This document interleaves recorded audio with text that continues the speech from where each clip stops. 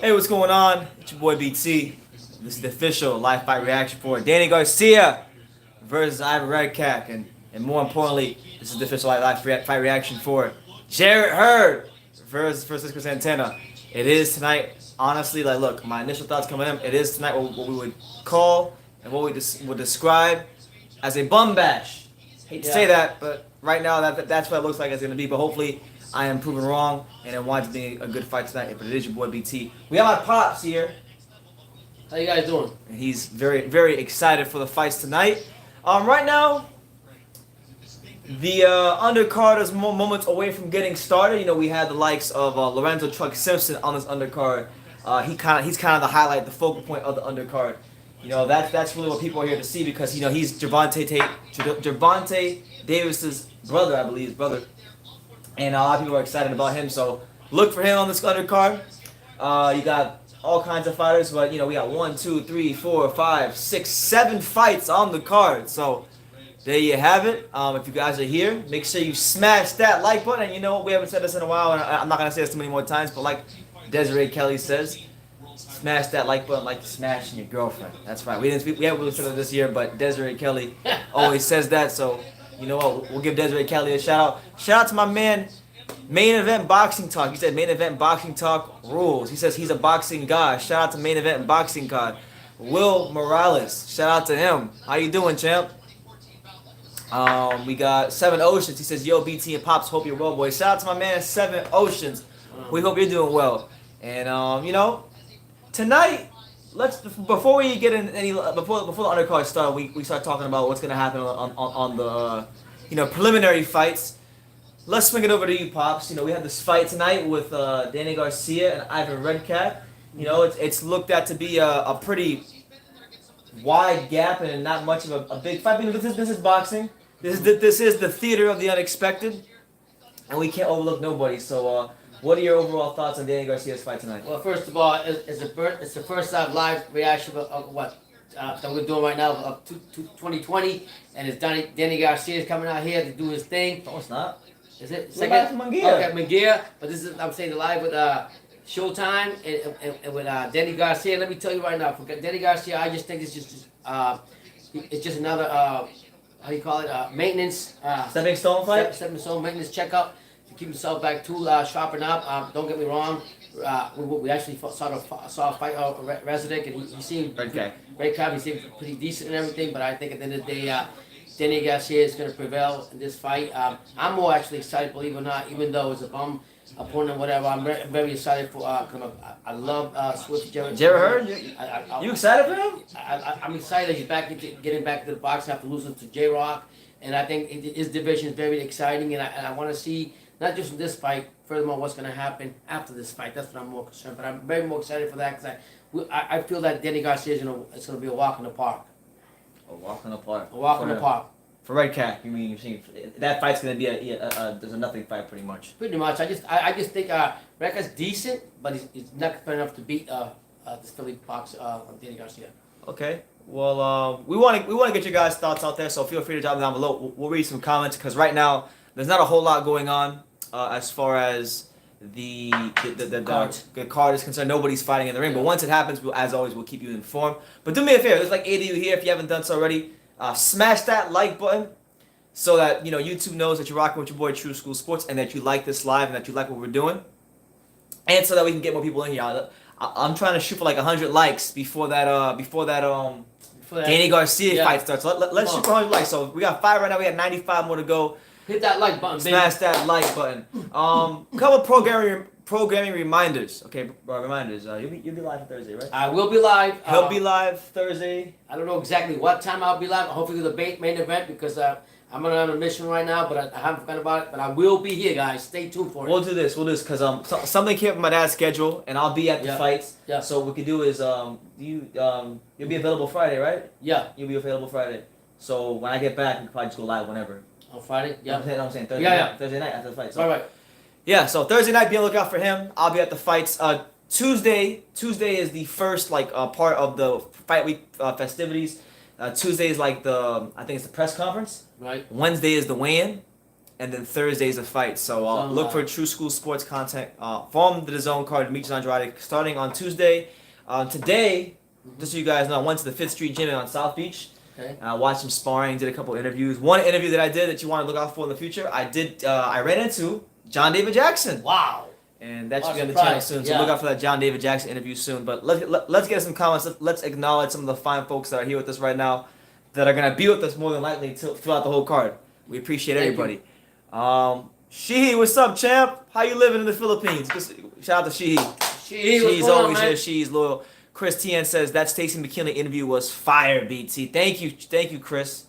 There's a couple more like segments of that interview coming out. I'm kind of like spreading them out. You know? So yeah, it's always good to talk to Stacey. I'm glad you enjoyed it. Let's see what else we got. Will Morales says, what time is the fight with Danny on Showtime or PBC? Well, right now, of course, it's this sometime within this hour, the undercard is gonna start.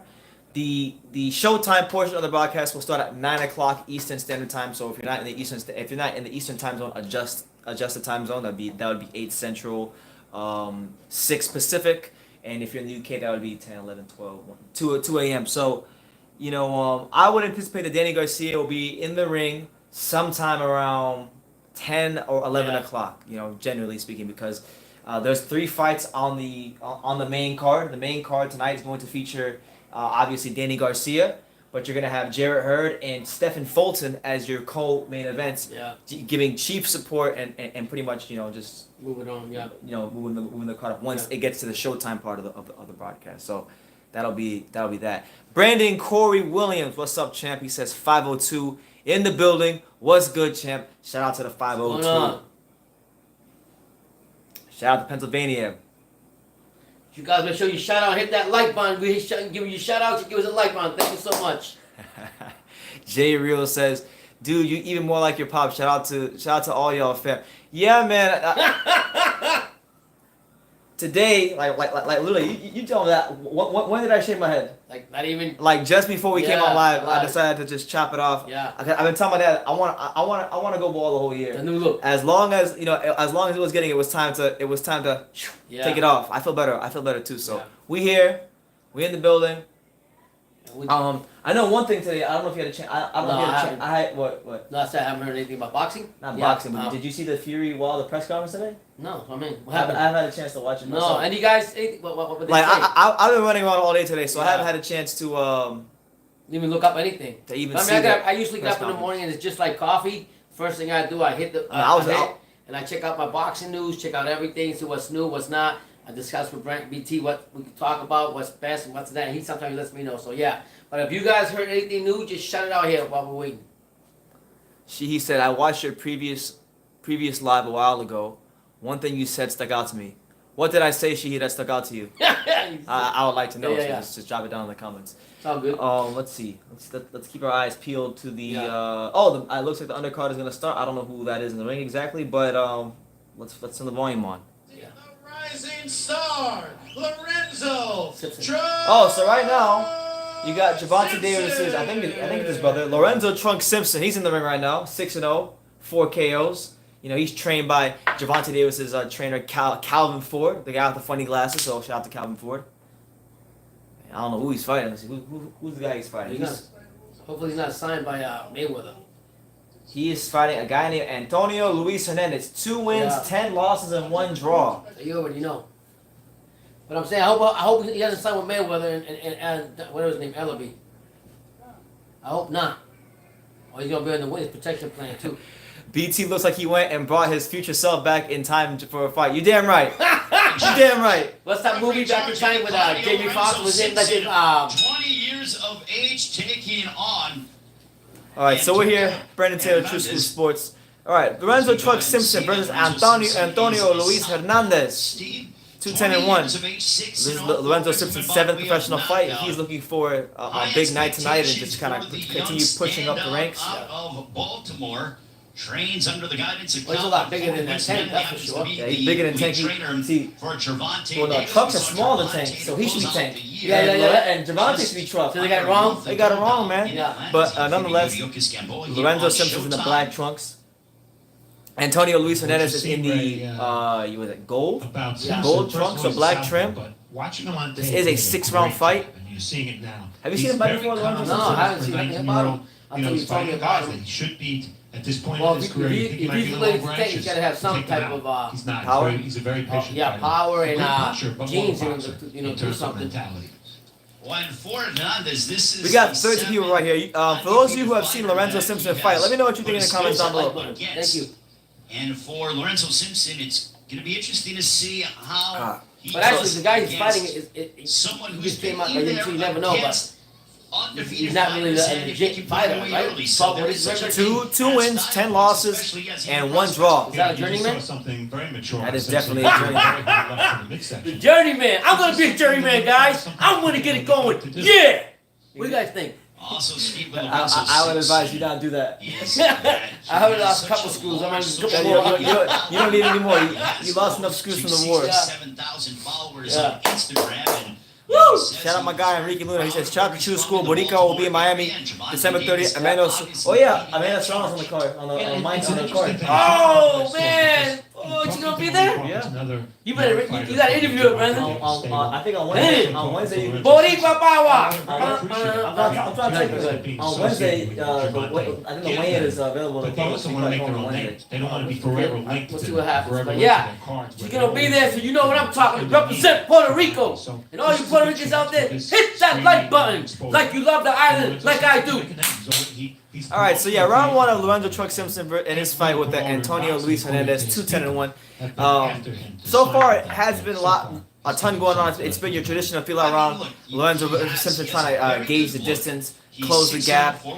This guy, you know, while he leaves his chin straight up in the air, right now he's being very, very active. So right now, what he's able to do just by being active is offset a lot of Lorenzo Simpson coming forward. But funny enough, this journeyman, he's landing a bit. He's landing. Yeah. He punches off balance. His chin is in the air. So if Lorenzo Simpson can just get the right positioning, he should be able to counter him and hit him with something nasty. He's using that jet. What I always look at the boxing when I first see him for the first time, like I see him tonight.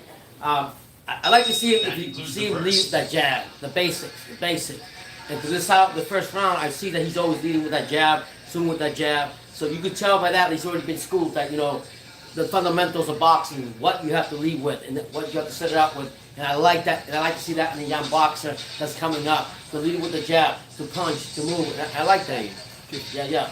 Yes, I really do. So I'm not saying much more. The only advice that I will give him if he hasn't done it yet, please don't sign with Mayweather Promotions. That'll be. Yeah, so round 1 for Lorenzo Simpson, you know, he won that round. The other guy, he's throwing punches some weird these weird angles, but and some of them are hitting Lorenzo Simpson, but it doesn't look like anything that's bothering him. He's still pressing forward. He's still picking his shots. He's still going to the body. So I'm looking forward to seeing how the fight progresses. Yeah. Because I mean, you just never know. Like I said, you never know when you have a journeyman or somebody with a record that they have. You really don't know. You know how the fight could turn out. I mean, you just never know.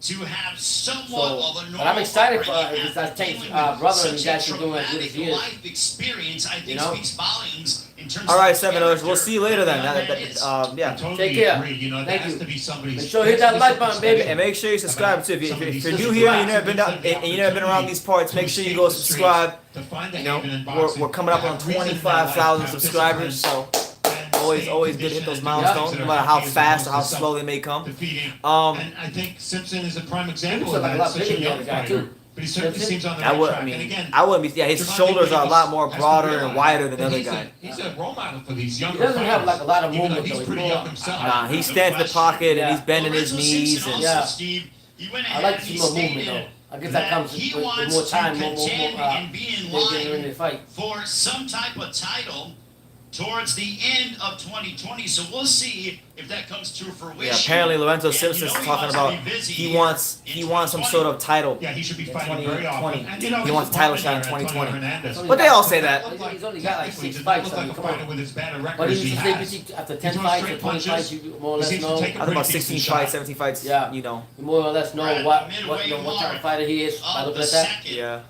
One thing I like about Lorenzo Simpson is that he digs that body pretty good. You know, he's dipping really well. He's punching through the target. You know, because sometimes when you punch, you might punch and stop, but he's punching through the target. Not with this fight, but I just want to say something. Brendan spent time with Rosario, who beat out Williams trainer today, and Brendan was telling me about an upcoming prospect with all these eyes on. Yeah. So I've been this week 2 times. I went to the gym with Coach Luis Perez from Fifth Street Gym. He happens to be the trainer of Jason Rosario, who just won, you know, who just won Julian Williams, and he's got a bunch of Dominican fighters. And then there's one guy, man. His name is Frenchie Fortunato. Yeah. And Frenchie Fortunato, man, footwork crazy. He's a 122 pounder. He's big for the weight class. No, crazy footwork.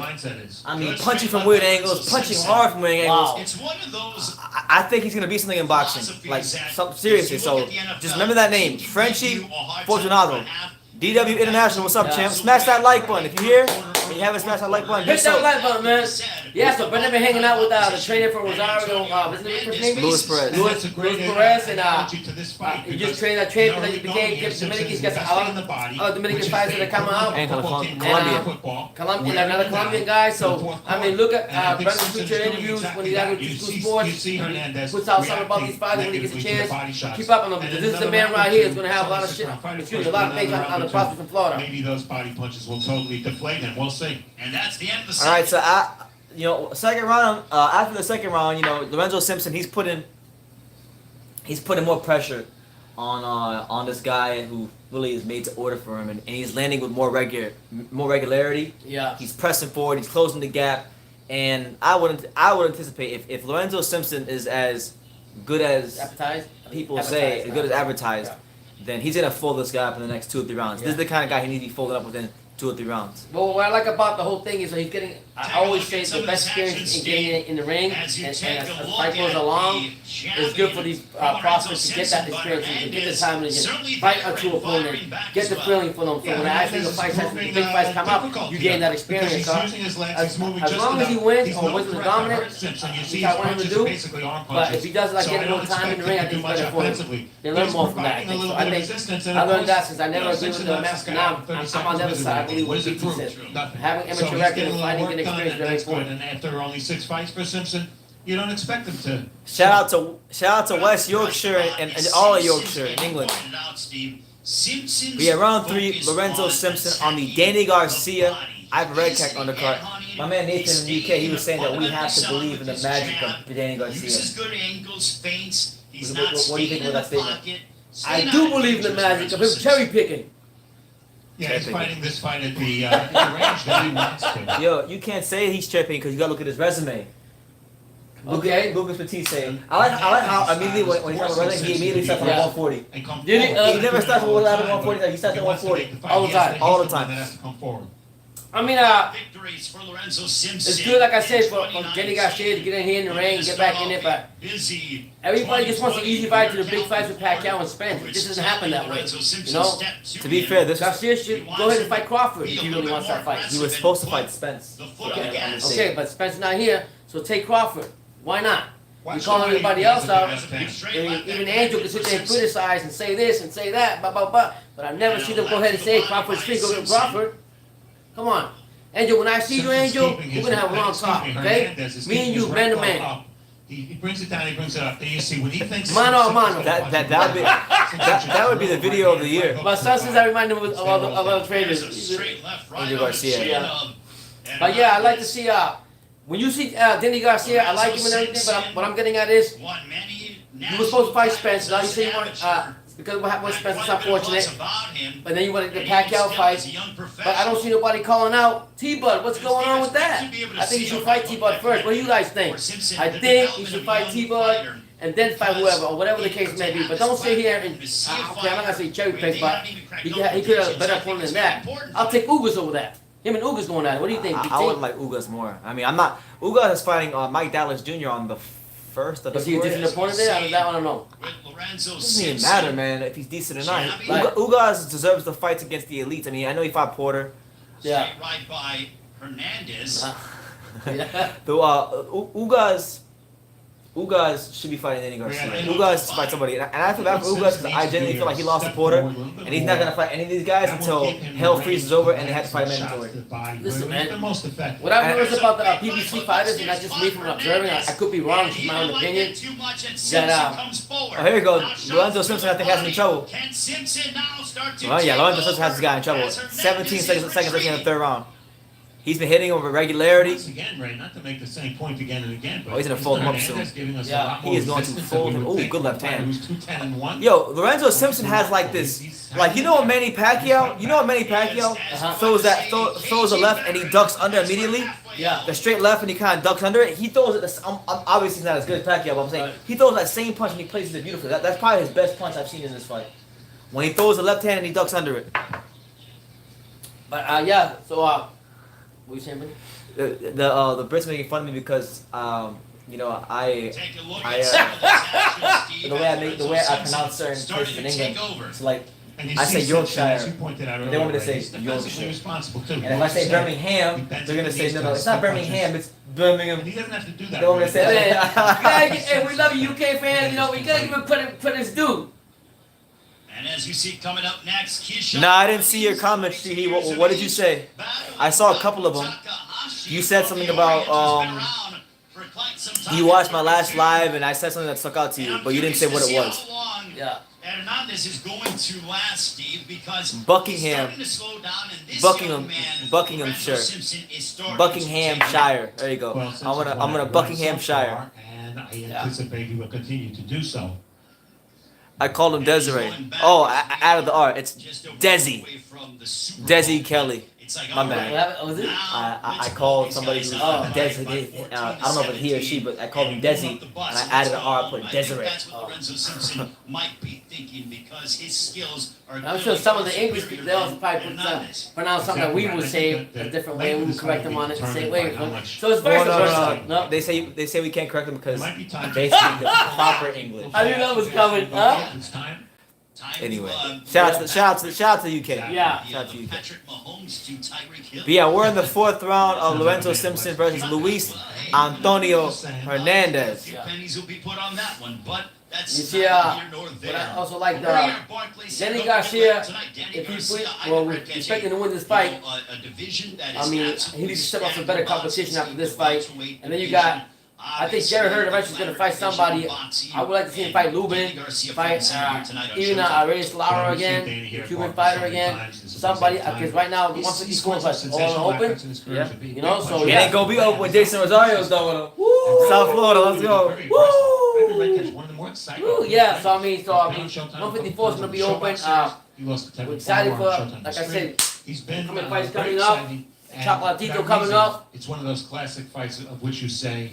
It's gonna be very exciting. Sam, I did an interview Riddick about the fight. I only I just put out that one video. I don't know if you saw it, but there was one video I put out where he's with one of the local fighters, Blake Davis, and like they're putting a pink bandana on and said that was the only video. I didn't interview him that night, but I put that up. It's there if you want to see it.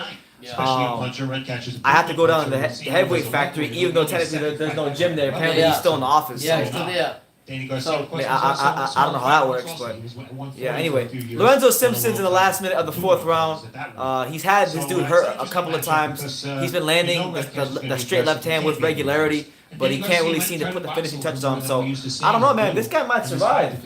Think you think it'll be a UD? And it's one of those things that from a I hope not. name I hope he can Danny Garcia stop this guy. I mean, has fought I don't know how many fights times he's been like stopped. he I looked it up, but he's 2-10-1. I mean, on show. surely this guy has had to be stopped at some point. Yeah. To mentally gear up for Ivan Redkach.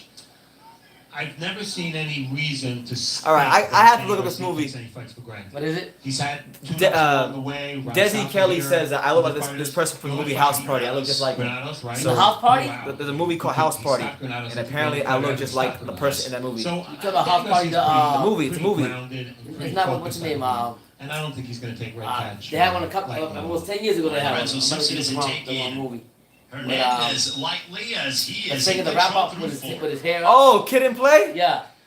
I don't know. Wasn't it a house party or something? Yeah, Yeah. Kid and Play. Yeah. Are you talking about Kid and Play with the Yeah. flat tops? Yeah, Ron, yeah. how would you assess what you've seen out of Lorenzo Simpson? Does he look like some character in there? I guess. I need more. Man, every time we get you look at somebody, huh? Like somebody. Clearly more comfortable. Oh yeah, here. Please hit that like button and join us tonight as we're watching Danny Garcia undercard right now tonight. And please smash that like button. That's right. And then go to the head and take him out. Hernandez for his part. And hit the subscribe button, hit the bell notification too if you haven't done so already. Given that he's gonna go. And also coming up next, you have Keyshawn. Everyone knows the movie. If you don't, you are too young. I've seen it. They used to have it on like MTV and VH1. Yeah, with Kid and Play. You said that was like the only thing I remember. Yeah. I ain't got no hair, so I don't know how I look like that. Who do you remember like you? Like who like Kid and Play's face? You mean talking about how you look Kid and Play's? I don't know. I can't be the hair because they got. No. Probably your complexion probably the same. Yeah. At some point in their careers. So you're trying to say that Kid and Play's handsome? For For round 5 of Lorenzo Simpson versus Luis Antonio Hernandez.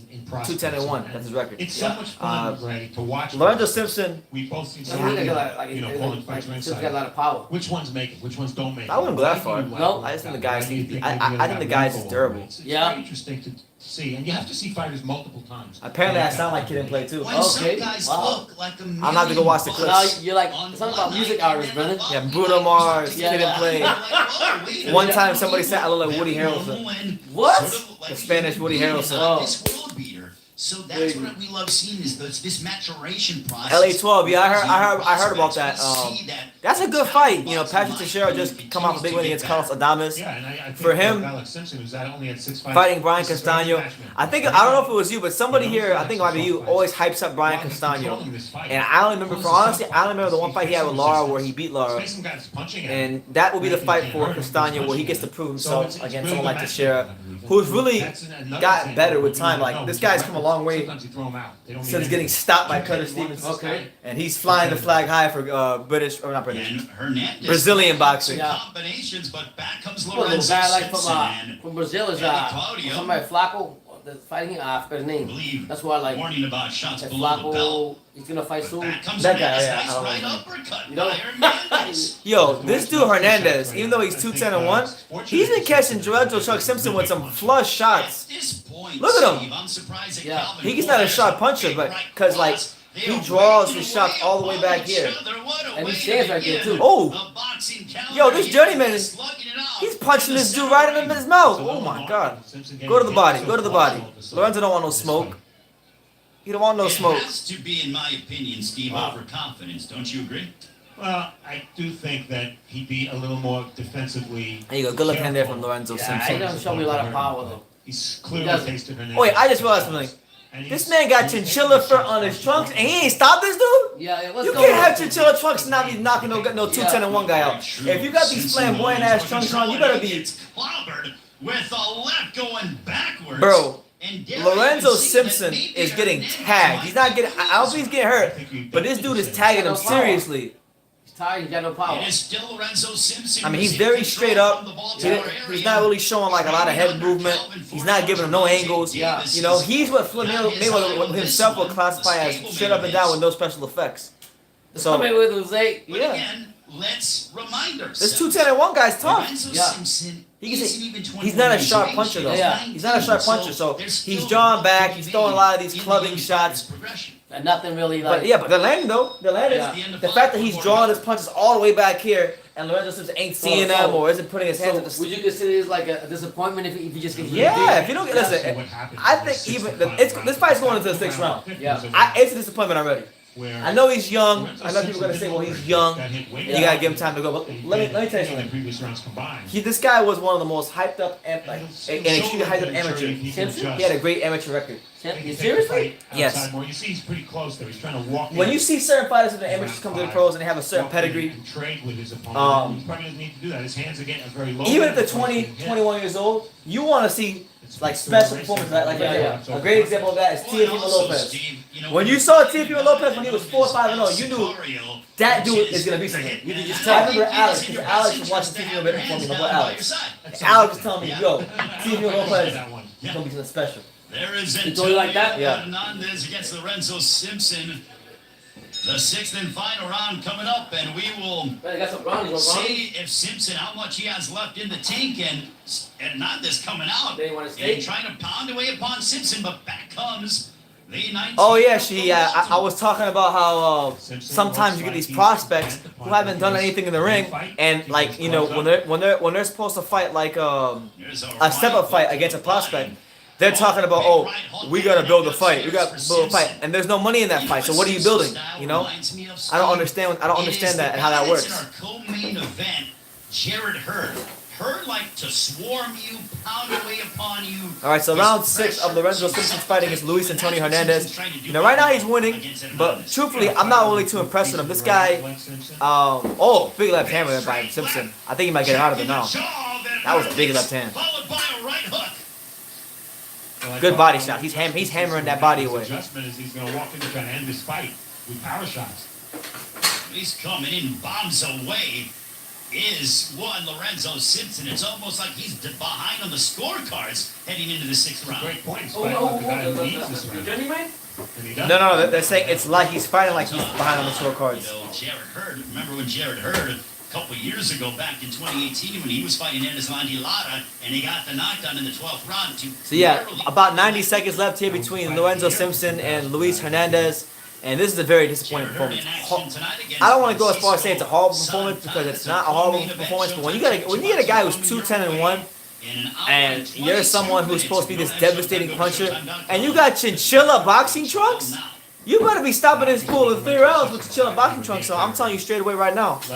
You know, that's why I like Jerron Ennis. He got all that flamboyant shit on. But you know what? When Jerron Ennis goes out there, he's folding you up. Simpson, as a 19-year-old, seems to already understand that the jab is important. Now, he's not using it this round, Greg. No. You can see it's a phone booth war, but he does have an excellent... Conor McGregor, I mean, I heard he looked great in his comeback. Good for him.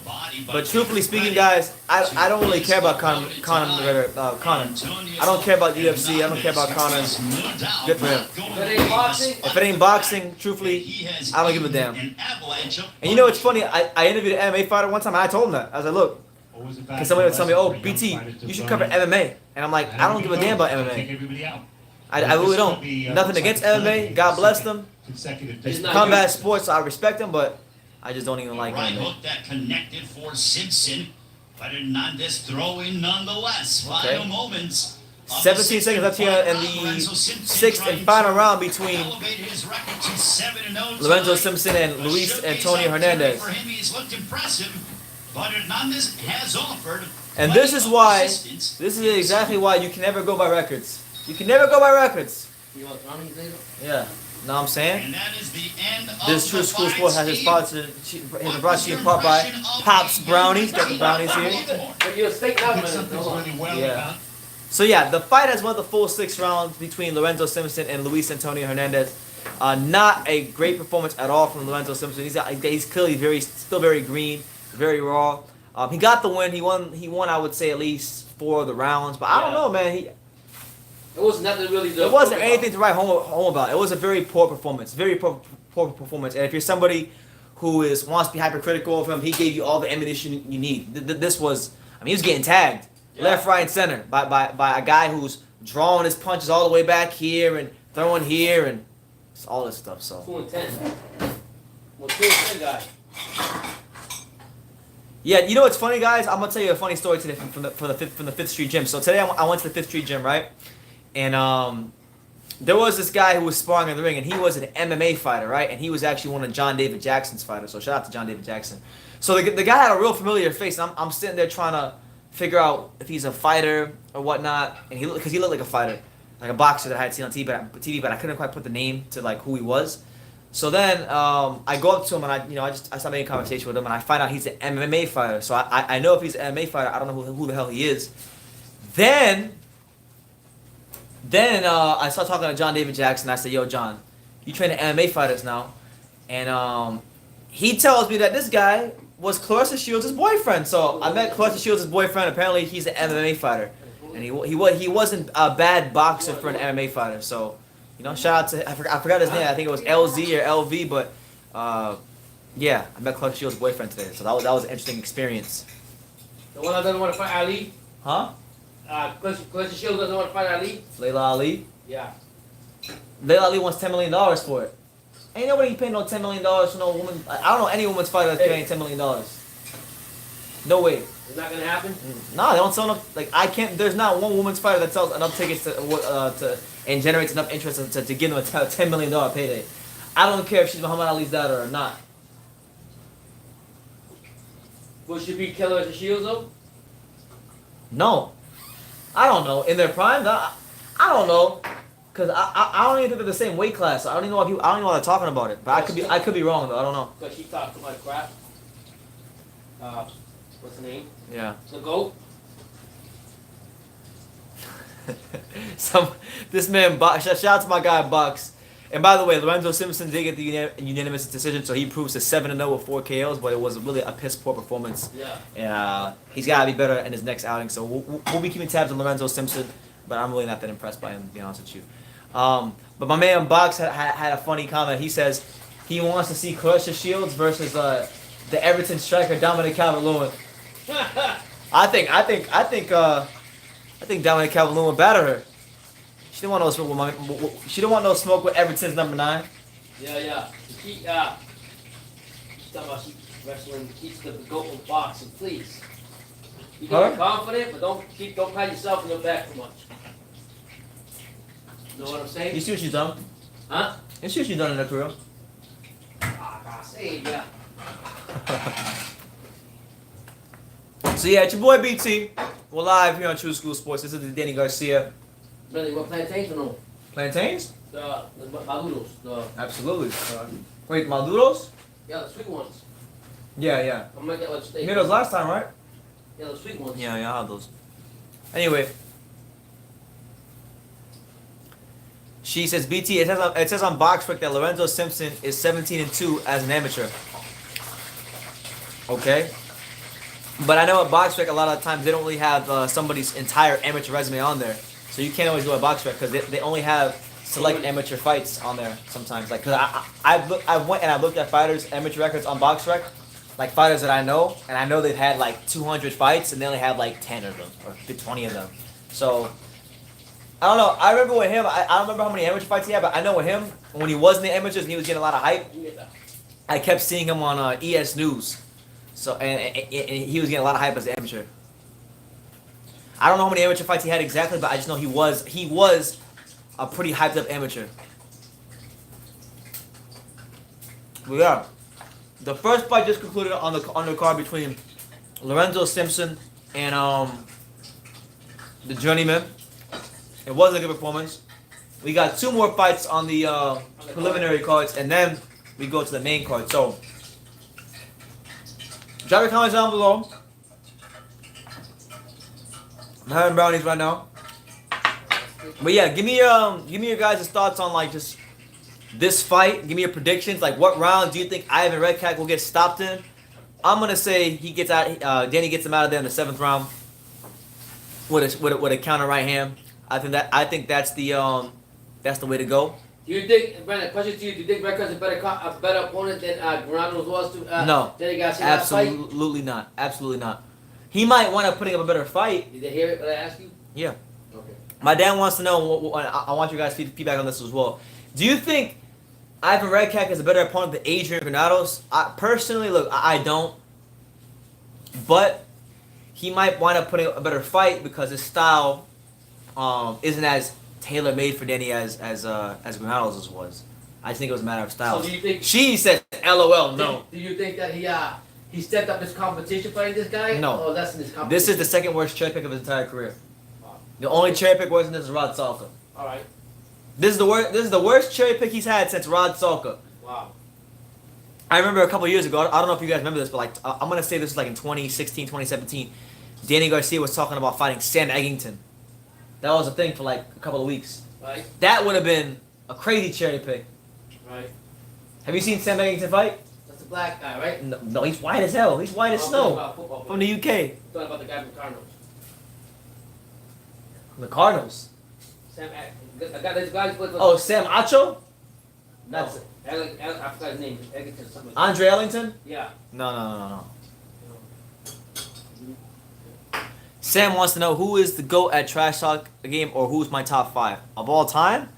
In no particular order: Muhammad Ali, James Toney, Tyson Fury. No Naseem Hamed. Yeah, Naseem Hamed was pretty good. And I think I said Mike Tyson. Did I say Mike Tyson? I think Mike Tyson. Yeah, those 5. Granados brought Broner to a split decision, and he beat Easter Jr. convincingly. I thought that Easter Jr. fight was ridiculous. He should have won that fight. That was ridiculous how they robbed him. So I don't know, man. But listen, speaking of that, I want to let you guys know out there, for those of you who've been following me for like the last year, many of you may know that I'm in the process of writing my first book, and I want to let you guys know, just an update on that. I got 2 or 3 more chapters to go, and I'll be done. I'll be done with that. I'll be done with the book, and then I just gotta put it together on a paperback, and then it'll be out there. So I'm thinking about like June or July. I should have my first book out there, and then I got plans for another book after that, and then after that book, I got plans for another book after that. So I got 3 books. I plan on working on. One of them is almost done. The second one I'm gonna start on after I finish the first one, and then after the second one, which is gonna be pretty quick to write about. The third one's gonna be like the big one. So be on the lookout for that. You know, we're out here writing books. But that scorecard was horrible. That scorecard was absolutely atrocious. 190 for Adrian Granados. I mean, he was out fighting, outworking, outlanding Jarrett Hurd. You know, it's ridiculous. It's the most ridiculous. It was one of the most ridiculous fights of 2019. No doubt about it. No doubt about it.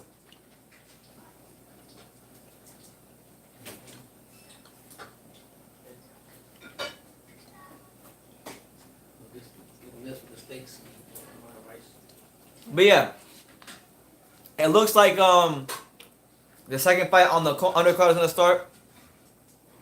Because I can see the scoreboard behind the jumbotron behind the announcers, and the fighters are in the ring. So yeah, the second fight is going to start. So I'm not exactly sure who these guys are, but let's turn the volume on to see who is fighting right now. The action continues on Showtime Championship Boxing Countdown as Premier Boxing Champions now present 8 rounds in the welterweight division. Yeah, that Takuma Inoue scorecard was pretty bad. DSG but make sure you guys smash that like button if you haven't done so already. We're at 17 likes right now. I'm shooting for 100, so smash that like button. Subscribe, hit that bell notification if you haven't done so already. And yeah, give me your thoughts on this fight. Let me know what city, what state, what continent you're watching from. And I will give you a shout out. You know where we're at. Miami, Florida. South Florida to be exact. With 16 victories, including 8 by knockout, opposite of 10 defeats and 1 draw. Out of Yokohama, Japan. Yokohama, Japan, stand up. Gaku Kamikaze Takahashi. You know these Japanese fighters, whether you know who they are or not, they always come to fight. You rarely ever see a Japanese fighter just get walked through.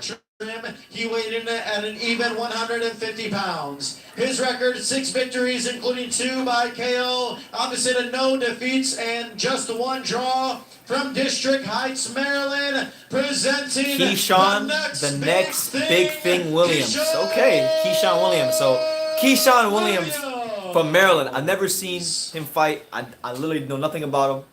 The next big thing. He's the next big thing apparently though. That's the next. That's the nickname. So Keyshawn, the next big thing. Let's see if he's not just believing his own publicity on Instagram, because you know a lot of times these boxers get on Instagram and they post a video of them hitting the bags, and then their fans gas them up. Let's see, Keyshawn, the next big thing. Let's go on his Instagram while we're watching him. Keyshawn Williams, 22 years of age, known as the next big thing. The next big thing. Let's go. Can he hold that moniker and put together a big performance tonight against Gaku Takahashi? Ray Flores, the Hall of Famer, Steve Hart, as we begin the 2020 schedule for Showtime Championship Boxing here on Countdown Live. Keyshawn, the next big thing, Williams versus Gayu Takahashi from Yokohama, Japan. Shout out to Yokohama Tires. This is Keyshawn Williams in the red sparkling trunks, and Takahashi in the black trunks. He's only had 7 fights, Williams. 6-0-1. And Takahashi, while he's lost 3 in a row, Takahashi is 16-10 and won with 8 KOs. Williams is 6-0 with 2 KOs. So Williams, you know, thus far in his career has not proven to be much of a puncher. This is an 8-round fight. Takahashi's fought the likes of Adrian Granados. He fought Jamonte Clark. He's fought Henry Trejo. Takahashi fought Granados? As Williams. Apparently this Asian fought Adrian Granados. Let's see. He gives me some Emmanuel Augustus vibes when it comes to his herky-jerky style. And for those who don't know who Emmanuel Augustus The is, same site I use every week. This week I'm using Crack Streams. So go on Crack Streams. Oh, no, not Crack Streams. YouTube. For the undercard, I'm streaming from YouTube. So if you just type in like, if you go on Danny Garcia, if you just type in Danny Garcia versus Ivan Redkach undercard, there should be a stream on the Showtime Boxing website. So yeah, go on the Showtime Boxing YouTube channel, and there should be a live video. But right now, Michael Ryan, Pitts from Alabama. What's good, champ? How you living? I gotta call you soon. I gotta call you, man. I keep telling myself I gotta call Michael. I gotta call Michael, but I've been like very uncharacteristically busy. Oh, good right hand there from Keyshawn Williams. Let's see. He has the nickname. You know, I believe it was Samurai is coming forward. Oh wow, yeah.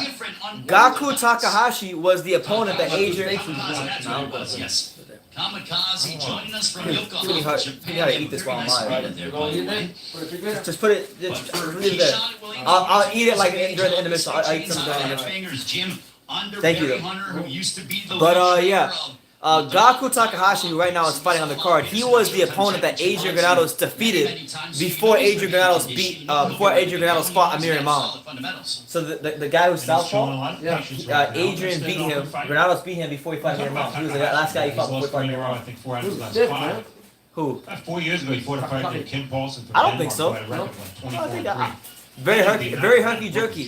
2 rounds. So this guy can be somewhat dangerous. Well, and at 32 years of age, it is still 32 isn't necessarily old. 16. Okay. Breathing A little from the power, blood 8 of youth, KOs. still. Huh? 8 KOs, got a little bit of power. He's had 27 fights, Yeah. which is it's a big step up for someone guy, who's too. still a novice. Straight left as Williams swarming Takahashi to conclude the round. 7 Ocean asked the question, BT, do you have a job? How do you earn cash? I sell drugs. I sell drugs. Say that too loud. Yeah, YouTube might demonetize me. Yeah. Yeah, I sell drugs. Well, that's what it's all about. Your first 10, your first 15 fights when you're a prospect. You want to face a lot of different styles. I sell drugs for the Puerto Rican cartel. It's your job to pick guys that you're going to learn like that. from. And I don't think That shit crazy. Keyshawn has faced anybody with a style like Takahashi yet. Because there's very few fighters who fight like Takahashi. Well, you and I, or at least from my perspective, You said I'm a LOL, gambling but man. yeah. So I like the fact I'm getting that how I they live. are taking a risk Yeah. with Keyshawn Williams. They could have moved him at a slower pace. I'm not saying this is Takuma a whoops him in the massive rematch jump, easy, but 118, it 110. is a You talking about dangerous Ubali? fight. Well, I'll tell you something that... Yeah, that Ubali, viewers and boxing fans might find Ubali versus Takuma? totally against how they... Listen, I thought he lost the first time. I thought Ubali lost the first time. I'd make the argument that when you have a hot I'm kind of pissed that they robbed Takuma. I thought it was robbery. Good. They're not bad. As long as they're in the first 10 fights or so. And the reason for that is you don't want 50-50 fights when you're developing a prospect. You could ruin a fighter psychologically. Theoretically, if you take 6 50-50 fights, he's going to win 3 and lose 3. You don't want that for a prospect. You want him to be 10-0. So if you can get fights where you're 95% sure you're going to win, but you can learn something also because of the style of the opponent or because of the resistance of the opponent. That's My man Yeah, Justin. you don't take a baby My man Justin says, True School and Pops, hope you're both good. If I can be honest, bro, I'm not feeling the skinhead look. Hey, that's you, champ. I'm feeling it, so that's all that matters. I like it. He's not feeling it. Trains out of the First of all, you're a skinhead. You like the head. I'm not a skinhead. I still have hair. But, and it's gonna go back in like a day. One of their pupils again. You coming say up ball with is sexy? Patrick Bald is Harris. sexy. Michael Jordan went bald and he won 6 championships in a row. Or 6 championships and never lost. Mentality, old school way of training. Why didn't, and Rich Styles, shout out to Rich, he says, why didn't Danny Garcia ever try to unify the other 2 belts of the super lightweight division? Give me some Tony Harrison drugs when he won the title.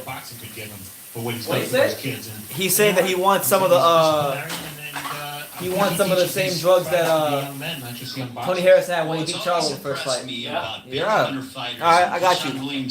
Anyways, is that the guys come in. Well, on Victor Postal wasn't mandatory, right? And you know, he didn't want to fight Victor Postal, pretty much. So he paid him step aside money, and he moved to 147. That's pretty much what happened. Takahashi's a lot of wasted movement. He's very animated with his upper body. He's constantly flicking. No, I live in South Florida. But not really throwing it. I live in South Florida. I live in Miami, not California. I live in Miami, so I'm on the opposite coast. But I'm hoping. Good right hander by Williams. I'm hoping to go to Cali at some point this year. Will I get the Chocolatito haircut someday? No, not really. Under a minute to go in the seventh. Yeah, man. Listen, you can't do things for other people's validation. You know, if you don't like it, that's you. If some of the girls don't like it, that's them. If people don't like it, that's them. But I like it. I feel good about it. So that's all that matters. Jab against the southpaw. It shouldn't seem like it's that difficult, but it is. My main man from Charlotte, Based on angles. Jonathan Sims. What's good, Chef? How you living? Right now, we're in the second round of Keyshawn, the next big thing, Williams, 6-0, 6-0-1 with 2 KOs, fighting Gaku Takahashi, former Adrian Granado's opponent that he vanquished. He's 16-10-1 with 8 KOs. Right now, the fight, it's very tactical.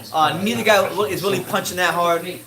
And nobody's really, I mean, Williams has landed a couple of good straight right hands, but he don't really have that power, that fight-changing power to really get Takahashi's attention. So you know, it's been a regular kind of fight.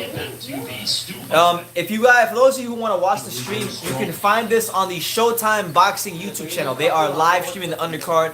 It's free, so you can go either to another window, open up another window, and you get my commentary, or just go there all together. It doesn't matter to me.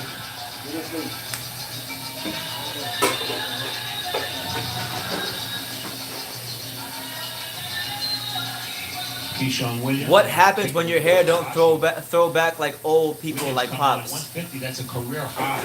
I don't know what you mean. I don't know what you mean by that. Intent is to make his name as a welterweight. Again, he's only 22 years old. Where Takahashi is 32 years old. Yo, BT, cause you're Latino, are you immune from that coronavirus? Are you talking about that virus that's happening in China that caused the Ramirez fight to get canceled? Well, now it seems like the wheels are starting to turn in the favor. They could have moved that fight somewhere else, though. They didn't have to cancel it. Keyshawn Williams, 22 years of age, coming up next. He didn't go there. In our final matchup before we Yeah. hit Showtime Championship Boxing in just over an hour. Danny Garcia, main event against Ivan Redkach. When my hair doesn't grow back, I'll just go bald for life. I like being bald. I like it. Matchup, an undefeated fighter, a stable man. You know, I never thought I'd say that, but I tried going bald in August for a bit, and I like it. Clay, third degree burns. How's that for a nickname? No, that is and you have a reason why he is known as third degree burns. Yes, we'll get into So round 3 of Keyshawn, the next big thing Williams versus Gaku Takahashi. If Gaku Takahashi, if he stays in the pocket, if he's going to get burned by one Keyshawn Williams. So what I'll say so far, my first impressions of this young prospect, Keyshawn Williams, he's a well-schooled boxer. I mean, there's not really anything that particularly stands out, but I would say his best quality I've seen so far is ability to punch from the right positions. You know, to punch from the right positions. What I mean is, you know, when he jabs, his foot is usually on the inside of Takahashi's foot. He's throwing the right hand at a good distance to where it's landing. So that's probably his best quality. You know, he doesn't really have the best power. He doesn't have any crazy power. Sometimes his hooks are a bit wide. He's not particularly like exceptionally fast. So I don't really see anything crazy with him, but again, this is only his 7th professional fight, and we got to see how he develops. But you know, a smart fighter, a decently schooled fighter, but nothing crazy. Largely in part from those right hands from Keyshawn Williams. Talking about Kenny Porter? Right now, it seems like I'm not sure. I wasn't really paying attention to. So you can land right hands like that. I wasn't really paying attention to Takahashi comes in. his corner. They both are still trying to feel out each other's distances. has to be so Yeah, make sure for difficult. the 19 of you that are here, make sure you smash that like button if you haven't done so already. And if you're new here, hit that subscribe button and click the bell notification as well. I'm trying to get to 100 likes, so if you haven't liked it, help me get to 100 likes. I'm at 19 right now. In prize fighting. Yeah, styles. You want to see all different kind of styles when you come. That in. coronavirus, I mean, I don't know anybody with it, thankfully, right now, so we're good. We're good. Get out of it, burnt. I did. It's kind of amazing. It's funny. Unless you don't wait for burnt. Oh my God, this gets work because a lot of people. If will you had still your dad's wait, height, how would you feel? There are other guys- Probably the same. I don't really like, you know, I'm a pretty confident guy It's the regardless. same way with, I mean, it's like fighting a Cuban southpaw. It's like stay as I don't think me being any taller or me being any shorter would do anything. I'm a pretty confident person regardless. Okay, this stream is tripping right now. This You YouTube. don't want to deal with Rubik's Cube that can move in So right now, Keyshawn, the next big thing, Williams. a bunch. Exactly. He looks alright, but I wouldn't go as far as say he looks like the next big thing. He looks solid, but I wouldn't say he looks like the next big thing. He looks more like the next regular thing more than the next big thing, to be honest with you. Just giving him No something to excitement? work with. One loss of Nothing Steve crazy that Young stands out. I mean, he. They were No, I gotta figure out why he's doing this. I mean, this is YouTube, for Christ's sakes. Yeah. Shouldn't, but. you know, when you're trying to make your name for yourself and crack double digits, you have to fight guys like this. You have to fight. Yeah, they want to in my know opinion, a what tough are you Mexican making in the background? What kind of food are you making? fighter. You Oh, have to making fight a southpaw. plátano maduro con Fight bistec a para Things muchachos. like a Que Colombian toma plátano maduro con puncher. bistec. It's all a part of Plain being sweet plantains with baptized the as steak prize fighter for my in son. boxing. And I'm having pollo guisado con ajón que la mujer mía me cocinó. That's rice with chicken and baked rice, vegetables, and sauce. Yeah. Red What makes sauce. it more Yeah, so difficult he has than guy anything got the is, you know, brownies, fighters gotta like keep 'em Lomachenko, going, you know what I fighters mean? like Usyk, Facts. who come over here Yeah, and so you got fight the for plantains and the steak. 12 times before they even fight a pro bout. That's unusual. For most fighters, even Right. All right, so we're in the third round, right? Third round. Yeah. Third round. We're in the third round. Oh, big shot by Williams. Top All right, we're in the fourth round of Keyshawn Williams. Oh, and he's got Takahashi hurt. Takahashi is hurt. Going on the offensive. Big sledgehammer right hand. Followed I think he might get him out of here. Takahashi in some trouble. Oh, Shot a more good left hook there in from action. Keyshawn Can Williams. Find a way to close the show here in the fourth against Gaku Takahashi. Now it's time to fight. what Williams doesn't want to do. I mean, he's here picking is it up, though. He's himself. picking it up. He's Better than, close. Not give Lorenzo Simpson. himself an arm Yeah, distance but I'm saying- to punch. And with as wild as erratic as Gaku Takahashi is, Williams must be very careful here on the Oh, he's still inside. surviving, Takashak. What's his name? Takahashi. I mean, he knows how to. Listen, this He's guy's surviving, though. a very well-traveled veteran. He's been there with all kinds of named fighters. So one thing he knows how to do, if anything, But is survive. Takahashi comes So you forward, say he's like- blocks he's that like, jab. Looks like A Takahashi. Japanese version of Granados. No, I didn't say all that. Okay. He's not as good as Granados. No, I'm saying as far as fighting, being like a is gatekeeper. gaining some confidence, no. even though there is some blood streaming.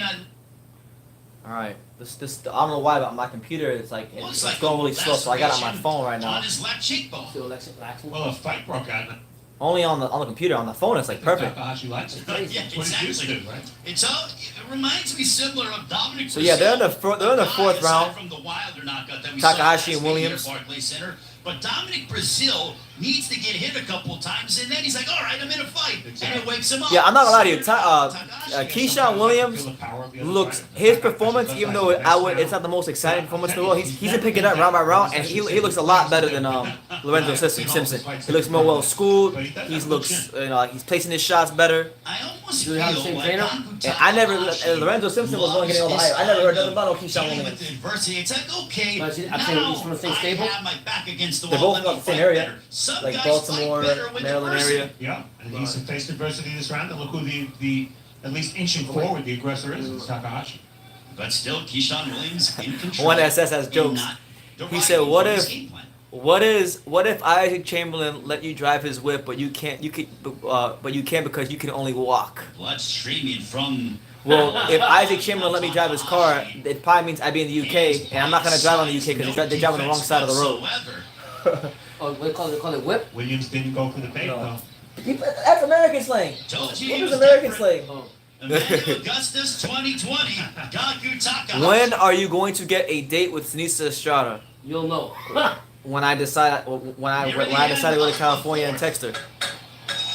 Big shot for Takahashi. Oh, Takahashi just clipped. And we are headed Takahashi back just home. clipped He's loving it. Keyshawn Davis and the round, and he's loving it. He's playing to the crowd. He's really happy about his work there at the end of Are that you round. not entertained? Because I certainly am. Now I am after 3 or 4 pretty. So basically, rounds, Takahashi made it exciting here, and Williams made it exciting by hurting him. Hey, he caught him with a good straight left hand. don't forget, Keyshawn still having a matchup here on Williams YouTube and pulled straight Facebook. back, and All Takahashi for said, free. shoot, Because if right you down the have middle. Y'all Showtime, what are you better waiting beware, for? You got 54 please, minutes please. to hook yourself up. Showtime.com to start your You might be free watching trial. now, Brennan. We have a triple header Doubt on it. tap. Stephen Fulton. Felicia might be watching and them now. action from West Philadelphia. Doubt it. Opening contest. Also, You're live. Jared Hurd. We can go live for that, you know what I mean? At 154 against Francisco Well, real Santana. news there. Main event, Danny Garcia, former welterweight world champion, against Ivan. But yeah, to answer your question, Lorenzo Simpson did win his fight. Jonathan Sims. He didn't look that impressive, to be honest with you. I mean, he fought a 2-10-1 guy, a journeyman, and the guy was like, when he would punch, he would do these punches, he was off balance. He would draw his punch from way back here, and he was still finding ways to hit Simpson. Luckily for Lorenzo, they matched it perfectly, and they didn't. They didn't And now they are taking the hurt him. You know, he didn't really give him anything to worry about.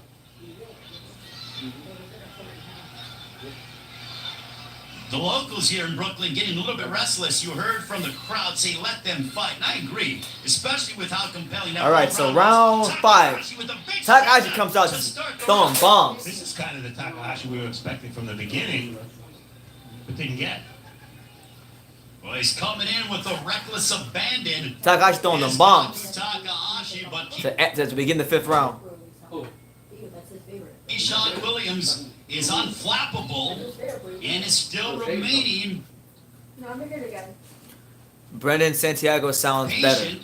Looking for I like those being Brendan openings that Taylor. he's What was the controlling. best fight you ever seen on TV or real life, BT? That's a great question. You know, he's never been 8 rounds. I'll answer both parts of that question. The best fight I've ever seen on TV was when I was 7 years old, and me and my dad, we watched Arturo Gatti versus Mickey Ward on his birthday. I think he was about, he turned what? Prize fighting. Some fighters do not reach 8 rounds until they're You turn 10, 11. 34. No, They fought on your with 34th Keyshawn birthday. Williams, they My said, dad's "Well, 34th birthday, here we go. watched You know, Arturo you Gatti have versus 7 Mickey Ward fights in. We're gonna put back you in an 2002. 8-pounder against someone So who has that was a hell of a fight. I think that's That's probably one of the best fights as far as excitement ever. Hey, watching Trinidad, baby. And then live is not even a question. Romo Gonzalez versus Carlos Cuadras, amazing fight. There was a Felix Trinidad day over here. all plays out. He was watching Felix Trinidad versus William Joppy today. Every week I pick a different fighter to watch. I With the didn't get to watch unique all his fights style though. of Gaku Takahashi. All right, so we're round 5 of Gaku Takahashi versus Keyshawn, the next big thing. He's really a tough opponent. I think he's gonna be that big. Yeah. I just like to see Takahashi be the Takahashi. Takahashi. No, because Really tough opponent. I think he was he's aggressive really at the start impressed of me. this round, fearing that the fight That's why you can't go by records all the time. You know. You cannot go by records. It can be very deceiving. And just had a guy who was supposed to be something good. Well, Brian He's Kemp 6-0-1, made a great but point he's earlier like with the Lou thing. Thomas and said, Gaku Takahashi's game plan is literally to stand in the middle of traffic, and that's what he does. He's forward. He goes And forward. I I thought agree Jack with Nicholson him. was not And gonna go that's forward. okay, He because goes. we He need got. fighters like that Listen, to take I don't care what weight class it chances. is. I don't care if you never heard of him. Japanese fighters are not punks ever. It's rare. The only The boss. that's one of the only times, The Christmas and buddy. that's because that was a mismatch. It wasn't because he was a punk. Oh yeah. He wasn't a punk. So just, He wasn't a punk. He no, stood there and he fought The Dubois. Dubois was like 10 times the size, wasn't he? Yeah. Right now under final 30 seconds of Oh man. this fifth Jonathan round. Sims says no. The best fight was the fight that brought us together. Earl Spence beating the shit out of your boy Kell Brook.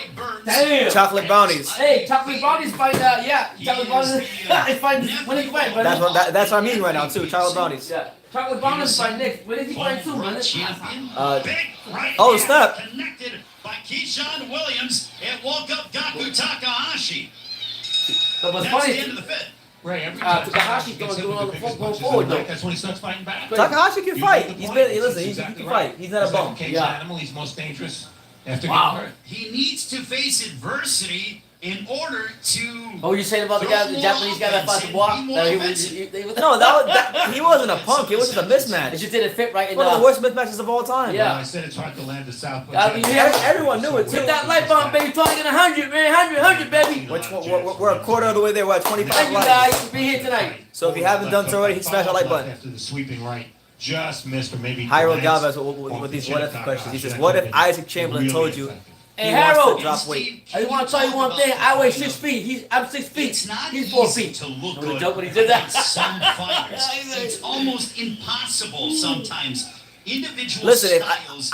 if Isaac Chamberlain could somehow get down to 175, that's where I think he should campaign.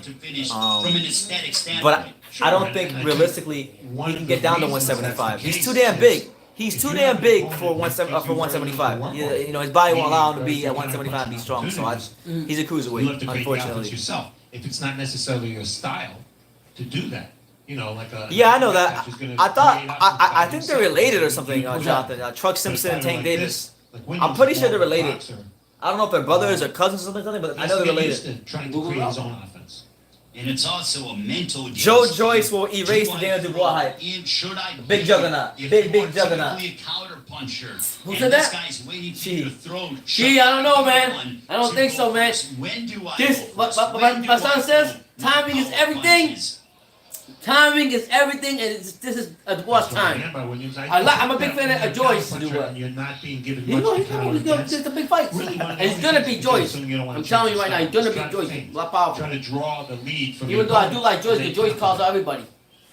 When Keyshawn Williams is starting to get more aggressive, you see. All right, so that round he's 6 of Keyshawn starting Williams to versus go Gaku forward Takahashi. towards Takahashi. This is the second fight on the undercard for Danny Garcia versus Adam Redkach. It is your boy BT with my pops. Make sure you smash that like button, hit the subscribe button, all that good stuff. You guys think Carlo Plant fighting a bum? Seconds remaining here in the 6th. Jairo says, why is there a picture of Brendan looking like he's 6 foot next to with only Pops? 2 KOs in It's always seven like that, fights. man. You know what I mean? Biggest puncher It's When a- you get old, you know, you shrink. I used to be 6 feet tall, so I started jumping out of against planes. the lefty. Got down to be 5 feet. Whenever you Then I fight got southpaw, getting older, even getting you older. fight When you a get older, you right lose hand, more, you wanna keep your more weak of the foot height. You gotta have a good outside sense of humor. of the weak foot of the Nah, opponent. that wasn't With proper that heights, angle that to picture. make the backhand. What you saw it the first time was I was just joking Williams with you. is so judicious and focused on doing exactly what you just pointed Now you out. told me Sinestro is small. I'm bigger than her. I thought she was tall. She looks taller than you. Because Also every girl still on Steve. Instagram Later looks tall. tonight, Jared Because they know how to take they know how to take pictures from angles. I've seen girls who are like 4'10", look like they're 5'9" on Instagram. It's an illusion. It's all an illusion, like your mom said. I'm going to be more defensive, and I don't want to get hit as much as I have in the past. We'll see, right? I mean, as soon as Santana shows his aggressiveness, we'll see if he reverts back to his own style. But he's got a new trainer. I predicted he'll come out trying to box a little Oh bit more. my God, Use that please don't reach. talk about See Colin what a Smith. smaller, naturally smaller I've lost all respect How for long Colin that Smith. new style lasts, we'll see. But at You the end guys of check the him day, out, the Steve, last fight he big fought Ryder. advantage Don't get me going now, please. for Williams. But at the end of the day, John Ryder versus a Taylor Swift. fighter is probably going to go back to his own ways at some point. Bum. That's What? usually the case, right? Carl Smith is a bum. You can't call fighters. How you bums. say that in Chance English? for I say Williams bum in snapping English. back to head of Gaku Bum. Takahashi. And Takahashi starts There's an R. to swing for the fences towards the end of the 6th. How would I feel if? 2 more rounds to go. What if? between How would I Keyshawn feel if Williams boxing and introduced a Gaku 185-pound Takahashi. division? What's your assessment? It might be honestly, it Well, might be clearly needed, when but it's a like fight, it's. I mean, I don't know. I wouldn't be too excited about it because we don't need more world titles. He's We landing a don't. lot of big right hands. But if there was a 185-pound division, that'd be perfect for guys like Isaac Chamberlain because the big problem with cruiserweight is you get guys who are too big for a heavyweight but too small for heavyweight. Like in between. Like in between. And then you get guys who are too small for heavyweight, What about some but body too work big from for Keyshawn light Williams? heavyweight, He has so. a very tall frame to target in I mean, Gaku Takahashi. he's eating chicken. I'm eating brownies. Type of fight that's going to enable There's him all to kinds of give stuff him going on. the Let him stick over there. opportunity Get to stick punch in to the I got the steak. back because over this there. fight has been fought at range, and No. it's very, very difficult to land consistently to the body when you're a good Well, he's distance out. away. from Caleb the has done nothing as champ besides having a hot wife. How the next 2 rounds play themselves up. I mean, I'm not really. I would consider myself a Caleb Plant fan, and I have been for quite some time. I'm not excited for his next fight against Vincent Feigenboots from Germany. What the hell his name is? Caleb Plant. You excited for the next fight against Mandatory? No, I'm really excited when he fights Benavidez. That's gonna be a great fight. When Benavidez and Caleb Plant fight, forget about it. Probably go. Yeah, LFC Shanks, man. Shout out to you in Liverpool, but you need to change that picture, man. You need to get you an Everton logo as a picture. Get you the Everton Football Club You know, logo. if you look at Keyshawn Williams' record, almost all his opponents had 3 fights, 4 fights. One SSS says, BT, since you sell drugs, I bet the judges are your biggest consumers. Yeah, man. Adelaine Bird is a big client of mine. Adelaine Bird. In fact, Adelaine Bird is supposed to come over for dinner tomorrow.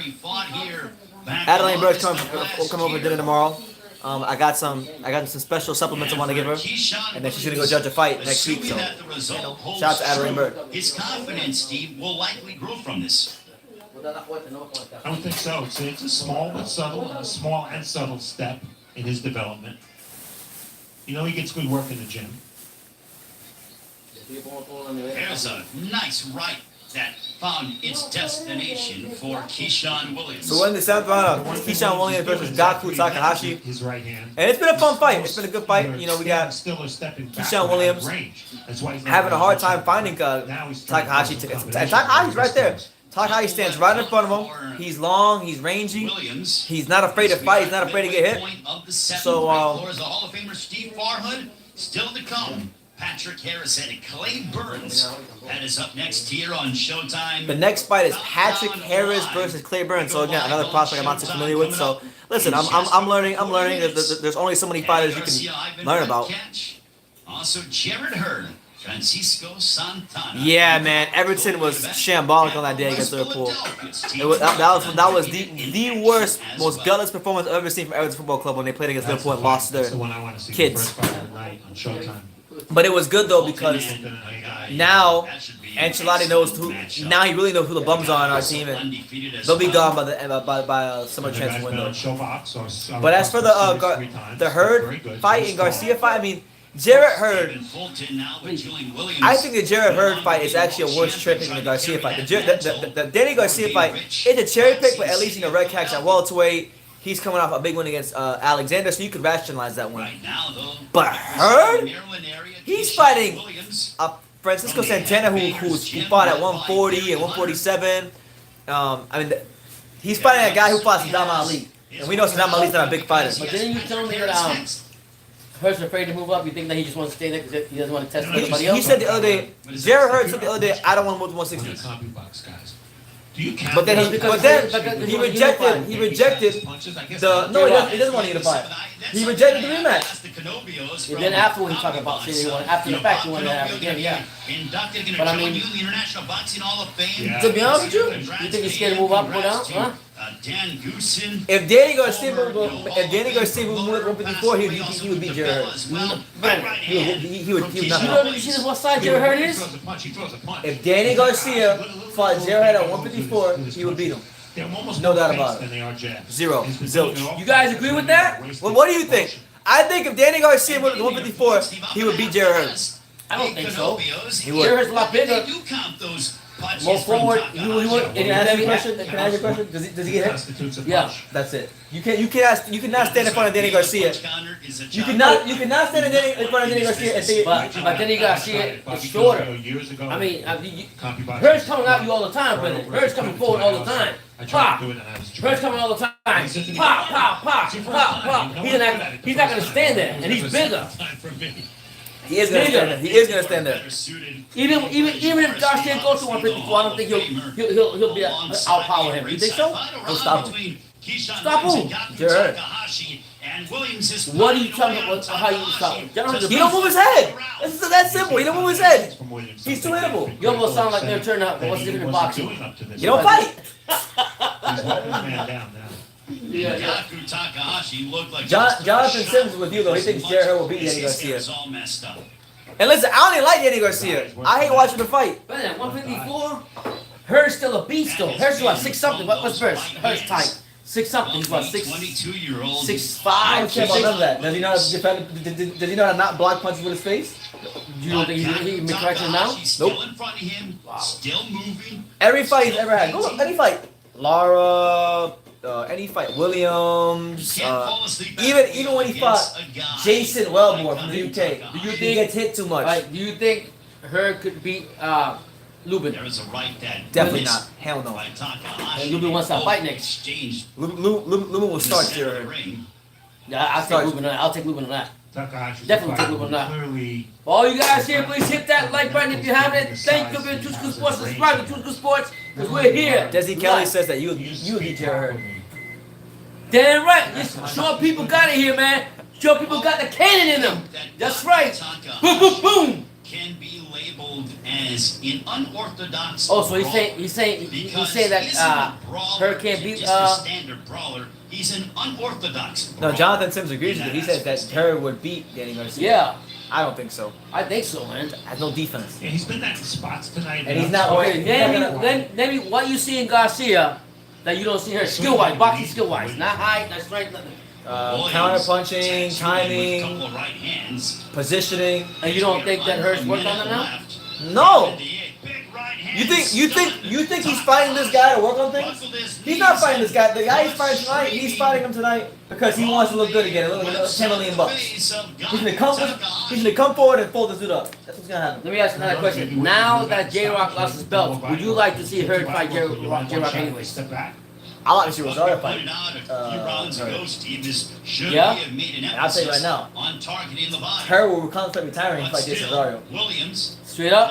If the Rosario that showed up against J-Rock fights Jarrett Hurd, impressive here this evening. he will punch him squarely in his mouth.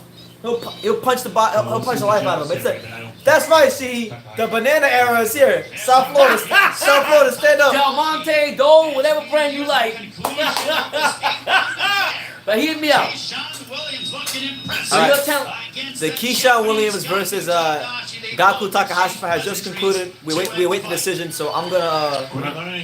I think Keyshawn Williams won, but Takahashi gave him some much needed rounds, competitive rounds, and hopefully these are the kind of rounds that can help him improve as he moves up the ranks in professional boxing. Didn't get the knockout, What do but you think? still looked impressive. So you're telling me, I would like to see Hurd. Now that J Rock even lost the belts, I could see Hurd fighting Lara, fighting Lubin, and even fighting J Rock. Let's take a look and And revisit. then go some to action. because right now it's up to Rosario's gonna get the rematch with J Rock anyways. Okay, honestly speaking, do you think when the rematch happens, J Rock will beat the shit out of Rosario? He may have to work on. No? What do you guys think on that? I was telling my son We'll that see though. He didn't. Julian Williams never fights good when he's the favorite. He always fights like trash when he's the favorite. yeah, but he was a fight with his hometown And fans. they are taking Doesn't up matter. the Any gloves fight of where he's the favorite, he Keyshawn doesn't look Williams. good. What would you like A big tonight? fight where he's the favorite, he never fights. So he can't handle pressure. Keyshawn Williams, Steve, the next I'm just asking you. I don't think so. Yeah. I was telling my son that He's still a baby. now that J Rock lost the belt and then he fights Rosario, my son says Rosario will beat him the second time around. I like Rosario. But I would love to see Lara, J-Rock, even Charlo, and even Rosario. Lubin, all them guys fight each other. I want to see Rosario and Charlo. But I gotta give a lot of credit to Lubin because Lubin, he's been winning good the last fight. Devastating. Okay. Fashion. This is I- why I'm gonna ask you, as he fighting playable opponents or gumball machines? Let's look through We're right talking quick. about Lubin. He fought Ishe Smith. Right, he fought Ishe Smith. What is it, gumball machine? No, Ishe is a former world champion, durable guy. Okay. That's not a What I'm horrible. trying to tell you, like, sometimes they hype him up to be something. It's really great, especially for hardcore fight fans, because in the old days, my Thank you, baby. you didn't get 4 and 6 and 8 round fights on TV, and this was main events.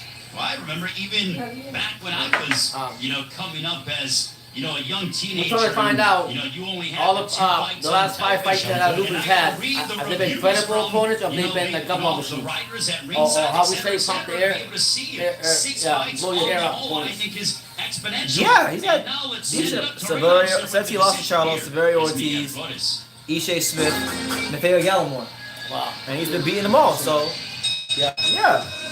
Ladies and gentlemen, So, Guys, here, please hit that like button if you haven't, please. Here's the decision. Judge John Basili saw it 79 to 73. Rocky's coming to Philly. Judge Ken Ezzo saw it 78 Danny, to and the name was 74. Danny Garcia. And Judge Robin Taylor saw it 80 to 72. All three judges in favor of your winner by unanimous decision. The next big thing, Keyshawn He didn't really show me a lot, though, did he? For having that name? Keyshawn Did he say Williams anything? gets the No, victory it was a good one. He over handled the punch pretty well. He Takahashi. showed a good ability to hurt him. Yeah. Early in his career. Yeah. I think I'm not gonna make any proclamations of him being a world champion, but he looks like somebody that'll be a contender, What do you a got- fringe contender at least. Yeah. What do you guys think about Moriarty fighting freaking Canelo? What do you guys think about that BS going on now? Well, it's not a final. You I don't can't get care. mad. You can get mad about it. It hasn't happened yet. You I don't care. I don't want him to fight him. I want him to fight some big names. It's New Year. Murata is a big name in Japan. Right, but he's not fighting the top dogs in the division. Do you guys really want to see Canelo fight? What is his name? I don't want to see that. No. Ryota Murata? I mean, De La Hoya said that he gave him. De La Hoya said that he gave He's him a an former option gold to fight medalist. anybody He's a else. former gold And he's gonna medalist. pick out some fucking. I like no disrespect to Moriarty in the middleweight division, but I'm saying he could fight somebody better. We're going back to 2019 again. Who do you guys want to fight? What do you think? Listen. Yeah. Yeah. Listen, I want to see him fight one man and one man only. Moriarty. He might have to fight you, BT. Canelo might want you to fight you or fight me. Because he's just picking out names out of a hat. And De La Hoya just washes his hand and says, I give him a choice of whoever he wants to fight. Get out of here with that shit, Golden Boy. We want to see the real fights in 2020. And you better start right now. Damn. I want to see Pops fight Angel Garcia. Angel Garcia don't want that smoke. Yeah, Angel don't want to lose. Angel We're want both from Puerto Rico. Boricua con that Boricua. smoke. Yeah. Yeah, Jonathan. So Rosario's career is interesting because, like you mentioned, Nathaniel Gallimore early in Rosario's career stopped Rosario. His fight before Williams, he fought Jorge Cota and won via split decision in a close fight. Which is, Rosario. Okay. But what I will say is this: there's two factors you gotta Take into account there. Number one, a lot of those fights he was taking on like short notice, and he didn't have proper time to train for those fights. Number two, he didn't have Luis Perez in his corner. Fifth Street Gym, Miami, South Florida stand-up. You saw that was his first training camp. They did a 16-week training camp, and I'm not gonna tell the secrets because Luis was breaking down to me like this guy's training methods and how they go about training with how they went about training Rosario for the Williams fight. And man, I mean they really put some serious work in.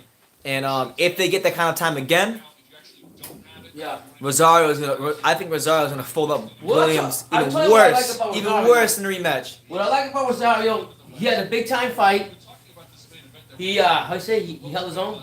He was composed, tall. He seemed patient. He threw his punches right. Like he wasn't scared of the height. He wasn't scared of the height. He was actually right there. Jairo Galvez says, when is Sanisa Estrada going to become the undisputed WBC champion? I don't know, man. You know what's funny? Listen, boxing's a small world and people gossip. But honestly, this is public information, so what I'm saying can actually be found on the internet.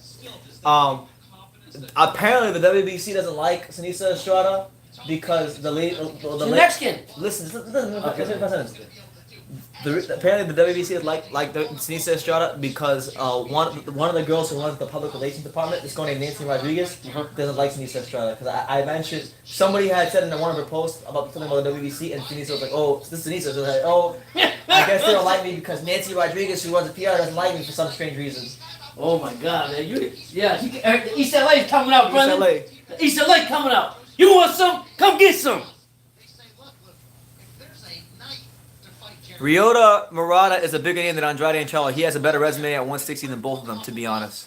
Where he beat Rob Brandt, and he lost to Rob Brandt though. He lost to him. Well, answer me this question: will Murata sell out more seats in the U.S. not Japan, than Bubu Andre? He might. You think so? He might. Who would only sell tickets like that? Wow. And Morales? Steven Butler and all of his quality wins with the exception of his last fight, Who's that? Murata, he lost to them once. I mean, I know he avenged the losses over fair play to him, but he lost to Hassan Mandam, then he came back and stopped him. And then he lost to Rob Brandt, and then he came back and stopped him. So, credit to him for resiliency, but listen, Murata's like all over the place. Yeah. Say what you want about Boo Boo's resume, he ain't losing to no damn Hassan Mandam. If he fought Hassan Mandam, he's gonna shut him out. And he's not he ain't running losing to away. Hassan Mandam. And he's not running away either. You know what I mean? All y'all here, please hit that like button. Like you did in 2019, and you smashed, your girlfriend. Boo, boo, boo. Let's go. Just so you know, guys, again, he's not. I didn't give any of my products. He's drinking coffee. Chinese tea. Or tea. He's drinking Tea right tea. now. I'd like to see Patrick Harris, but the big show comes first. That's right. At least listen. At least he had Robo Gonzalez on his card. Good for him. He had Chocolatito on his card, so that's the only reason I like Murata, because he had Chocolatito on his card. I mean, to be fair, if any fighter wants to get sell out, have the fight in Japan. They're gonna make money off that fight. He's very popular in Japan. You know?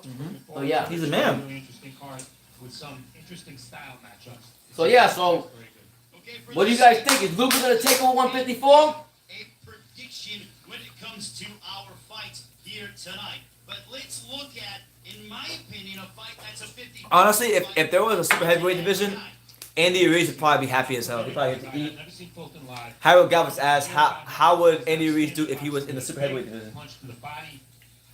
If he's gonna look really Like if they good, made like a 280 plus pound division. You already know what he did when we don't have that now. He ate away from the belts. I think he'd be the undisputed champion at super heavyweight. Nobody beat him. Well, you know he changed trainers too now. Ruiz. He left. What was his name? Teddy Atlas now? That's suppose that's who he wants. Teddy Atlas to train him. You know, and even your boy Fowler that you like, he changed trainers. Anthony Fowler? Yeah. Yeah, he's bump. You've been saying he's a bump for a while, right? Yeah. The only Liverpool fighter recently who's not a bum is Tony Bellew. Yo, I ain't calling fighters bums, but somebody's Liverpool. And no disrespect to the UK. I love Liverpool, but Oh, somebody said Miller ruled. What is it? Chi, Yeah. Miller ruled what now? the division, heavyweight division. Yeah, he will. The cheating part of it. No, I don't know. We don't know what's gonna happen. Everybody got. I mean, he just signed with Top Rank. I don't know how they're gonna use him. You know, I don't know. I think once people look at him like once a cheater, always a cheater. No, I don't know. Listen, I'll say this. For Canelo, if we ain't talking Andrade, Charlo, or Billy Joe, we ain't really talking about nothing. Yeah, that's it.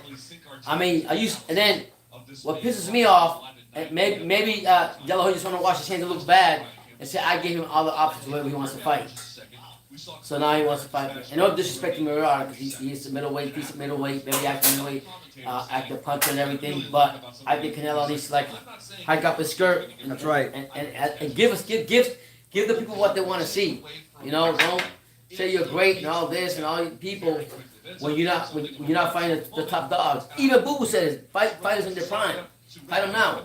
Fight me now. Does there have to be some, like, It doesn't have to be 100. It could be anybody else in the weight class that's competitive though. people will say, Like Murata, please. what's the You know they're gonna say, you know what he's gonna say if he fights Murata, right? They're gonna say this guy's a gold medalist. This guy's a former gold medalist. This guy is one of the best middleweights in the world. And I'm taking on the challenge because I want to go down history. I want to make history and create a legacy. I'm serious. All right, so yeah, it's your boy BT with my dad. We're live here on True School Sports for the Danny Garcia versus Redkach fight. I would like to see him fight Canelo and one of the Charlos, Jamal Charlos. Will that happen? Gonna happen. But yeah, make sure you guys smash that like button. Hit that like button. Yeah. Just a couple months later, we saw Marcos Maidana have that big victory over Adrian Broner. Jeez. Yeah. if memory serves, because I was at that fight weekend. I don't know, man. I get angry. I wish I could control stuff like that. You cannot. You cannot. Yo, so I'll tell you guys another story from the gym today when I was at Fifth Street Gym. So I know one fighter, right? I know one fighter, right? And this guy, he's won the Golden Gloves a couple of times, light heavyweight in Florida. Like he's a solid light heavyweight. You know, he's turning pro soon. So there's another guy in the gym who has sparred with him, who signed a Lou DiBella. and he's like Colombian. He's a two-time Olympian for Colombia, I think.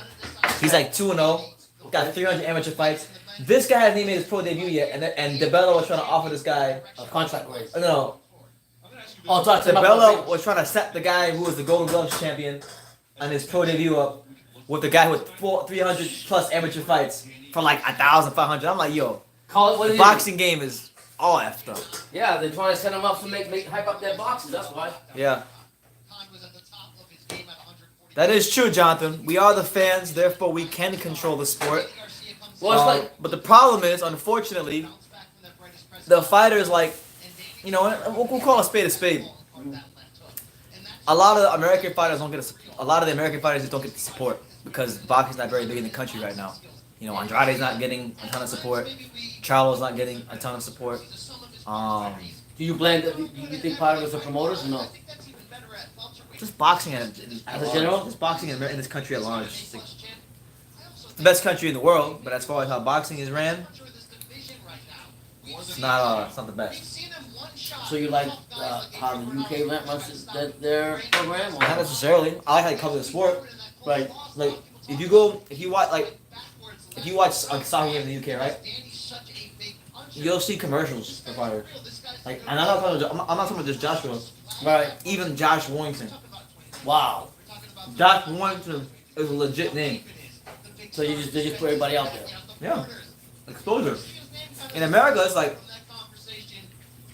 if they make a commercial right now, Deontay. no, not for Deontay. Forget them guys. Them guys are heavyweights at the top.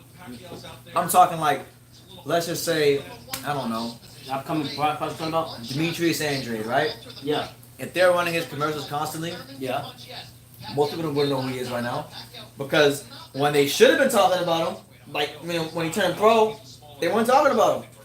So now he gets this part of his career, Yeah, but to be fair, didn't he? and now you have to build his didn't he profile. I know I looked up some stuff. But he came out on Ring Magazine, won the belt when he won some belts back then.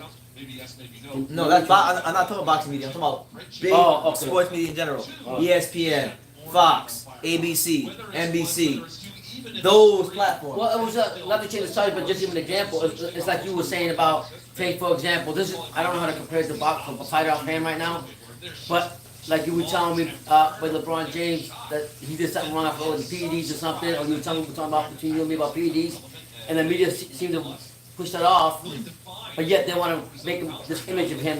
No disrespect, I'm just saying. We just talk. What did they say? You know what I'm talking about, though? You know LeBron says? LeBron James says, oh, We're not hitting. What I'm trying to get at is that the media controls a lot of stuff and the narrative. and right. And let's say LeBron James can do no wrong because he carries all these other endorsements and other stuff, but He's the face of the league. yeah. So if they're doing something wrong, they don't want to call it out. And the same thing with boxing. Certain boxers get like it's a double standard. I think. I don't know if I'm getting into my Yeah, thing. but like, you know, I don't want to get too off topic here, but you brought it up. Like the NBA has the worst drug testing in all of sports. And then when I sit here and say, oh well, I think LeBron James is on PEDs. He's never got injured, ever. He's played more games than everybody. He plays more minutes, never gets injured. And they say, oh well, BT, you don't understand. He spends $2 million on his body every year. I say, yeah, and you know part of that $2 million is definitely going to blood boosters, PEDs, things like that. I remember in 2014. LeBron James went on one of those like vegan diets, so he could slim down and be smaller, right? So then he started sucking. He was trash. Couldn't jump as high. Wasn't as agile. This guy goes with Dwayne Wade. He flies in the middle of the night to Miami. I don't care. He flies in the middle of the night with Dwayne Wade going to Miami. He comes back and all of a sudden he's jumping like it's 2010 again, dunking on people. Do you think Biden testing should go to the NBA? But the NBA knows he's using, but they'll never say, oh, LeBron James is taking PEDs because guess what? Then that looks bad on the sport, right? And then people get turned off by that. But you know what? Joakim Noah, DeAndre, you guys are cheaters. But what were we talking about them with Canelo with the double standards with the WBC Nevada testing? Yeah. So I mean, they'll say, oh, we're gonna suspend him. We're gonna suspend him with no fine for 4 or 5 months. But we're not gonna drug test him. But isn't Nevada testing the most credible thing in boxing right now for all the boxers you tested on? It is, Is but- there another company better than that, or anybody with more credibility than that do that? Because athletes today, no matter what professionally, they're always trying to get ahead or trying to get advantage. You know, look at that girl that just got caught. This Alejandro whatever. Jimenez, They might give that- the chick that was really a man. Yeah, that she might Jimenez, she might. They said she might forgive her, but she said she never cheated. A She Golden did Boy cheat. boxer. She's a man. Golden Boys again, it's some type of scam. Golden Boy came out. The Hoy was saying like, now they have to give back the belts? back to Cruz. yeah. Isn't she a Golden Boy fighter? Yeah. So now it's all like, oh yeah, well, now they have to give the belts back to her. I mean, what? All of a sudden, it's okay to just approve that she cheated, the other girl cheated, but now let's just put the belts back to Golden Boy. And who's in the middle of that again? Oscar De La Hoya. Golden Boy again. There you go. But yeah, shout out to everybody that's here right now. Yeah, Make sure thank you you. guys smash that like button if you haven't done so already. Make sure you hit the Yeah. subscribe button if you're new here and you haven't been here before. Hit the subscribe button Okay. and the bell notification. Let's get to some comments because right now there's not really anything going on. Nothing at all. On the card. We're actually about 19 minutes away from the main card starting. So for those of you who are watching the fight on Showtime's boxing YouTube channel, you're gonna have to go to Crack Stream because that's where I'm about to go. Crack Boxing Streams. And go over there for the fight. That's where I'm going. Jonathan Sims says, I wouldn't put it past LeBron James that he's done something before. As far as boxing, if Canelo's numbers dip for the Mexican who run the sport, speak up, he will fight who the fans say. How do you think Laura got the fight? That's What true. I'm saying, what would he say, that the fans want him to see him fight for No. He's saying, I don't understand what he's saying. if his ticket sales and ratings went down, Okay. then he would have to fight who the fans say he has to fight. Okay. So like right now he's a cash cow. So like if he wants to fight freaking Rocky Fielding again, he can do it. And the Mexican fans are gonna support him, right? But if for whatever reason, if those numbers dropped, Yeah. then he would have to fight. If we say he's gonna fight Jamal Charlo or Demetrius Andrade, guess what? He what the fans want. If he can do what the fans want. That's how Laura got the fight. But then That's you what he's saying. Yeah, good point. But then you also saying that where's the Canelo gone to fight all his fights? Every fight, Cinco de Mayo, at T-Mobile Stadium, and where else he's gone? Has he ever gone besides out of the state, out of the Normally country, he's Russia, always at anywhere Vegas. else? Huh? He's always in Vegas. Okay, get him out of there. Go somewhere else. But like you say, what was people demand with the sales tickets? So Jimenez was a man. I mean, listen. We're not saying that. I'm saying it. I don't give a damn. Jimenez was a man. She has manly features. She sounds like a man. That don't mean She, she's a man. no. How many girls you They see were saying- working out and they No, don't no. got no breasts? No. They She's a don't got man. nothing. I can tell that is a man. Muscle like a man. That is a man. Jimenez was a man. If you go on Wikipedia, I mean, I don't know if they edited it or not, but on Wikipedia it says she was a man and she transitioned. She did? Yeah. So honestly, to hell with her. Was she a transgender? No, that's cheating. That's like me right now. I decide, you know what? I'm gonna take the N off my first name. I'll become Brenda Taylor, and I'm gonna fight some girl, some But if chick. you take estrogen, because you want to be a female, you take estrogen hormones, you're gonna have big breasts and big butts, big boobs, right? Yeah, Wiki's a fake source. I don't know, man. Yeah, whatever. That's a At man. the end of the day, I think it's I a just man. think it's nasty how she did win, and then all of a sudden all this stuff comes up now. Why didn't it come out like a couple days after that? Why is everything coming out now about her or anybody else? I hate that. I don't know. Yeah, he don't even look big like he used to be. Who? Her. That he's big as hell compared to the guy he's fighting. He's big. He's huge. You mean like if Gallo said about me and you're 6 feet, not 5 feet? That big? Yes. He said, yeah, you serious? Yes. Listen, I want her to fight Lubin, Lara, all the 154 pounders. He said he want to unify. They say all that stuff. Yeah. Danny Garcia would KO Errol Spence. Sean Porter buzzed him a few times. Danny Garcia would KO Errol Spence. I can see it. You've been saying that. I can see it. I think that would be one of his toughest fights. If they fought, I'd pick Spence, but I think if he fought Danny Garcia, that would actually be one of his toughest fights. Believe it or not.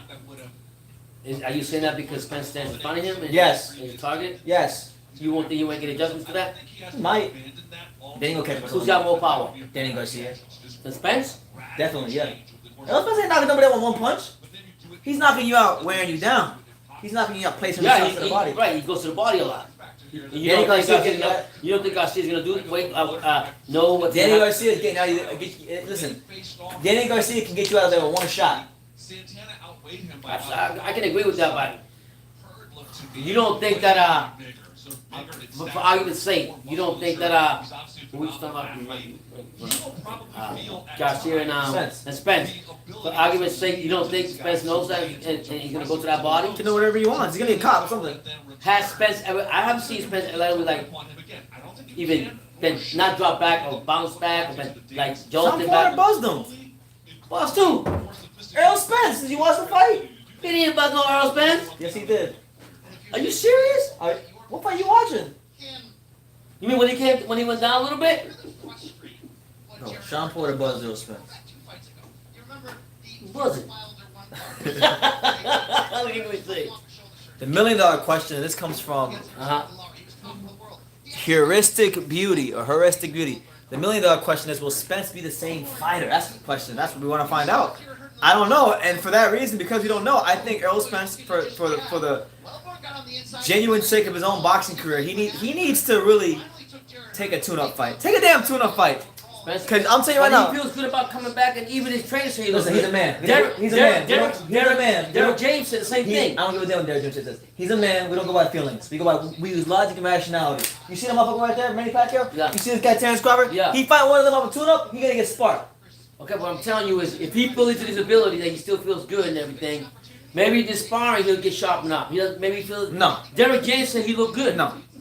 If he wants to take an L, go ahead and fight one of them two. Fight either one of these two with He no said he tune-up. wants to fight the best.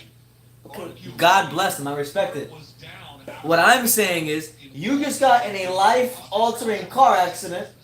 Your freaking jaw got rewired, But he's telling you he wants to and fight. you. I don't give up. Okay. Fight one of these two motherfuckers. If Derek James is your trainer, he knows you more than anybody else, and he's telling you, hey, you know what? And he came out and said, my fighter looks good.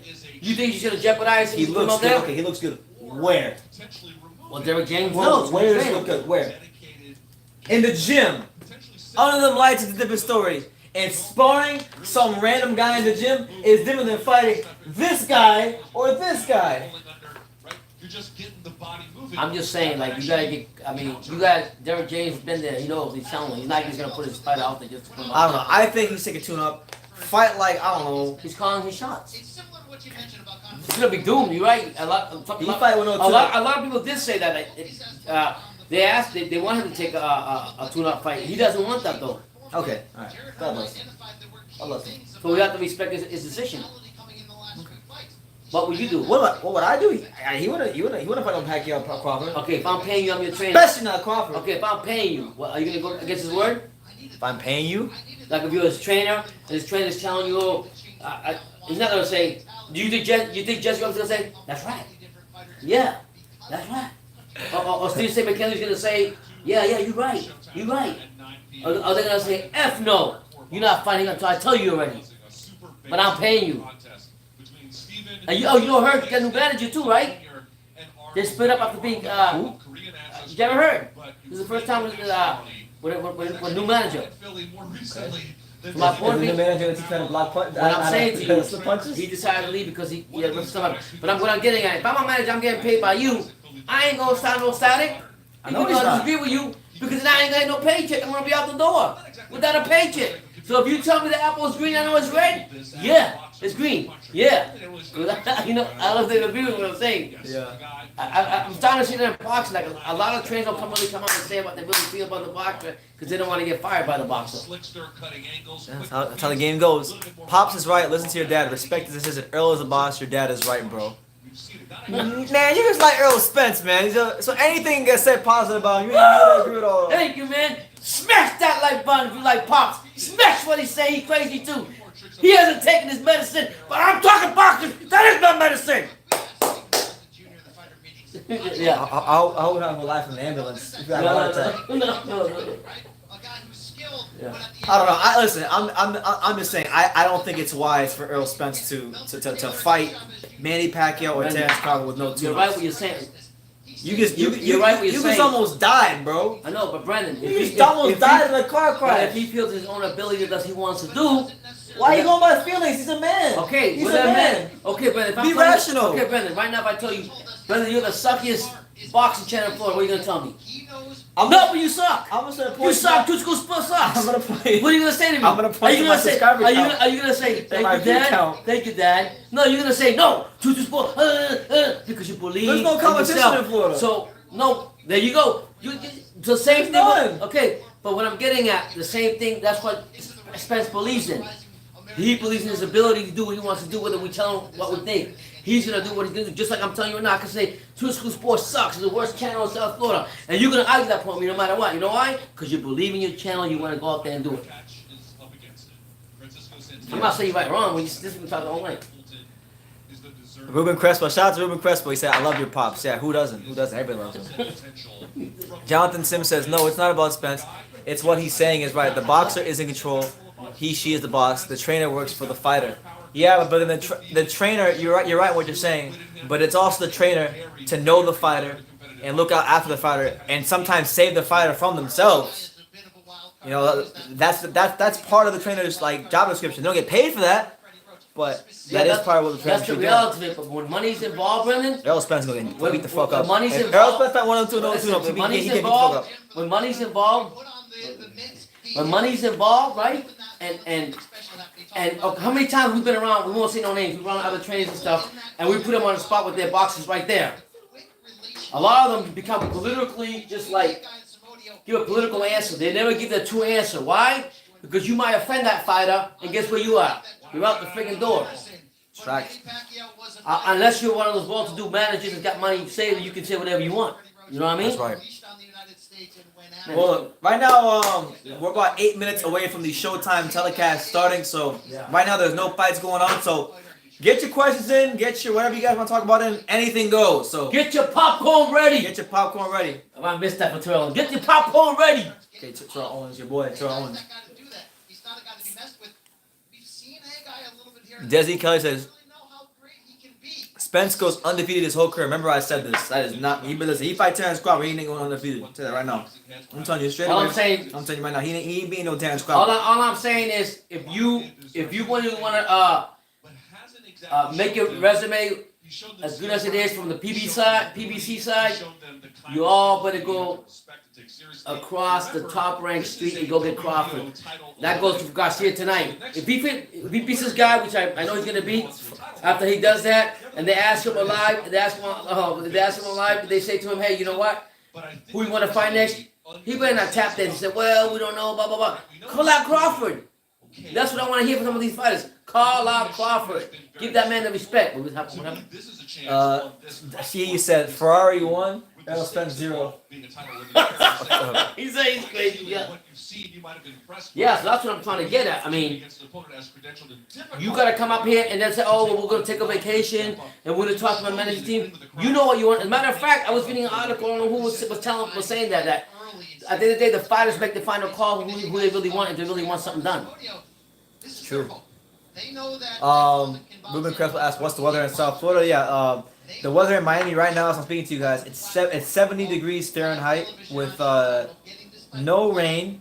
The wind is 3 miles per hour and a 52% humidity. For those of you who are in the UK and where you guys use the weird metric system, and yes, I said weird. I don't care if the rest of the world uses it. This is America. 21 degrees Celsius. And make sure you have to change when you use the restrooms. That's right. Make sure you have to change it. No. Anyways, what I'm gonna say, I'll say something else about the boxing. I lost one. Here's a good question, Dad. Teofimo, Lomachenko, Virgil Ortiz, or Tank Davis, who is the better fighter? Who do you think is the best fighter out of that bunch? Shoot. I think in Teofimo. I'm going. Dang. Yeah. I was hoping you said something different. No. Oh yeah, I'm going with Fimo. I like Fimo the most. Oh, yes. I like Fimo the When you most. steak and stuff or no? I'm gonna eat after probably. What? Pac versus DSGMA. Yeah, he's got Danny Garcia. Needs to fight Pacquiao. He needs to fight my man Pacquiao. Pacquiao wants all the smoke. Okay, well my argument is, before anybody goes to Pacquiao, they all need to see Crawford. Simple as that. Everybody wants to go get a free ride to get to Pacquiao, but nobody's calling out Crawford. Get out there and fight properly, see what happens. And then you can get a pass to go see Pacquiao. This is the business.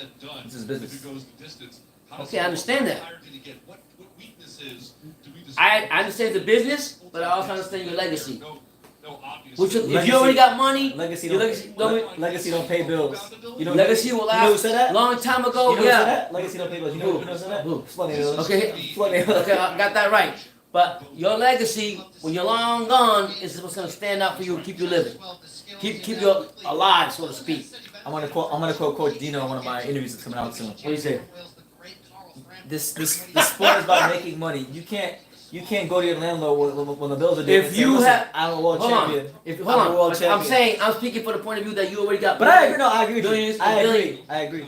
Okay, that's what I'm saying. Billions of money. I'm saying to you now, you've got more. Danny Garcia got enough money to go wipe his ass and still have some more. Yo, Danny Garcia owns like 5 Dunkin' Donuts in South Florida. That dude is Barbershops, car washes. Barbershops. He's doing all Respect right. him. I don't hate him.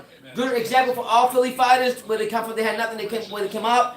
A good example for anybody to follow. All the respect to it. All I'm saying to you is you got all the money in the world.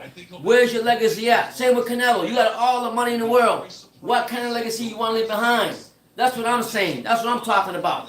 You already got the money, so go get your legacy done right. Get your resume set up this week. Be respectful for the rest of the people that have done it. Don't sit back and call this bad apple. The apple is not even fully grown from the tree. This one over here and this one over there. Fight the people you're supposed to fight. What? Pop's on fire right now. Alexis Rocha, Golden Boy welterweight prospect, is fighting I like him too, Rocha. the guy Virgil Cheese just fought Man, what's some more? on the Ryan Garcia card. Watch out for him. Yeah, Alexis Rocha. My dad and I was talking about him the other day. One more? Because no, I'm going. We were just talking about him the other day because there was a Golden Boy card the other night. He just basically fucked. I talked about him. I don't Yeah, know. there was a Golden Boy card. What's today? Today Saturday? There was a Golden Boy card on Thursday, and we saw Oh, Quigley and them? Jason Quigley fought. He picked up a win. Folded the guy up, by the way. There was this one fight. Who was it? The Russian guy?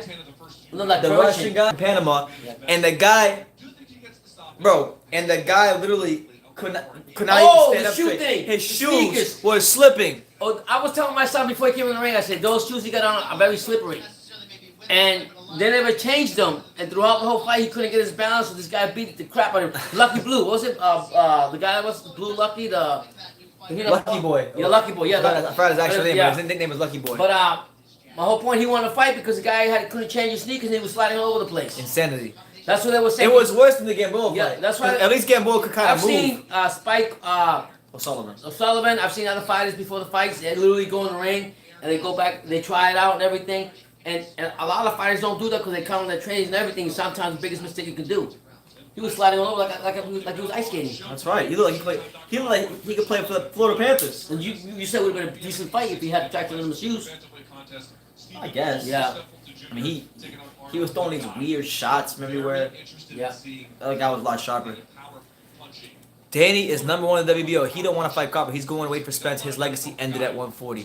Listen, Danny Garcia has become a businessman ever since he beat Lucas Batista at Amir Khan. It's 2020, and he's still living off the glory of beating Amir Khan and Lucas Batista. Because every time somebody calls him up for a cherry picking or not having the best resume at 147, he's like, well, I got one of the best resumes in boxing. Look who I fought. Lucas Batista, Eric Morales, Amir Khan. Yeah, but it's not everything about yesterday. It's what you do today. 7 years ago. Nothing about yesterday. Boy, the last time you beat an elite fighter, last time Danny Garcia beat an elite fighter in boxing, it was the first year of Barack Obama's presidency. We don't want to hear nothing. We don't want to hear that, Let me Danny. ask you a question. Would you like to see a fight with Mikey Garcia and Danny Garcia? No. Is that exciting or no? No. For one, Mikey Garcia is not going to amount to anything at 147. Nothing. You think? He don't punch hard enough, and even if he did, he don't got the heart. Okay. When he fights somebody that's going to put him in some uncomfortable positions, he's going to quit, like he did against Orlando Salido. Wow. Okay, Danny Garcia, and I'm gonna quote my man Jonathan Sims. Danny Garcia, his whole welterweight run, has yet to beat a natural welterweight fighter. He has not beaten a quality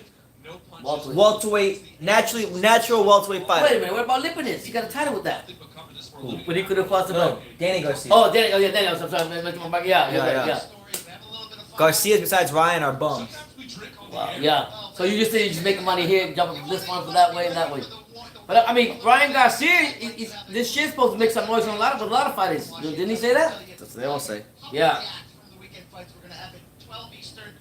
All right, so we're gonna switch because the undercard telecast is ended. So if you're watching the stream right now and you want to know what I'm watching it on, I'm now going to Crack Boxing Stream. So make your way over to Crack Boxing Streams and go click on Danny Garcia vs. Ivan Redkach and pull that up because that will be starting any moment now. All right, but it's your boy BT.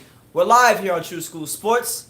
It is currently 8:59, going on 9 o'clock here on the East Coast, reporting to you live and direct from Miami, Florida. Make sure you guys support the channel by smashing that like button. And also subscribing, hitting that bell notification. We're trying to get to 100 likes. So right now we're at 31 likes. Thank you. You know, trying to get to 100. You know, I hope by the time the Garcia fight happens that we'll get a really good crowd in here. I think we will. You know, it's we've been hovering around 19, 23, 24. So it'll pick up. Yeah. But look, so far, if you missed the undercard, just to recap real quickly, here's what you missed. Lorenzo Truck Simpson fought Luis Antonio Hernandez, a journeyman who was 2-10-1, and he did not look that spectacular. He got a decision, a unanimous decision victory. He's now 7-0 with 4 KOs. So, you know, it was a win, but he looked less than stellar. He was getting hit left, right, and center. And, you know, just I left the fight very unimpressed with him. But he's still 21. He's still green, so we'll see how he develops. In the fight after that, we had Keyshawn, the next big thing Williams, fighting Gaku Takahashi, a former Adrian Granados opponent. And he actually gave a good fight. And Takahashi gave Keyshawn Williams some good rounds. Williams had to really, you know, press in and dig, you know, press in and pick the right shots and deliver a good performance. And he did. He hit him a couple times.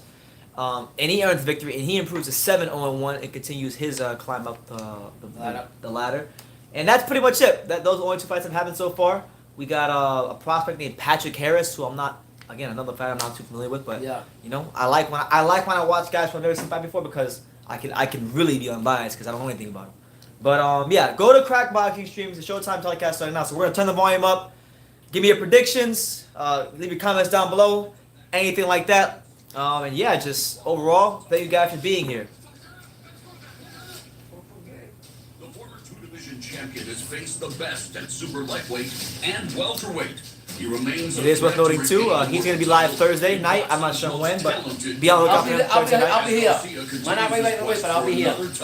He remains a fan favorite, especially at his home away from. Who was the best heavyweight in the last 30 years? This venue has hosted some of That's a great question. Lennox Lewis, that's a good shout. I think if you look at in terms of longevity, performances, career, resume, you got to go with Lennox Lewis. And listen, I'm a Riddick Bowe fan, but I can acknowledge that. Holyfield. I'm just saying, Can he do it again? That's 30 years. Garcia makes what's working. I'll go Lennox. Lennox or Holyfield, either one of those two. Or less. Jesus, it's hard. All right, so the Showtime telecast is starting. Danny Garcia versus Ivan Redkach. We're moments away from Danny Garcia versus Ivan Redkach. You know? Listen, I know he's not going to win, but I want the upset. Yo, if Ivan Redkach won tonight, this would be a bigger upset than Rosario. Oh my God. So I'm going for Redkach. I want to see history. I want to see the upset. Danny Garcia has been messing about too long. I'm not picking him to win, but I would like him to win. In a fantasy world, right? In a fantasy world, yes. I want Ivan Redkach to stick that boy. And then, if Danny Garcia loses, we can get Danny Garcia with Adrian Broner. Any given night, you just never know what's going to happen. I always say that. Any opponent. Don't sleep on nobody. I mean, a lot of times fighters come in and I obviously think that it's going to be a walk in the park. Or I pick this opponent. It happens to be Gil Cotto. And after the J-Rock probably, who knows, other fighters that came through, you know what I'm saying? A walk in the park, you know what I'm saying? Means a return to New York City's most populous borough. Man, where we gonna go? To Los Angeles or we gonna go to fight in New York? Two-division world champion Danny Down the road, we don't know yet, right? If Rosario fights Williams, we go to New York. yeah, that's where I want to go. I want to go to that fight. I want to support my man, Coach Lewis. Rosario, Welcome to our Sinisa. 20 edition of Sinisa. Showtime Championship. As always, I'll go to her fight. If she has a big fight this year, you know what? But she doesn't go to LA either, right? She fights in, no, No. no. She's an LA through and 40 through. years of broadcasting the sweet science this year. Congratulations, All right, so we got the Showtime commentary. We got what? Carly Malignaggi, Al Bernstein, Brooklyn's Mauro Ranallo, and of course the Black Mr. Clean, Brian Custer. I know him. Him, I don't know who that is. Who's that right there? He's literally been on every Showtime telecast for the last 4 or 5 years. I had my memories go. He said that. Who would love nothing more than to reclaim their Who is the fastest puncher you ever seen? One thing in common with the Fastest? nickname Swift. They're also ex He's talking about quickness, right? Speed, right? five world champions in their respective weight classes. Yeah. Garcia, Oh, Gary now fights at Russell. welterweight. He's a former world champion at that weight class as Gary- well. in But your generation? they're looking to In my reclaim- generation, Gary Russell Jr. or I have to think about it. I have to go back. Pacquiao in his prime. Pretty fast. Yeah, he was fast. fighters that they're still forced to be reckoned with at the top of their weight classes. She says Paulie has really dry lips. They want to win swiftly. Probably that cold weather. Talk about this main It's not hard when you're in New York. Yeah, that cold weather. Is he not the from over there anyways? Yeah, he's from Benson, Brooklyn. Where's the Brooklyn? But pizza. Tonight that he has Yeah, you go to LMB Smoothie Garden. Yeah. We're making fun of one of our friends, yeah. One of our friends. Man, you Roy Jones. Wow. Boy, Jones is pretty quick too. You're right about that one. In mid-year, perhaps. I'm gonna go with Joe Joyce. 2 years since Danny Garcia Joe Joyce, has actually best held head a speed ever. world title, surprisingly.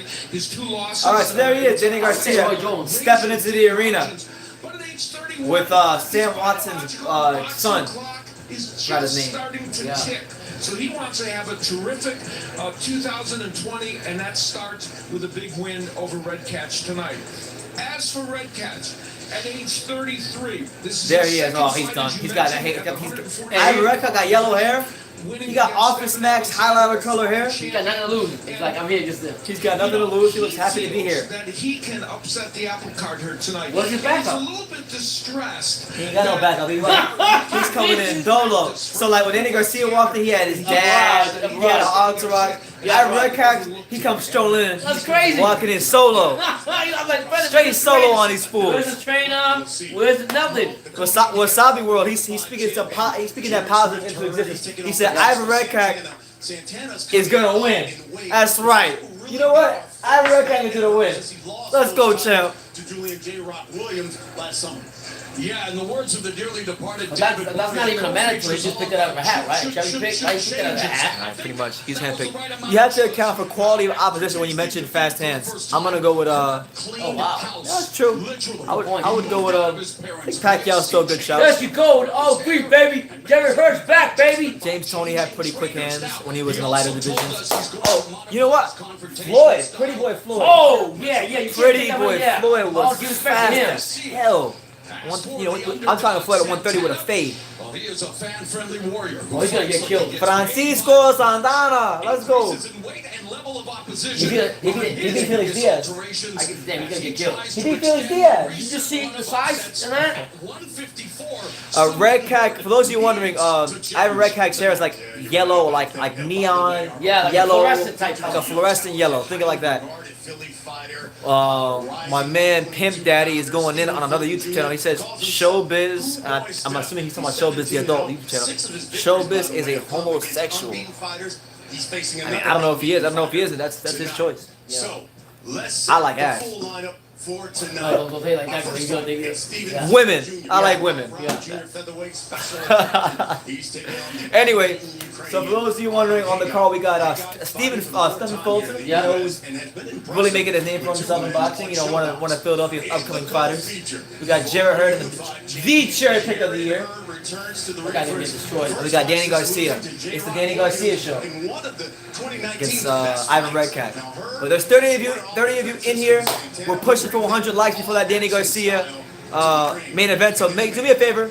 I'm gonna count to 3. I'm gonna count from 3 down to 1, and I want everybody here to smash that like button. So ready? We're gonna count all together. 3, 2, 1. Smash that like button. All right. Thank you. Couple of programming reminders. Okay. He'll be live Thursday for Bubu Andrade versus Luke Keeler. I'll be at the fight. Tuesday, I'll be at the weigh-in. Wednesday, I'll be at the, Tuesday I'll be at the press conference. Wednesday, I'll be at the weigh-in. So, you guys are going to get a lot of You're busy too, because you can have a lot of people from the Super Bowls and all kinds of yeah, stuff. going to have all types of crazy stuff. So, You might see more celebrities than you think. but more, or better yet, the celebrities might see me. Yeah. There you go. How many people walk up to you don't even know them, they know you? Yeah. Pretty Boy is a good call, but Manny sustained his speed longer. When I think about it, quality opponent, longevity, accomplishments, Manny all day. Yeah, Manny Pacquiao. Facts, yeah. Speaking Big facts, facts right there. Manny Pacquiao, and it's not just so much the speed as well. It's the speed with the angles, with the footwork. And even to this day, his age, what, he's showing what, 40 something, and he's still going to get a lot faster than a lot of fighters coming out. Jonathan says, whenever you're out this way, let's hook up. You know what's funny, Jonathan? Like, it's been, we're going on 7 years since I've been to Charlotte, and time is going by. And I keep saying every year, I'm going to go to Charlotte, I'm going to go to Charlotte, I'm going to go to Charlotte. And I just haven't had a chance to go. So yeah, when I do go to Charlotte, hopefully, you know, to go watch the Hornets or the Panthers play at some point. No way, it'll happen. I'm sorry ass Hornets. Nicholas Batum making $27 million being a bumper. Anyway, that's Come on, man, he represented France the other day, he scored 30 points. He scored 4 points. That's another discussion for another day. But right now, on the card, we got Arnold Kagai versus Stephen Fulton. So, for many out there who may have been hearing about Stephen Fulton, or if you haven't heard of Stephen Fulton, he's really coming up the ranks. He's coming up with those ranks, and you know, he's making a name for himself as one of the Philadelphia fighters. Listen, I'm not here to trash talk no YouTube channels. I like Showbiz the Adult, and I like Rummy's Corner. I'm subscribed to both of them, and I watch the videos regularly. So shout out to those guys. But yeah, Jonathan, no, I'm saying that I'm a fan of I'm a diehard Hornets fan myself, so we're really horrible, but we need to be horrible. The Hornets need to be horrible. They need to stop being mediocre. They need to keep losing, get a high pick, and do the rebuilding the right way. Got Stephen Fulton Stephen Fulton, former Joshua Greer opponent. He actually was, I believe he was the last guy that, on paper, beat Joshua Greer. Joshua Greer, Joshua Greer, before Joshua Greer started campaigning in 118, Joshua Greer experimented and fought in 122, he fought him and lost. Wow. But really, because we were live for Joshua Greer versus Nikolai Potapov, he got a gift from the Potapov fight. Let's be real about that fight. The important numbers, I think, is the reach of. All right, so Stephen Fulton versus Arnold Kagai says, yeah, Fulton has a 4.5-inch reach advantage, 70.5 inches to 66. He's 2 years younger. He's a 1.5 taller, and he is a quarter of a pound heavier tonight against his opponent. Yeah. There is no standing 8 count. There is no 3 knockdown rule. The referee or doctor can't stop the fight. The fighter cannot be saved by the bell, and the fight is official after the 4-round mark. So those are the rules as per the New York State Athletic Commission, and we are going to shut up and listen to the great Jimmy Leonard Jr. do the introductions, and you smash that like button, and hit the subscribe button, and leave your comments down below. Ladies and gentlemen, a very good evening to you, and we welcome you to Barclays Center here in Brooklyn, New York. A big night of action brought to you by DSG Promotions, TGB Promotions, and Showtime, as sponsored by MGM Resorts and Brooklyn Boxing. That's right. I'm telling you what, Brooklyn Boxing's got really busy, man. Boxing? Man, yeah. So the last year they had a lot of fights there. Yeah, a lot of fights every year. 2017 they had big fights. Yeah. Big. From Connecticut, Frank Lombardi. From New York, That's the loudest we can get it. and also from New York, Waleska Roldan. Wasabi World, I appreciate that, champ. I'm actually glad you said that, because I've been a bit down recently, but thank you for that. Thank you for that, champ. I'm going to keep pushing. I'm going to make sure I keep doing right by all you guys that support me and keep doing right with the sport of boxing, because I love the sport. And Can't wait to see what the future holds, especially this week. Is it on 100? No, 100. Put it as high as you can go. Put it up as high as you can go so they can hear. Ukraine. He weighed in at 121. I know that I'm pretty sure they can hear, but I still want to keep it louder. 16 wins, no There we go. losses, All right. one draw, with 10 wins coming by way of knockout. Ranked the WBO number 2 junior featherweight world contender. Please Odessa, welcome Ukraine, the 1601. undefeated Arnold Arnie Haggai. Let's go, champ. Arnold Haggai. And his opponent across the ring. Philly. Philly too? Yeah. Man, there's a lot of Philly fighters been out here lately, huh? Yeah. Philly's making a statement, man. Hopefully, hopefully a lot of 20 fighters lose. We had Williams last week. We have Ford this week, and we have Farmer on Thursday. So if he loses this fight, if Farmer loses on Thursday, that's still up on a 35 losing streak. Wow. Losses, 8 wins coming by way of knockout. Ranked the WBO number 8 junior featherweight world contender, and tonight making his Rome's Corner's presentation is like next level. It's unbelievable. Was it? YouTube channel, Danny Garcia makes some great. The presentation is just phenomenal. Fulton Jr. Thank you, Wasabi. And once again, the referee in charge now to give instructions is Steve Willis.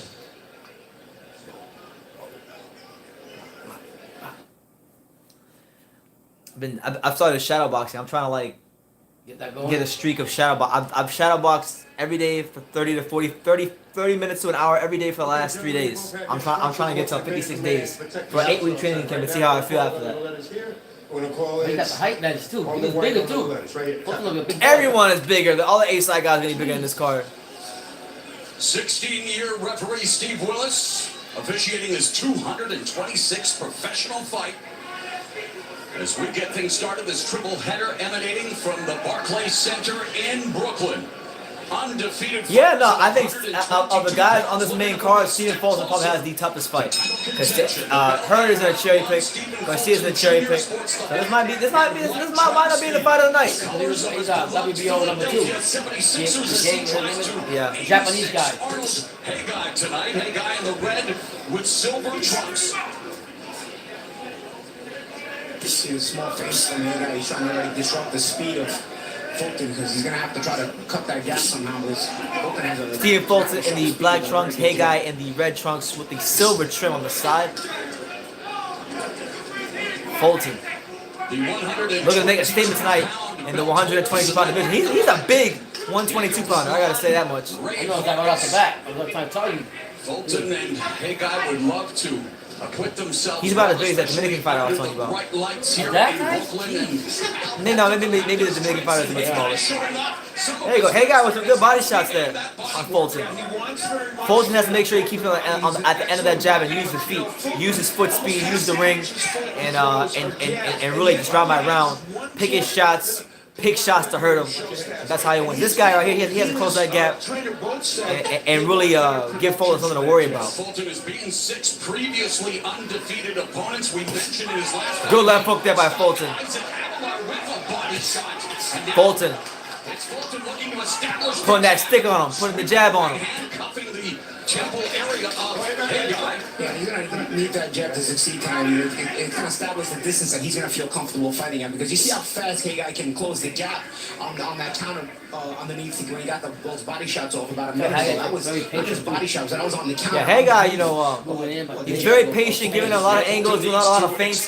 Fulton doing a good job of holding his ground and shooting that jab straight down the pipe.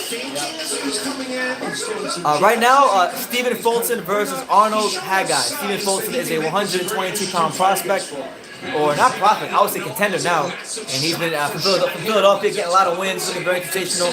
And he's fighting a guy in Haggai from Ukraine, WBO number 2. who's WBO number 2, and he's coming to win. Because a guy like Fulton has so much speed and good reflexes. All right, Desi, good seeing you. Speak well. He's energetic, but Good night, thank you. Haggai does a good job. Good jab there from Stephen Fulton. Yeah, Fulton snaps off an educated jab. A jab and a left hook from Stephen Fulton up top. But thus far, it hasn't really discouraged Haggai or given him any reason to stop pressing forward. He's pressing forward. But one mistake I think he's making now is he's not fainting. Now he's beginning to follow him straight ahead, but he's not fainting. Earlier he was fainting. Yeah. Good left hook there by Haggai to the body. I don't think he's winning this round, but he's showing himself that his positioning is going to remain dangerous throughout. So he's going to keep focusing. There you go. There you go. When Haggai lets his hands go, 3-4 punch combinations, he's able to offset the movement of Fulton and really give him some problems. But I think Fulton has that one out. We're going to take a look at the keys to victory for each man, and we will start off with Fulton. What did you guys think? Keep this fight in the center of the ring I think if possible. Fulton won the first round Jab is definitely, important, but as I mean, don't referenced count in Haggai round out. one, and he used it Coming very in, well going in forward, round one. He has a very You might be good right. straight You might be right right. hand. Best even match He's fight. more of a left hook LA12 says style. 1-0 Asian guy. Right. Yeah. Right, that's right. Going to the other corner. Make sure y'all smash that like button if you haven't done it already. We're at 33 now. 33 right now. We're pushing for 100, so let's try to get to 100 before the Danny Garcia fight. Let's try to at least get halfway there before the end of this fight. He needs to do what he did. I think you cut your hair to look like Pops. No, I mean, listen, hair or no hair, I look like this guy. Hair or no hair, I look like him. Okay? You go to baseball. I cut it because I like it, not to look like him. He wants to be here. Here we go, round two. That guy in the red trunks. Alright, so round 2 of Stephen Fulton versus Arnold Haggai. He is here and looking to make the most of this exposure, firing off the jab, sticking it to Fulton really kickoff round 2. really sticking that jab on Haggai. But Haggai, I gotta give him credit. He's doing a good job changing levels. Even when Fulton throws triple jabs, you see Haggai bending his knees, making the jab sail over his shoulder, getting underneath the jab, and this allows him to cut the distance. Making that early investment to the body will allow you to potentially reap rewards later. And I like his consistency. Listen, Fulton is a handful. And a lot of times too, Fulton is doing a lot of tying up. He's tying him up like this. He's holding him, doing it when the referee don't see You know, you can clearly tell Fulton does not want this guy anywhere near him. Good right hand from Haggai over the top. Another one over the top by Haggai. 2 overhand rights and then the jab to the front from Haggai. Here he goes again. He's jabbing downstairs. He's working that body. Hey, hold him again, see? And Fulton again, holding him. Tying him up. He comes forward, Fulton looking again, targeting. There you go. Body shot there from Fulton. This is a nice right hand to the body. He's not doing nothing to Haggai at all. Between the two fighters is Fulton's jab is more consistent and it's landed more. I like fighters that get in the corner. When they get in the corner, take advantage of what happened. Nah, someone said, did you have to grab you to show him that he was tying him up? I'm like, I mean, some of you guys are visual learners, so that's why. Carl Frampton, and he did 3 sparring sessions with him. He thinks it really helped him. He said the first couple, he said, I was getting it wrong. He said, and I was Muay Thai? By the third time, I was having fun, and I feel like I was holding my own a little bit. And he said, Frampton, really supported me. It's been a really good round from Haggai. Very good round from him. Very good stuff. And now he's changing levels. I love how he changes levels. And Fulton doesn't seem to know how to offset the movement of Haggai. Good jab up top and downstairs from Fulton. It must be hard for somebody that kickboxer to be able to, you know what I mean? Trying to keep The striking is so much different. Everything is so much different. Like I said, I think that's been the difference in the fight. Haggai's done some good things aside from that, and so has. One thing I have noticed with Fulton though is I know it's only the second round, but he hasn't really thrown that right hand too much. So I don't know if that's because he's waiting. I don't know if that's because he's waiting, or because he just doesn't want to get counted with something else. Sometimes when a fighter's not used to being fighting a fighter like Haggai that has kickboxing experience and all that, and it's not. You gotta adjust to that, but you don't know how to do it. You know? All right, so round 2 has concluded. I got it 1 apiece in what's been a decent scrap so far between Stephen Fulton and Arnold Haggai. But you guys in the comments down below, give me your take. What do you have in the fight right now? So far, I got it 1-1 apiece.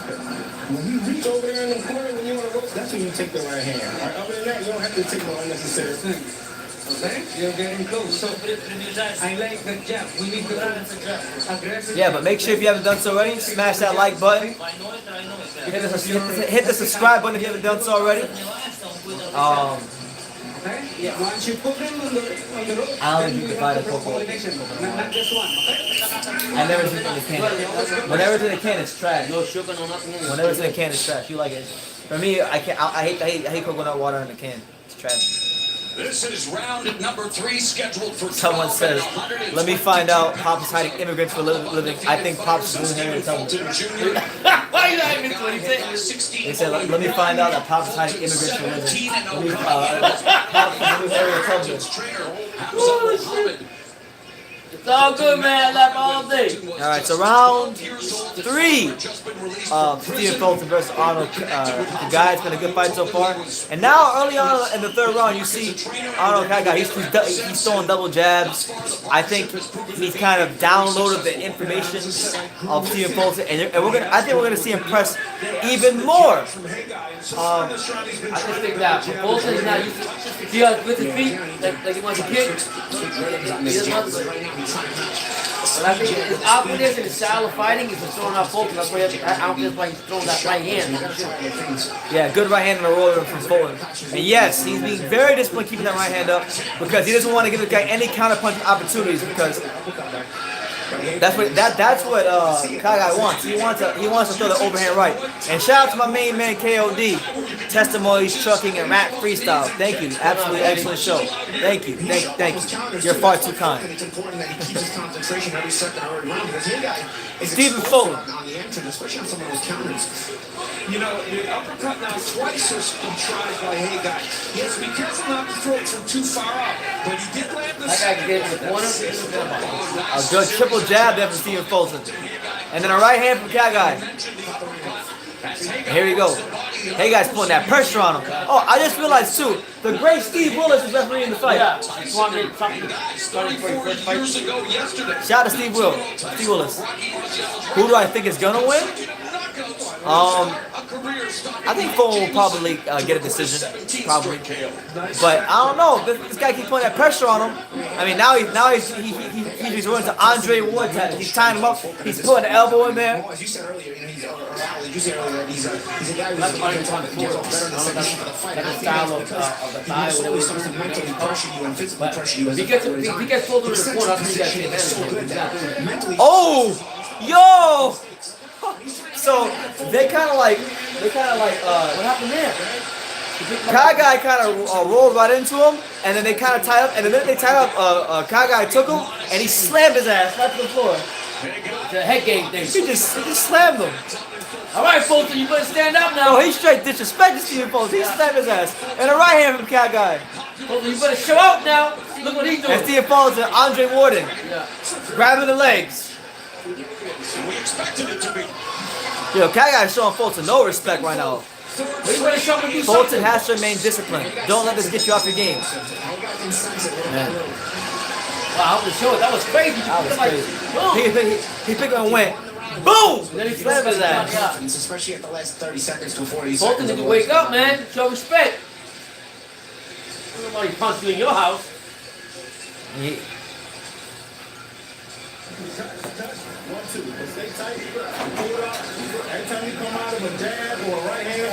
Yeah, it's your boy BT.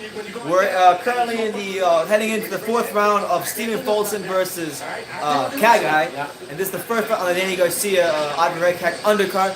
Make sure you guys smash that like button, support True School Sports, subscribe if you haven't done so already.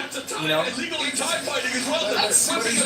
He's also getting tired of Fulton doing the right thing for Fulton's position. Yo, so that's a good little message that Kagai didn't like the way that Fulton was tying him up, so he said, "Boom! Sit your ass down, little boy." Stop holding me, let me, let's fight. I'll break it my way. But Fulton has to remain disciplined. Fulton can't get caught up in all that. He's got to stick to his game plan and pick the right shots, give him something he likes, and fold him up.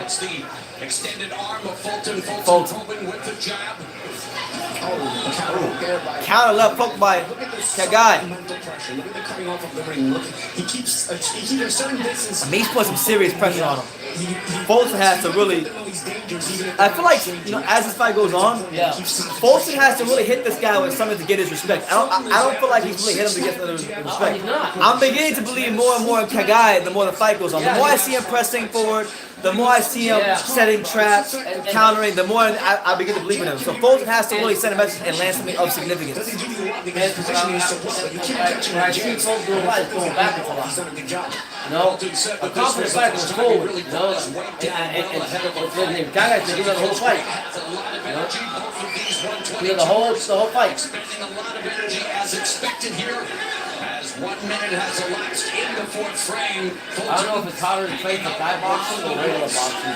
The guy just walking Or forward. for someone that's longer. And you guys get a little closer. Look at the distance between them this round. That's the only way to find out. I train myself. Yeah, but I'm saying, like, these guys are coming forward since the fight started.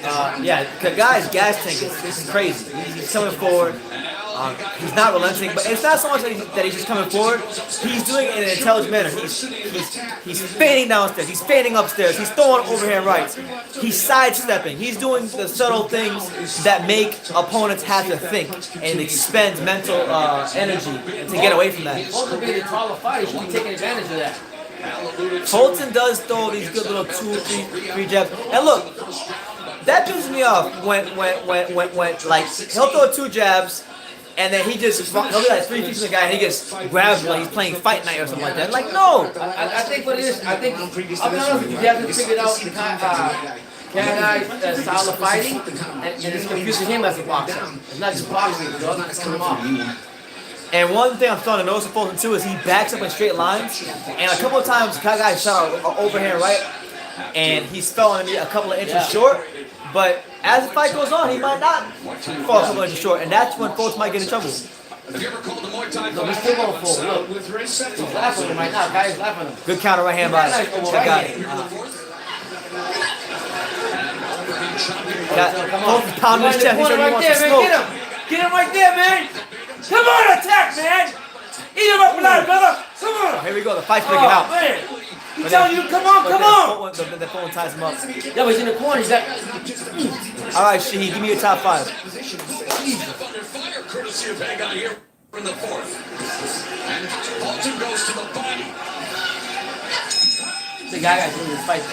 KOD testimony says, I never had a father. You two are so blessed. Hey, God bless you though. God, thank you, God bless you. Thank you so much. God bless you. She has ranked his top 5 YouTube channels. You want to hear what they are? You want to hear what they are? Okay, so top 5. We got 5 mini max boxing. He's a top 4 guy. Okay. The kid, good channel. Rummy's Corner, good channel. Unrivaled Boxing Talk, good channel.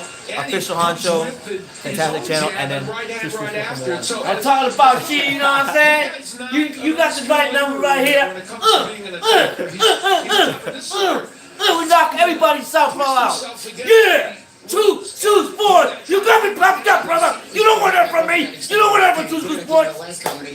Woo! Say your prayers, get your vitamins, damn it. Say your prayers, get your vitamins. Hulk Hogan. Yeah. Anyway, we're going into the 5th round of Steven Fulton versus Haggai. I got it. So Haggai, I got it 3-1. 3-1 Haggai. Yeah. I'm waiting to see like what the unofficial scorecard is. Do you think this is a fight where Good combination from Fulton. let's say Fulton's a favorite and he never shows up on those fights, he never shows up in the first week. You know what I'm talking about? One of the fights we're waiting for him to do something big. You did something like that, or we just being patient, or you just can't figure him out. I think the guy is awkward and he's letting significant shots and he's being cautious. But he's still Fulton's, don't get it twisted, Fulton's still doing some good things. He's like right there. He's throwing a triple jab, he's throwing a left hook, he's moving his head. He's doing good things. Yeah, my dad got some crazy combos. Johnny Rivers says you got some killer combos. Yeah. Sometimes I tell him he needs to make sure when he throws punches he gets away from me because I feel like he's gonna punch me on accident. Yeah. We're beginning to see signs The only of mistake a that I'm not gonna say it's a mistake, but what Thigh should do when you get him in the corner is he's attacking him. He's not doing that.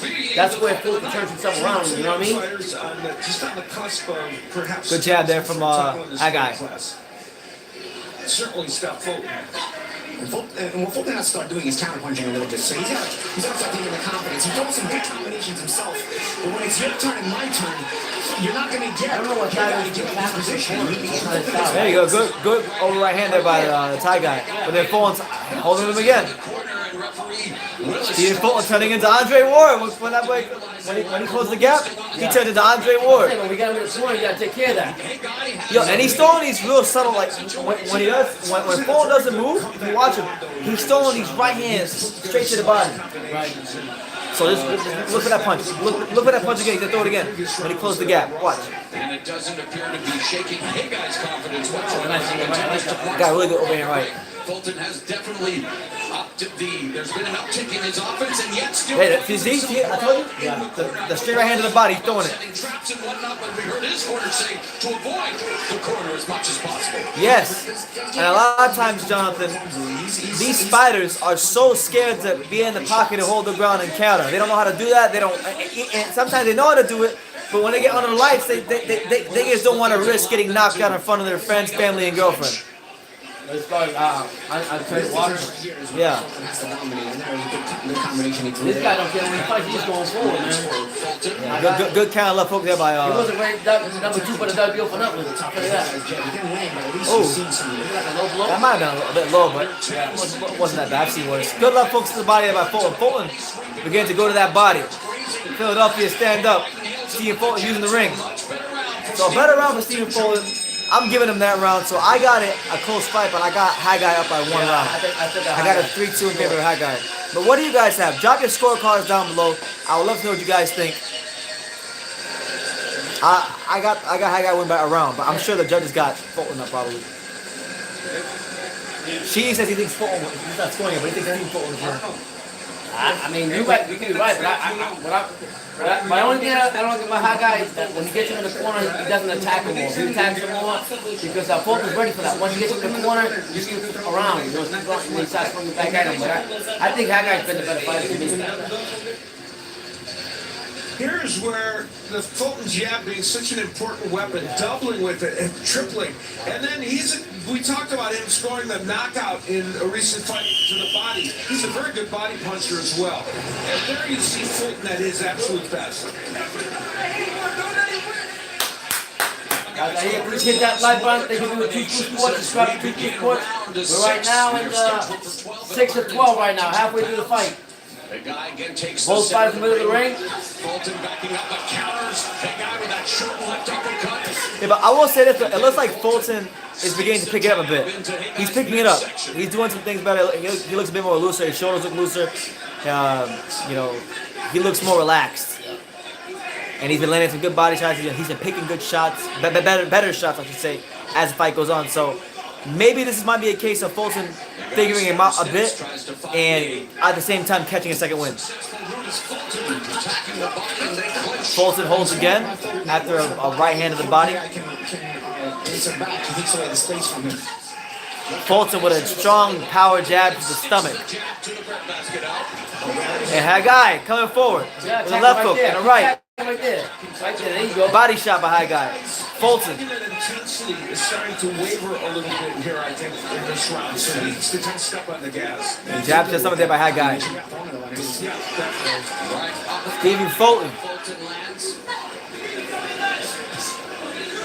Yeah, it's true. I mean, in this fight, I would say, I can't remember a fight in recent memory where both fighters are focusing on throwing so many jabs to the stomach. Right hand up top by Haggai. Still anybody's round here with 90 seconds left in the 6th round. Good fight though, I'll tell you that. It's alright, I wouldn't say that. It's a good fight as far as tactics. Get the jab, that left hand exposed from Fulton so we can counter. A lot of mental warfare going on in that ring. That's right. You know, as you pointed out, not a boxer for a long time. Still working. Oh, Good short left hook by Haggai, and then a right hand after it. Got to get on one against one. He's getting better and better as a boxer. That's what Fulton is winning this fight, like, or having success in this fight. In spots, he's outworking Haggai. So it becomes a battle of volume versus precision. But even sometimes Fulton is the more precise puncher. I feel like as the fight goes on, he's been becoming the more precise puncher. The second part of this fight might Haggai, let's get him in the corner and attack him. That's the only way he's going to win. The second part. The way Fulton's going to win, if he's doing what he's doing now, he keeps going forward, he keeps moving. He doesn't stay stationary. That's how he's going to win the fight against Haggai. But if Haggai gets him in the corner, he can attack him more, I think. Facts. And that's what I see. But I mean overall. So we are through the first half of this 12-round So 122. at the conclusion of the 6th round, I get thrown that round too. I got a 3 apiece. Be the draw. I mean, I doubt it'll be a draw. I'm sure the judges, if it's close, even if I think it's a draw, Right. the judges will give it a Fulton because he's the house guy. He's the A side guy. He hasn't been. He hasn't. I haven't seen him as aggressive the whole fight. Aggressive. Like coming forward. You just like let every He- fighter, he- every Listen, fighter he gotta does. come forward. This is all. Fulton's been doing. Haggai's been going forward, gets him in the corner, boom, boom, boom, slips around, then he comes forward. But it's more the You have Haggai. Haggai up right now? Is Haggai up on your card? Yeah, but a slight margin. 4-2? I got him up. It's gotta be 4-2 because Yeah, I got him up. 4-2, 5-1, 4-2. 4-2. Okay. So my dad's giving up 4-2. Fulton has not shown me a lot in this fight. He hasn't shown you a lot. I think he showed. He hasn't shown me like. I disagree with you. I think Fulton's getting better as fight goes on. The Haggai is The getting only to thing I like waver. about Fulton, he keeps movement, and he doesn't stay in the corner long enough for Haggai to attack him. So that's why he's actually getting he's got you've seen it that way. But if Haggai attacks him more and gets him in the corner, he's been the fighter going more going backwards too. Yeah. I'm talking about You're talking Fulton. about Fulton. And you're saying that Fulton is still landing the cleaning punches and getting out the way slowly but surely. That's what you're saying.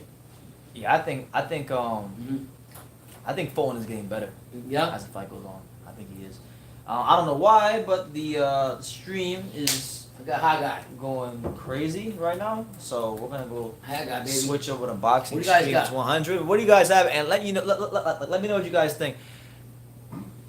I agree with your pops. You guys always agree with my pops. You never agree with me. Oh, fuck, man. This guy. He's not good. You better run for president or something? Huh? You should. Yo, if pops, if he ran for president, will you guys vote for him? Because I mean, swear to God, everybody likes my dad. Anywhere you go. Anywhere he goes, it doesn't matter if they met him, if they know him for 10 years, they just met him. They like him. It's crazy. Crazy. Just like that. You can either go to Crack Boxing Streams or Boxing Streams 100. Right now, I'm going to Boxing Streams 100 because Crack Boxing Streams is acting up. Honestly, yeah. We're missing the 7th round probably. We're missing the 7th round right now. What are they saying? Oh, okay. That's a good point. I didn't know that. That has a lot to do with it. But he's coming forward a lot, though. I like him. I like the his style is what's throwing him off Fulton, to tell you the truth. I don't think it's throwing him off. I think it's throwing him off. He can't figure Not him out. anymore. It was earlier. I don't think it's doing it. I don't think it is anymore. You don't think so? Nope. Well, I wish I could see what's going on, but none of these streams seem to work. So, you guys keep me posted. If you're watching the fight, you keep me posted. Yep. Because Crack is on crack. Crack is on crack. Let's refresh Crack Boxing Stream. Let's go, champ. Yeah, like I say, I see. So I'm gonna have to stop scoring the fight because legit, like, I'm telling you right now. I don't know what's going on in the 7th round. Got my mind straight. I think Haggai's gonna win this fight. I think if he keeps fighting what he's doing. Like, if you, Brandon, you say you putting pressure on him. Ice skating, come on, man. Yo, Boxing Stream 100 is taking the piss. Like, literally, it says Showtime. You click on Showtime, and then they got ice skating. Ice skating. They got ballerinas and crazy stuff. That's what the same Danny Garcia gonna do tonight with this. Ice skating? He's gonna ice skate his way to victory with this guy. Smooth and just ice skating. It's crazy. But I mean, yeah. Haggai and Fulton's been a good fight, but as long as we get the crack streams get going, Any stream. I don't give a damn which stream it is. Just get any. this going. Because to be honest with you, we're gonna get all this fixed. We're gonna get right, man. Here we go. So we're in the latter part of the 7th round between Stephen Fulton and Haggai. Let's see. There you go. And I put the volume on. Hey, guy in that beat.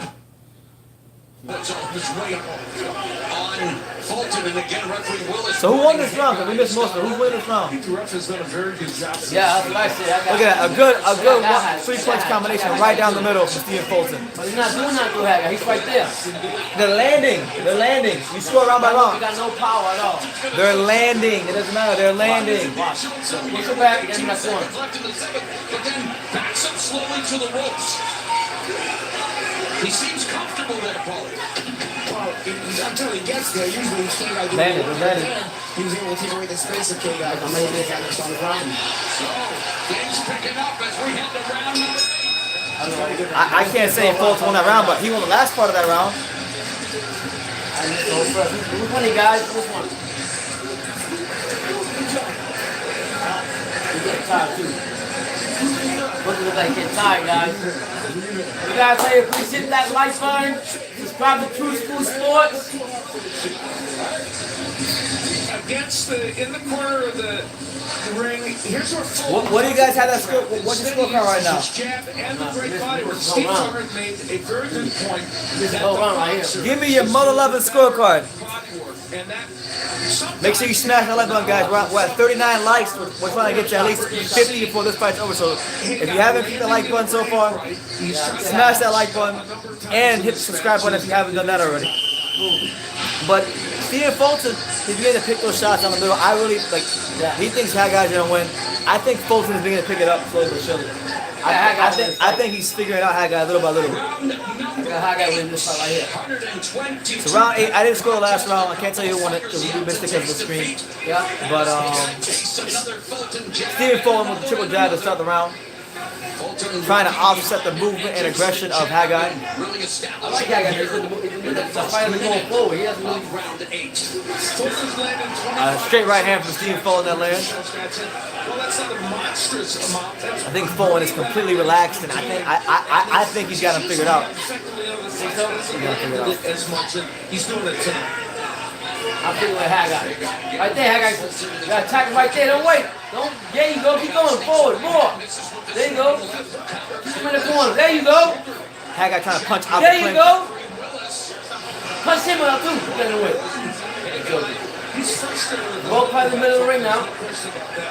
It's interesting. We're seeing another subject. In fact, when I really watched Jared Hurd Stephen Fulton with some good jabs right up the middle. And a left hook. And right now, I think, again, kind of like I said earlier in the first round, you don't see Haggai finishing a lot. He's kind of just falling around the ring, and that's a great way to get knocked out. Get hurt. He didn't get hurt. He keep falling around the ring like that with no fainting. They're pretty tough, man. Not a regular boxer, he's a kickboxer. He's gonna get hurt. I'm telling you right now. He keep falling around the ring like that with no fainting, no head movement. He's gonna get clipped. To land his counter punches and the jab, and even though he's had moments in rounds where his guy has done better, he's been in control rounds. Any cherries? Nah, no cherries right now. The cherries are starting in the next fight. We got the farmer and Danny Garcia. Here goes Fulton. And Fulton, one thing I like him beginning to do, he's beginning to turn Haggai. So sometimes he might get his foot on the inside of Haggai, and he's turning off of it. And what that tells me is that he's becoming more comfortable in there against this guy with the style. Good body shots there from Fulton. It's speedy, he's changing rhythm. He's not staying right there, that's for sure. But his body language, he's starting from different. Haggai kind of pushing Fulton's head down there. And then, once K-Guys are going to come forward, so the more frustrated you have K-Guy, the more, what's the word I'm looking for? Effective, thank you, Al. Brain freeze. More effective your jab can be. Good jab there from Fulton. Body shot, a left hook to the body there from Fulton. Haggai is really slowing down. You don't see him being aggressive anymore. That aggression is beginning to go down. Going like this. The aggression of Haggai is going like this. Round by round. They got Haggai. I think Fulton's gonna stop him. Fulton's gonna break him down because Fulton's picking the right shot. He's picking the right shots. He's digging to the body. This guy is just coming in with no head movement, not fainting. Saying, Rob 87, what's good, champ? How you living? Said salute to Pops. What's going on, man? People's champ. How's everything? All right, for those of you wondering, the co-main event is the next fight, which is the cherry pick of the year between Jarrett Hurd and Francisco Santana. If Jarrett Hurd can't whoop Francisco Santana, who's not a 154-pounder, and is fighting 154, then there's some serious problems. Yeah. He's got some serious problems. Well, there was this one-time moment that we referenced in the last round with he's a little frustrated trying with that elbow to kind of take a shot. Haggai's going right here. Like Fulton. So I think, listen, I think Fulton is really picking it up. I think he's doing a hell of a job. Picking the right shot, he's going to the body. Let's see if he can maintain it. You know, we're not that far from the championship round, so he has to make sure he doesn't get hurt. And Haggai, he needs to pick that pace up we saw in the early fight. Maybe in this round we see him get a second win. But we're in the 9th round. This is your boy BT. We are here live for the Danny Garcia Redkach fight. Yeah, we got my dad here as always. Make sure you smash that like button. We're at 39. Let's get to 50 before the fight is over. Yeah. Oh, Stephen Full, he's making him fall short. He's making him fall short inches by inches. So Haggai, sometimes he's throwing punches to the body, sometimes to the chin, and they're falling short with inches. So what that tells me is that Fulton is zoned. He's zoned the hell in right now. I'm telling you. Here comes knocking him out. He's stopping him. He ain't stopping him, knocking him out. I'm telling you that right now. They were able to turn the tables instantly, but immediately they start I think Haggai will lose this fight because he's not attacking him enough in the corner. If you're going to have him in the corner, that's where you're going to attack him. Fulton's got to remain patient and pick the right shot. And a lot of them slip, and that's what happens. But if he gets him in the corner,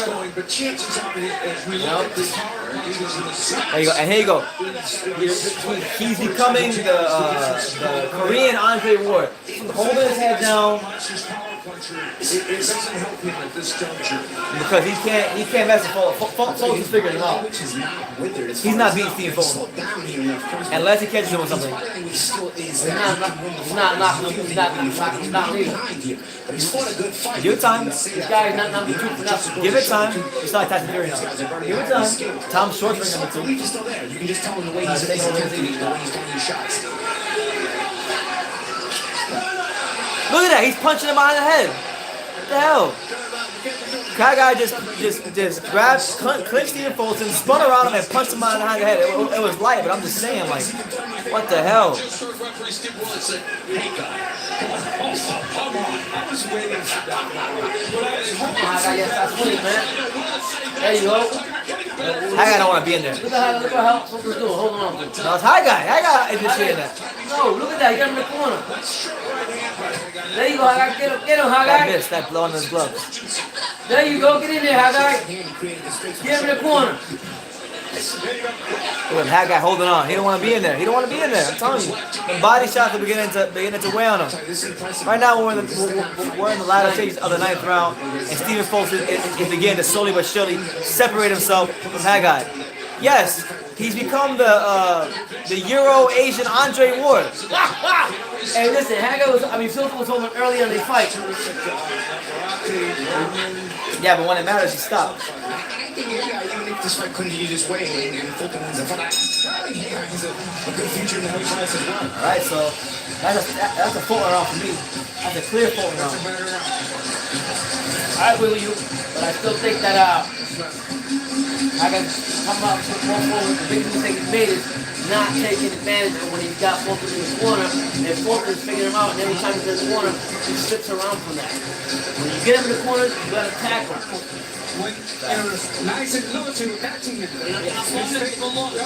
Haggai looks like Toki Kamida's brother. Yeah, he does look like his brother. He looks just like him. Kamida, this guy, I'll show you.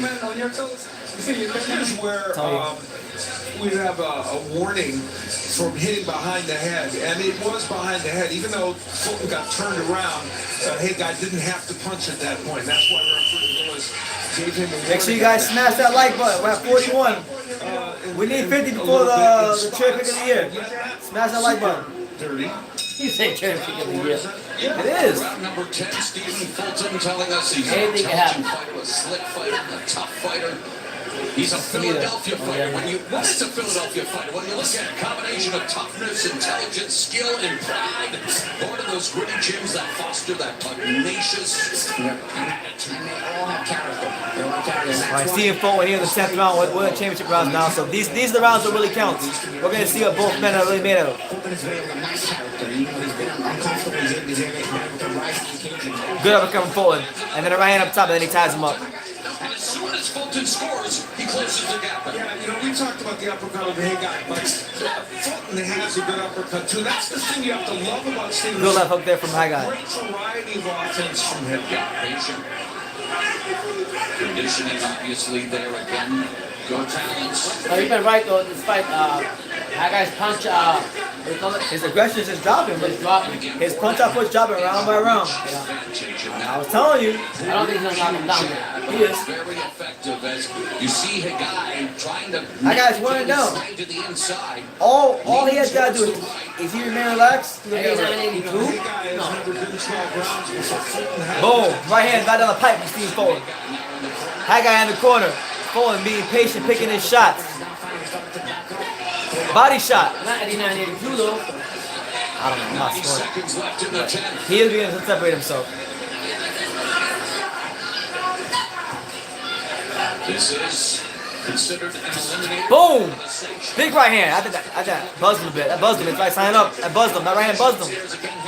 Put that pressure on him. 10 knockouts out of his 16 Put pressure on him. Fulton has 8. Oh, both fighters tying each other. Fulton with 2 body shots and then he slips a punch.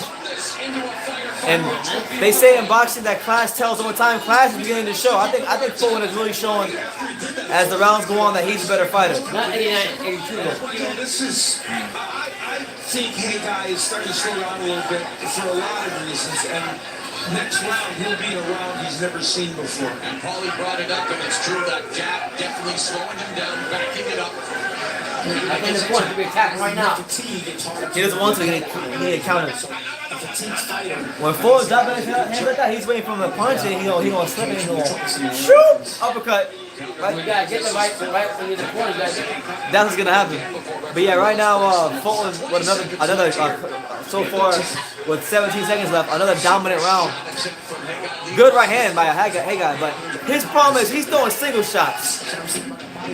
Earlier he was outworking Fulton in his spots, but now the body shots, the precision punching of Stephen Fulton is beginning to weigh on Haggai, and I got to win this fight right now, and pretty clearly too at that. But let me know what you guys think. Really good performance from Fulton so far. I like what I'm seeing from him. But you know, we better enjoy this fight because after this fight, it's all downhill from here.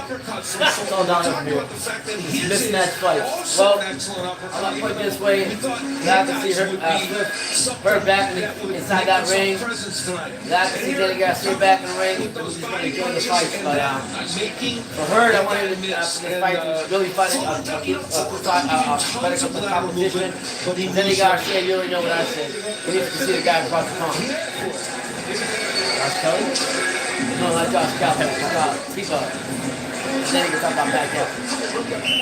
Yes. And I don't think that you telling me you like Tifa fighting in MMA, UFC, and what the Bob father put them in there. I don't agree with that. I think he'd be great. He gave him time to train. I think he'd be great.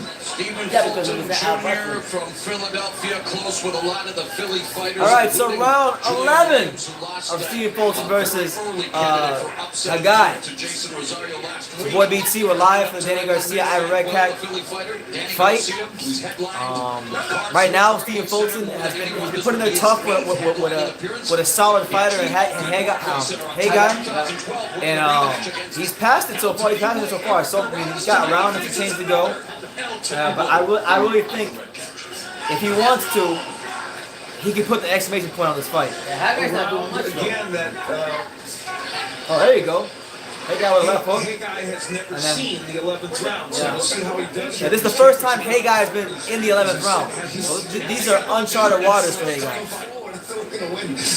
Good jab from Fulton. Another jab by Fulton. Snapping his head back. I mean, and you got Haggai. Haggai's hands are dropping. He's getting hit with more regularity. They're just going forward though. His punches are real loopy. Oh man, I think he might have. He's coming forward. He caught Fulton with a couple punches there. Yeah. It's not hurt when you smile. That's frustration. You would know more than me, my friend. Wow. Took out his frustration. They go with hands. So Fulton weathers the storm for a bit and takes the fight back to the center of the ring. We got roughly 90 seconds left here in the 11th round of Stephen Fulton versus Haggai. He did land a nice overhand right Haggai before, and there's another one. Fulton makes him miss the right hand and get back to the center of the ring. Good ring generalship there by Fulton. You gotta do that. This one gotta get the Haggai. Haggai? Haggai won this round. Yeah, one moment. You missed what he just did? I didn't miss. I watched it. Haggai won this round right here. He went on there, right? He's getting clipped with jabs. Watch. What are you talking about? Haggai won this round. Look, you better stay away from Fulton. You better stay away. You don't want none. So you kind of got to take the matters into your own hands to create the space as well. Missed. So I don't mind Haggai kind of doing that too. As I don't mind Fulton smothering him at the right time. He's missing both these shots. You're saying he's winning the round? He won this What fight are you watching? He won this round. He went on the damn He round. won this round. And he should be My dad's running talking around. Haggai won this round. He's beating the crap like just like that earlier. Look what he's doing, running.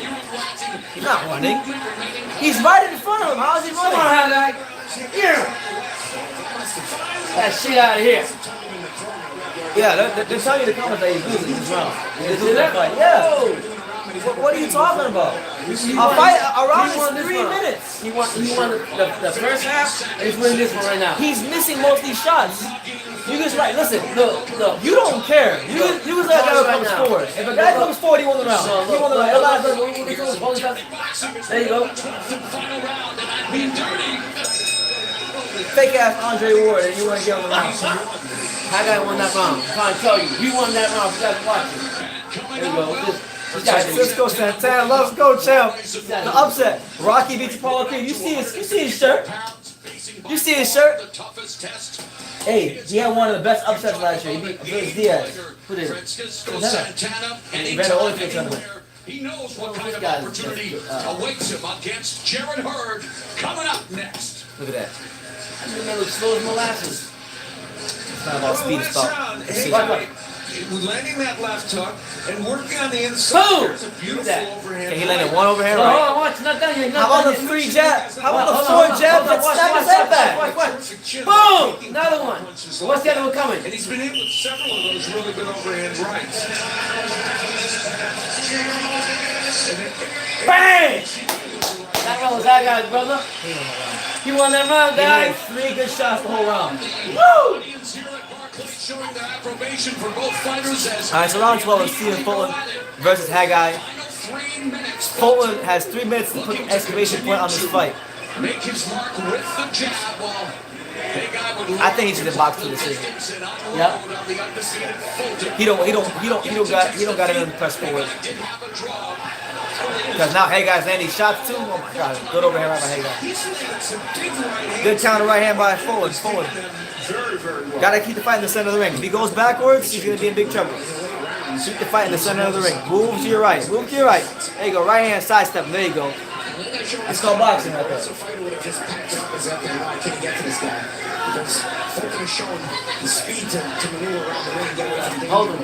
Hey guys, stick it to the plane. Minute gone in the final round. Haggai moving ahead, continues to march forward. Good jab there from Haggai. Oh, good straight right hand there from Fulton. There's 1 minute and 49 seconds left here in the last round. Another right hand from Fulton. And a jab from Fulton. And he's landing clear, but snapping his head back. Pressure that Haggai's been giving him the entire fight and continuing to do what he does. Another jab.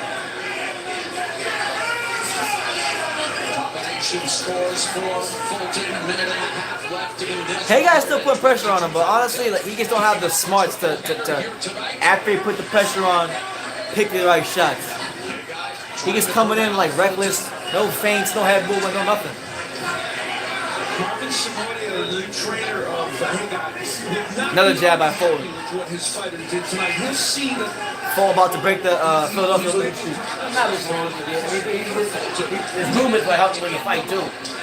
But you can't take that away from Hacker. Hiking forward, minute of this fight. Fulton Jr. looking to improve to 18-0. One step closer. Another right hand. Potential title shot against Emmanuel Navarrete, of course, other claimants to 100. I don't think so. Yeah, I don't think so. We're beating him. Daniel Roman, Ray Vargas, and Hagar. Well, he's going to I think we'll beat him. Straight up. I mentioned Look at that defense. I'm forward. I don't know. I disagree with you. First of all, I don't think they're gonna fight. Now, Redkach will beat Fulton's butt. I'm telling you that right now. Back. Good jab there from Fulton. 15 seconds left in the 12th round between Haggai and Stephen Fulton. Stephen Fulton Jr. hands down with a flammable movement before He ties him up. 5 seconds left. 4, 3, 2, 1. There you got it. So after 12 rounds, the fight goes a distance. It started off pretty good, but I think you'd be hard pressed to give the other guy more than 3 rounds. Yeah, he got me. I'm honest. He started off great. Fulton came out, won the fight. He figured him out. Did a lot of movement. Didn't stay in the corner. When he was in the corner, Haggai didn't take advantage of him. And I said, as long as he doesn't take advantage of Fulton in the corner and Fulton keeps moving, he will lose the fight. And that's what actually happened. Yep. So if Fulton wins this fight, he moves one step closer to a potential world title shot. They were saying that he might be getting a world title shot against Emmanuel Navarrete, who is Navarrete will kill him. My dad is saying that Emmanuel Navarrete would kill Stephen Fulton. Well, I'm not reading the bat in negative. I'm saying he would beat him soundly. Yeah, I don't think so. Yep. I don't think so. That's me and you. We always got. I think Stephen Fulton can beat Navarrete. Navarrete not beat him. He's good, but he's not. He will not beat Navarrete. He can beat him. The style he got, the way he's forward, when it comes to the way he attacks. If Navarrete had him in the corner, like Haggai had him, you finish him. Finish him. And you gonna say, Dad, you go with that aggressive all aggressive shit. Use like and hockey will do hockey the same way. And you watch hockey? I mean, to be fair, the Panthers don't check for nothing, so you're actually right about that. But I'm just saying, like, just because somebody comes forward doesn't mean that they're fighting well. You think anytime a fighter is coming forward, he's fighting well. If he fights, I've never seen you since been live on this. I've never once seen you when a fighter comes forward say, yeah, you know what, he's coming forward, but it's not an effective word. I always see you when a guy comes forward. Oh, it's aggressive. Listen, Look, this guy came forward. This is how he come forward. Like Jason Rosario last week when he get his ass with Julian Williams, South Florida, stand up. Look at Jason Rosario beating the crap out of Julian Williams. That was coming forward. Jason Rosario wasn't playing no games. That dude was indestructible. He was like a tank. I think Jared Hurd wants to fight him now. Jared don't want to fight him. Yeah, Jared Hurd wants to get his. If Jared Hurd fights Jason Rosario with the confidence Jason Rosario has now after a win like that, with Luis Perez training him like a freaking look at that machine, yo, Jason Rosario, I'm a believer. His last fight made me a believer in not just him, but what his trainer has got going on. Luis Perez. Right there, your friend right there, man. Man, Luis Perez. Good job. Genius, the mastermind. I think because 154 is a crazy division because everybody who becomes a champion, they lose a fight in their hometown to the underdog. It's been happening a lot. I think that this guy would be the guy. Look at Rosario would be the guy to break the streak. This division is getting better and better. You got Jamal Charlo, Brian Castano, Jaime Magia, Tony Harrison, Julian Williams, Eris Landy. You got Patrick Teixeira. She says, I agree with BT. Pops was scoring the last Michael Conlan fight for his opponent. What he say? Yeah, when Michael Conlan fought. When I was in the UK, when Michael Conlan fought. You were scoring everything for his opponent. And he was clearly losing, but you were scoring it for the opponent just because the opponent had Sometimes I just like my son said, like wrestling. You probably right. I'm not mad about that's why I like John Ryder. But I like John Ryder. John Ryder won the Let's fight. see this division. But he should have, yeah. 116 to 112. Judges Waleska Roldan and Frank Lombardi both scored about 117 to 111. All three in favor of the winner. He is still undefeated. And now the WBO Intercontinental Junior Featherweight Champion, Stephen Fulton. Philadelphia, stand up. You got a belt? 18-0. He got one of those regional belts. WBO. That's it. So he moves closer to a shot. Emilio Navarrete. Yeah, but I really think that you're saying Navarrete will just fold him up. I don't think so. I think Fulton will beat Navarrete will Navarrete. beat him. No. I think Fulton will beat Navarrete. Let's see what Fulton got to How did you say. feel you did in controlling this fight against a very, very tough opponent? First of all, I want to say alhamdulillah, thank all praise be to Allah, thank God, our Heyman, Steve Espinosa, and the whole Showtime crew, TGB Promotions, Tom Brown, DSG Promotions, Danny Garcia.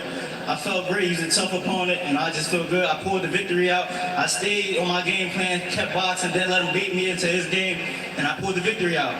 He tried to drag you into a rougher type of tumble fight, got a little dirty there. How did you keep your composure? I kept my composure because that's what we prepared for. You know, he's a tough guy. I knew he was coming to fight, and I was prepared to rumble if I had to. I just tried to make it smart and stick to the game plan my teammates had me and keep boxing. Can you explain how effective your jab was? You guys here, please hit that like button. You know, I Subscribe try to to be True School smart with it Sports. and utilize it a lot. And in and out, in those rounds, you know. City was state. Just pull the victory out with the Shout out. What would you like to do next? Super Do chat you feel for- you're ready to take that step and contend now for a title? Of course, you know, we're going through tough times right now. Like a lot of fighters had their season when they could get them tough fights, and this is probably one of those times right now. But I'm ready for that WBO world title. Very good. I like your hat. Thanks, I appreciate that. The GOAT, Muhammad Ali. All right, Morrow, back to you. All right, thank you very much. Stephen Fulton Jr. moving a step closer to potentially challenging for a belt at 122 pounds. Arnold Higai, well, he loses for the first time in 18 pro fights. Right. So there you have it. Stephen Fulton turns in a pretty solid performance against Arnold Higai. And listen, I thought it was a very intelligently fought fight by Fulton. You know, obviously Higai came out strong. Higai came out, you know, with bad intentions, looking to hurt Fulton and fold him up. Fulton stayed composed. As the fight wore on, he picked up the pressure a bit more and picked up the punch output a bit more, picked his shots real well, used the right hand more as the fight went on. So it was a beautifully executed game plan. And all credit has to go to him and his trainers and coaches and whatnot.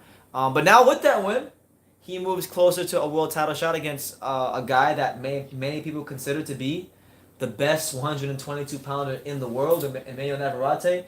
You're saying he has. What, are you I'm not saying are you he saying he has has no chance? I'm just picking Navarrete over him. So you're picking Navarrete over him. Yep. How? Based on what I always tell you. What? UD, majority decision, KO, TKO. Could be KO. KO. KO or UD. Yo, he's not. No, Listen. I like Fulton. I think he's getting better with every fight. I've seen him fight a couple times on some of these undercards. This fight right here, I thought showed me a lot from him.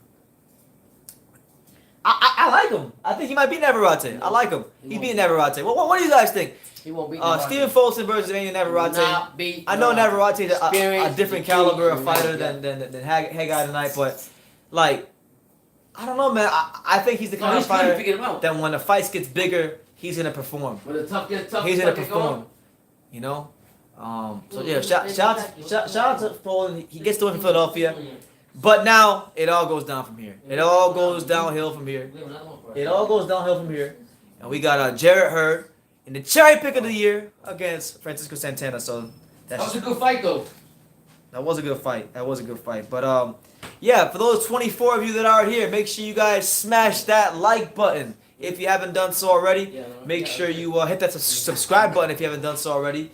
And yeah, just continue supporting True School Sports, and then hopefully you enjoy the fights with us as you know, Stephen Fulton just got his win.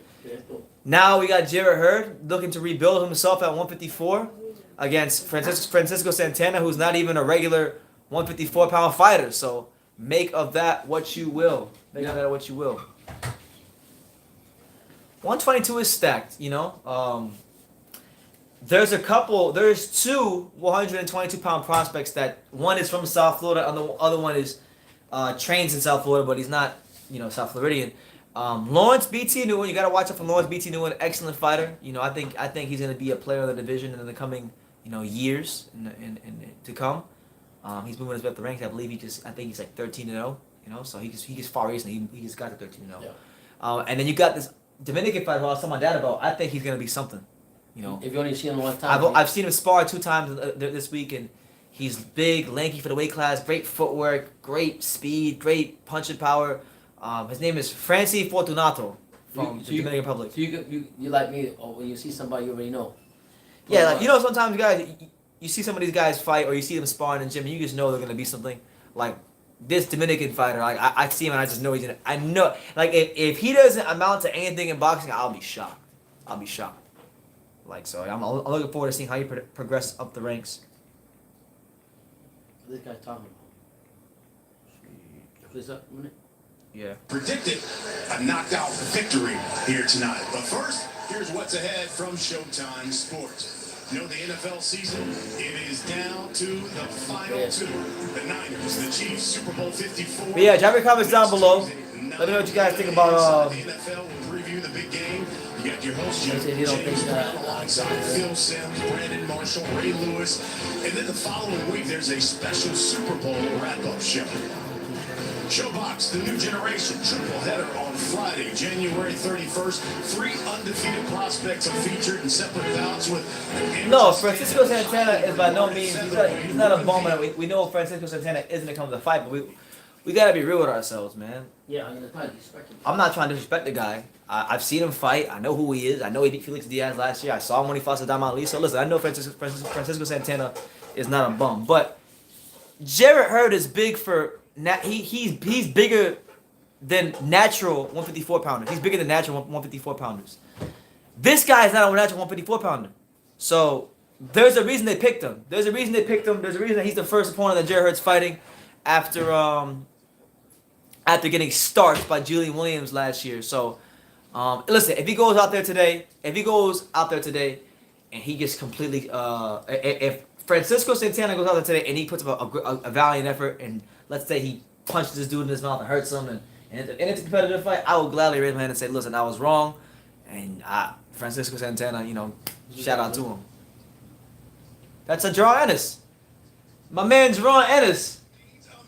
The most skilled welterweight on the planet, not named Terrence Crawford. So they're interviewing Jerron Ennis right now on the broadcast. So I'm gonna be quiet. Let's see what Jerron Ennis has to say. Before we get into you and what you drop your comments down below. One of your good friends, Cool Boy Steph, just got the victory. How you rated performance? I give him an A+. That was a great performance, and that's how you break down a pressure fighter when they keep coming like they're using that jab and breaking them down. Now, you're coming off a dominating performance against a pressure fighter. We had it here on Showtime. Listen, this was a guy who had just 1 loss. It was considered a step-up fight for you against Bakhtiar Eyubov. You dropped him twice in the first round. You end up stopping this guy in the 4th.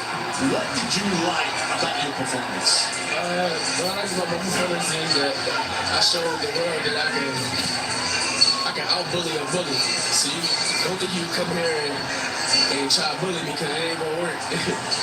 What kind of message were you trying to send to the welterweight division, especially with that performance and in this victory? I just wanted to show the world that I really can do it all. I can box, I can fight right-handed, I can fight left-handed, and I can bang. I got speed, power, accuracy, smart. I can do it all. Now, I thought it was interesting because you said right after the fight, they can't run from me anymore.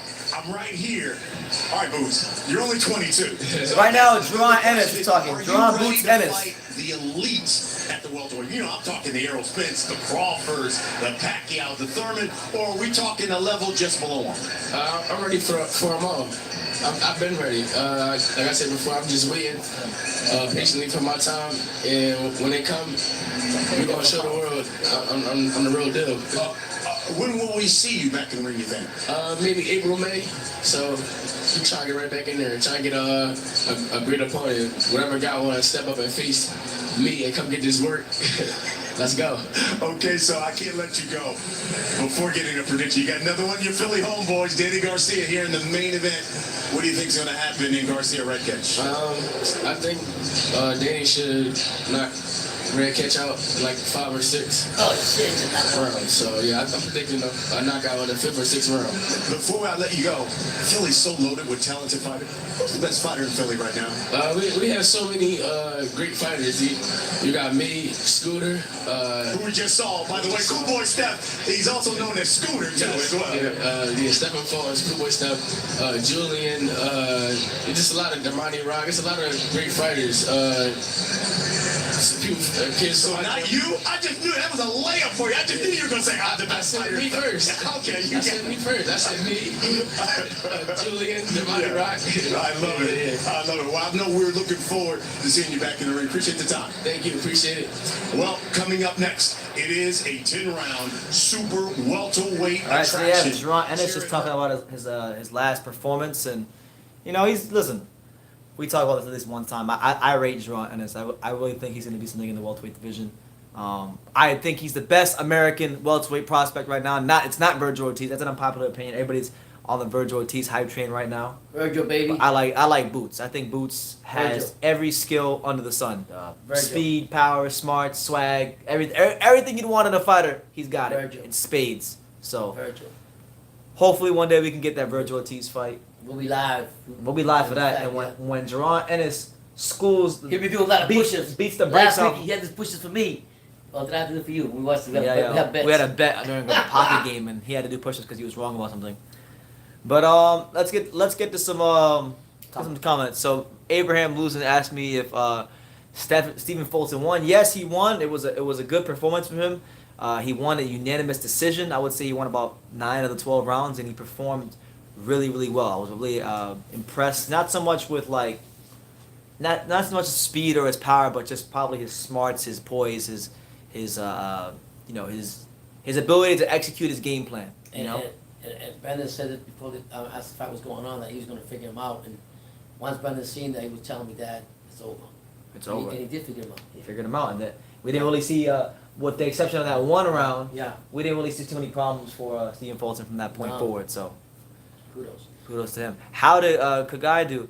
Or Hagai do? Hagai, he started off really, really well. You know, he was pressing forward. He was definitely, a threat moving forward. Mm-hmm. But I would say somewhere around the 3rd or 4th round, that aggression started to just dip. He got tired. All that jabs from you said all the jabs played a big part in the jab was a big difference in the fight. I personally thought Hagai lost the fight in the corner of the ring when he had him in the corner and he should take advantage of that and attacked more to the body. Fulton was just too quick and slipped to the side and kept moving on. And the movement from Fulton is what caused him to win the fight. I'd say, and now Fulton moves a step closer to a title fight. A title fight with Navarrete, which I'm very, very excited to see. I like Fulton. Oh my God, I haven't seen this guy in forever. My main man, Duke Olden, 7458. What's up, Duke? I haven't seen you in a minute. Where you been, man? You been out there? You still in the army, I think. You been out and about in the military. I think you've been in the military. How good is Alexander Vesputin? I have to watch some tape on Alexander Vesputin. I haven't really had a chance to watch him fight too much, but I don't really know. I can't give you an honest answer. Pissed he didn't mention Tevin Farmer. He's the only champion for Philly. Yeah, he didn't mention Tevin Farmer. Jerron Ennis.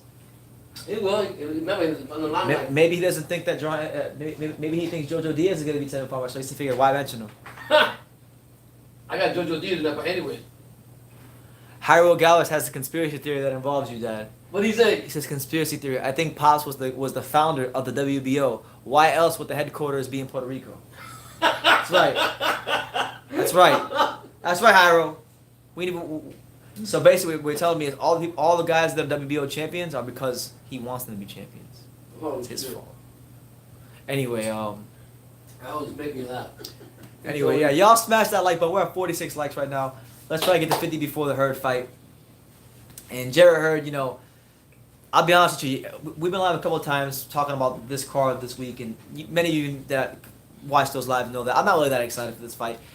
I've been pretty much taking a big crap on this fight the whole week because really Hurd shouldn't even be at 154. He's too damn big for the weight class. He's a weight bully. Okay? He needs to take his big ass up to 160, all right? And stop trying to be the black Antonio Margarito. He wants to unify the weight before he goes. He don't want to unify nothing. He don't want to unify nothing. He got offered the rematch and turned it down. What do you mean he want to unify? He better unify his hands on his balls and pick them up and stop behaving like a fighter. I'm just telling you what he said afterwards. Someone said Duke has been too busy at the strip club. Go get it, Duke. Go get it. Why else is Boo Boo Andre champion? It's because of Pops. Boo Boo Andre? Yeah, you're the reason because you're the founder of the WBO. Hold on, man. Hold on. He's What's going on? All right, so we're getting ready for This is a joke fight. Jared Hurd versus Francisco Santana. So listen, hopefully it's a good fight. I don't have any expectations, but you guys drop your comments down below. Make sure you smash that like button, hit the subscribe button, and we'll be here to call the fight. So let's see. Let's see what happens. The introductions are our opponents. They're both in the ring already. Look at his record. He's been in there with Jamal Charles. He's been in there with Julian Williams, but he is also coming off a lengthy layoff and is only 1-3 in his last 4 fights. But the win, a 10-round majority decision against 2008 Olympic gold medalist Felix Diaz in April of 2018, arguably his career best victory in his last fight last March. Abel Ramos overcame an early knockdown to beat Santana via unanimous decision, but it was a tremendous action fight. Now, a guy who's used to being in tremendous action fights is with Jared Hurd. He keeps telling us that, well, that may not be the case tonight. With a new trainer in his corner, Kei Kuroma, he wants to make modifications to his confrontational style for self-preservation. Utilize the physical attributes he's been given. We will see what happens when the opening bell goes. That fight against Williams, by the way, the 273 total connects were the most ever recorded. I'm like a twin. In that fight, Hurd went down for the only time in his career as he tasted defeat for the only time. So yeah, we're moments away from Jared Hurd versus Francisco Santana. Do any of you guys actually think Francisco Santana can beat Jared Hurd? Listen, personally, I hope he does. I hope he does. Hurd has a 2-inch height advantage. He has a 4.5-inch reach advantage. And he's fighting a guy who's not a 154-pounder. So he's got advantages all across the board. All across the board. With the official introductions, one more time, the inevitable Jimmy Lennon Jr. That's right.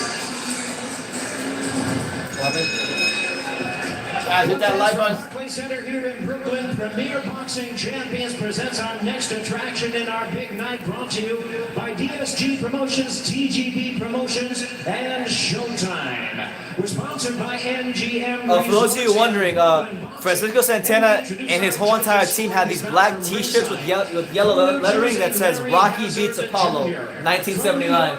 So they're insinuating that he's gonna have a Rocky moment tonight by upsetting Jared Hurd. Morgan. Hopefully. And introducing our third man to the ring, he'll be giving instructions after the introductions. Arthur McKenzie. Here we go, 10 rounds of boxing scheduled in a super welterweight special attraction. What round will Hurd stop Santana, or will Santana upset Hurd? Wearing camouflage trunks with gold trim, fighting out of Ventura, California. 25-7-1. 155 pounds. With a record of 25 wins, 7 losses, and 1 draw. He has 12 wins coming by way of knockout. Please welcome The underdogs! I thought you were saying the underdogs, man. Underdogs, come on, Santana. Not this one. And his opponent across the ring. I'm going with 6 rounds, though. I got 6. I got Hurd in 6. Wearing green trunks. Said 5, man. That's 5, right? Fighting 4, I out said of 4. representing Occoquan, Prince George's County, Maryland. That's my seed, the upset. The upset, let's go, champ. His record stands at 23 wins, 1 defeat with 16 Got all wins. green on like the subway color. Knockout. He is currently Shout out to ranked Walker. the WBA number 1 4-time contender. All-Star, yeah. Ladies and gentlemen, here is the former unified WBA and IBF 154-pound champion of the world, introducing Swift Jared Hurd. gets a nice ovation. Here's our referee in charge. Now to give instructions, Arthur Mercanti.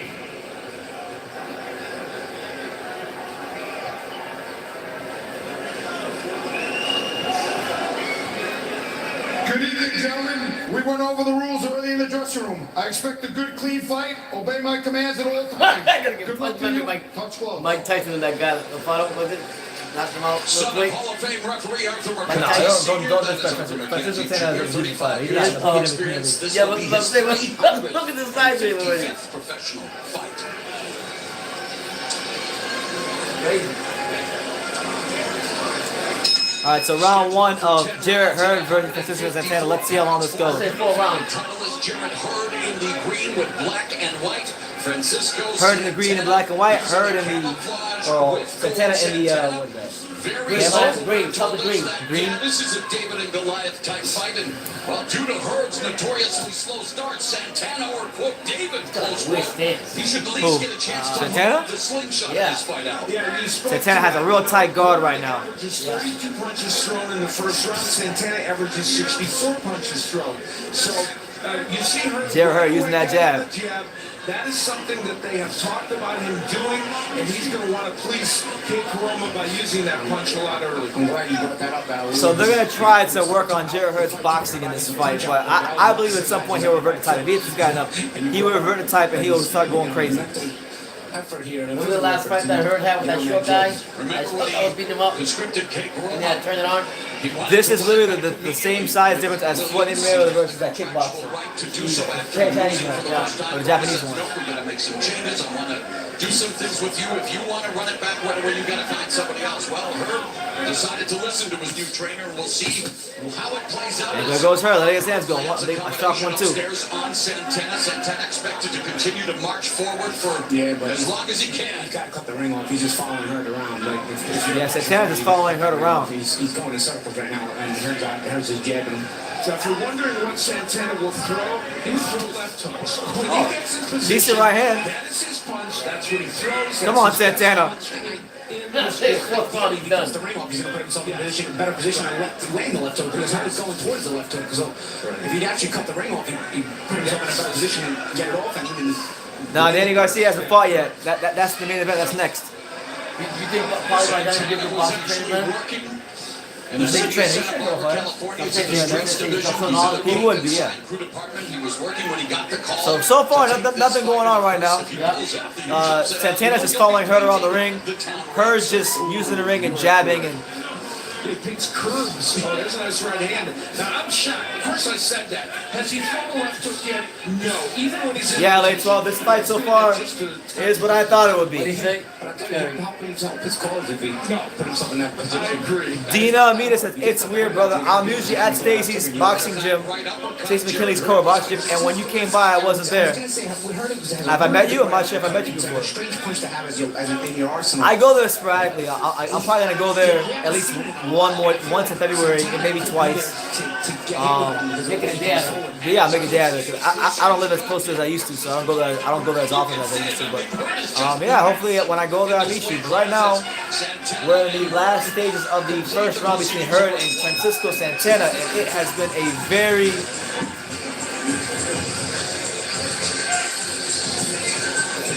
He said, "You never met me. Stacy was training me Mike Tyson style. What's your name? Maybe he's mentioned you, but what's your name?" I think even though he's going to box more, he wants to work. She says 1-0 Santana. Keep the right. That's right. 1-0 I know, Santana. she make me laugh, man. You make me laugh. I got Santana. The uppercut. Well, that's in the keys to victory. Well, all you hear, make sure you smash that like button.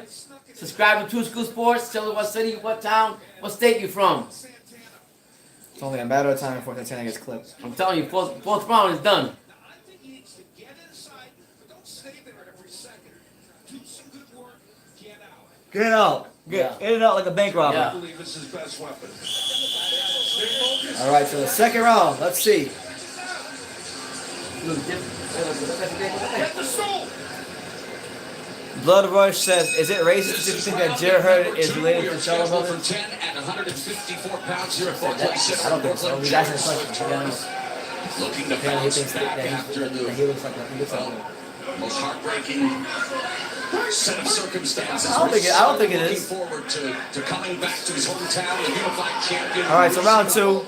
In front of the fans. Santana's trying to do what he can, but honestly, And he said the decision not to it's run too back much. with It's Williams too was much. the hardest decision of his life, but he is Like looking to he again doesn't even follow look like he the wants to rules overcommit to any punches because he's going to get just clipped. There's a jab. Jared Hurd is picking him apart with that jab right now. professional fight. Yeah, and I think he's got enough. G says that Santana is winning. Some new things in his arsenal. And the jab. Finally, they look present for Santana. Hurd looking like trash. I mean, the matchup is trash. I understand what the matchup is trash. I mean, I'm sure you probably guys think some other decent 154 pounder that's probably be better than this guy. Could have disrespected him, I'm just saying. Stationary and Hurd is picking him off with the jab and combinations. That's Al Heyman for you. Thank you, Al Heyman. And Hurd telling us, yeah, that this is all about just getting back into the groove of things. Having been inactive for the better part of a year, he knows Santana being the smaller fighter, wants to stay close, try to outwork him. Hurd is going to gas. I predict 7-5 or 8-4 Santana. That Hurd possesses is enough to get the victory, and so far not. Hurd's gonna get him out. Santana is a good fighter, but this is a welterweight versus a super middleweight guy. Stop in order to get to him because again. Yeah, Hurd is huge. Hurd is like one of the biggest weight bullies in boxing. I like him, but he's like a freaking weight bully. Move your big ass up to 160. You gotta lose respect if you're not doing that. Oh, good left hook from Santana. There you go. You lose respect for her for that? He turned the rematch down. Then he said he doesn't want to go to 160, but then he said he wants to unify. Oh, snap. Here goes Santana. A couple shots up top. In fact, Santana's face. Shout out to my man Steve Simpkin from the UK. Hold on. Newcastle to be exact. Shout out to Newcastle United. He's 3-5 in one of those belts. He actually lost to Jermell Charlo in Santana's showbox. It's just unbelievable, man. Like, Very close fight. I cannot believe this fight is happening right now. And I don't mean that in a good way. Thank you, Al Heyman. Thank you, Al. It's funny because he always heard Thank you, Al. giving Santana what he wants. That's exactly right. Yeah. Good right hander from Santana though. Santana is landing some shots. If Hurd gasses, who knows, man? I'm being optimistic. I'm trying to hope this turns into a decent fight. The jab again, and Santana just stationary. Height advantage too. There you go. Santana letting his hands go, coming right up the middle. And Hurd is hittable. I'm telling you, Hurd is hittable. He's there to be hit. That's why I think Danny Garcia would beat him. Hurd does stop. Santana's quickly moving his hands. Jared Hurd is the face of weight bullying. Jeez, that's Timothy Santana. Yeah, she changed trainers and I have an effect on it too. Blood Rush says, I wish Inoue lost 3 pounds to fight Caliafy. Way farther off than you would expect. And Yeah, yet, he was great able fight, to actually. get it in. Let's take another look at it. Normally, from this far... You know, good luck to Caliafy. You know, he's a friend of the channel. Hopefully, best of luck to him in his big fight with Romo Gonzalez on the 29th. Santana trying to counter it with the left We'll be hook, live which for is that. the right move. He just didn't get the punch in. See, he read the keys to victory too. Sure did. So we're heading into the 3rd round of Jared Hurd versus Francisco Santana, and what is the cherry pick of the year. And you know what? My best friend is in the comments. My main man Paul. I knew he'd be here. I knew he'd show up. Paul. Yeah. Paul. What's up, Paul? Everybody say shout out to Paul Rice. What's up? And go follow him on How's the Instagram. Bulls doing? He said Danny Garcia has never hit the canvas in his career. He is a champion in 2 divisions. He's fighting a cherry, Paul. But yes, you're correct. He's never hit the canvas, and he's a champion in 2 divisions. We've been that way. What record you looking for tonight? Give me a break. Patient. Jared Hurd again. I mean, listen, that fight, I don't like it, but it's not as bad as this one. This one right here is. For some reason, again, being a Zach Levine dropped 44-10 to 8. Shout out to Zach Are Levine. they still trading him? I heard they were trying to trade him to the Bulls. there seems to be Not the Bulls, the Lakers, I should say. The Lakers. Santana's landing some good straight right hands here and there. What do you make of the changes in He can't hurt Jared. to try to get back on the winning track? Well, you know, it's a personal matter. Hurd explained to us yesterday in the fighter meeting that it was his trainer that. I don't know, man. I'm hoping Santana can catch Jared Hurd with something nasty. Just something nasty in like the later rounds. But there's nothing doing so far. I mean, he's landing some punches, but doesn't seem to be bothering her at the moment. He's trying different things here. She says Santana is winning. Are you being sarcastic, or do you really think? making you laugh. Chase Athletic says Al Heyman is not a promoter. He is a super promoter. Al Heyman is an advisor. Make yourself a voicemail, Paul. That is a short little left hook on the inside. Again, just that step to the left would give. Yeah, I really think it'd be absolutely insane if the Lakers got Zach LaVine. They might actually have a chance to do something against the Clippers in the playoffs. Is that who LeBron wants? Yeah, that's a rumor. You willing to give Kuzma? Yeah. Kuzma sucks compared to LaVine. I'm a big fan of Kuzma. Yeah, I think some of these punches. I don't know. You guys are saying that he's getting rocked by some of these punches. I mean, Santana's catching. He's tough, but I don't necessarily think he's hurting. I mean, he's getting some sparring enough. You want to call that? That's what this is.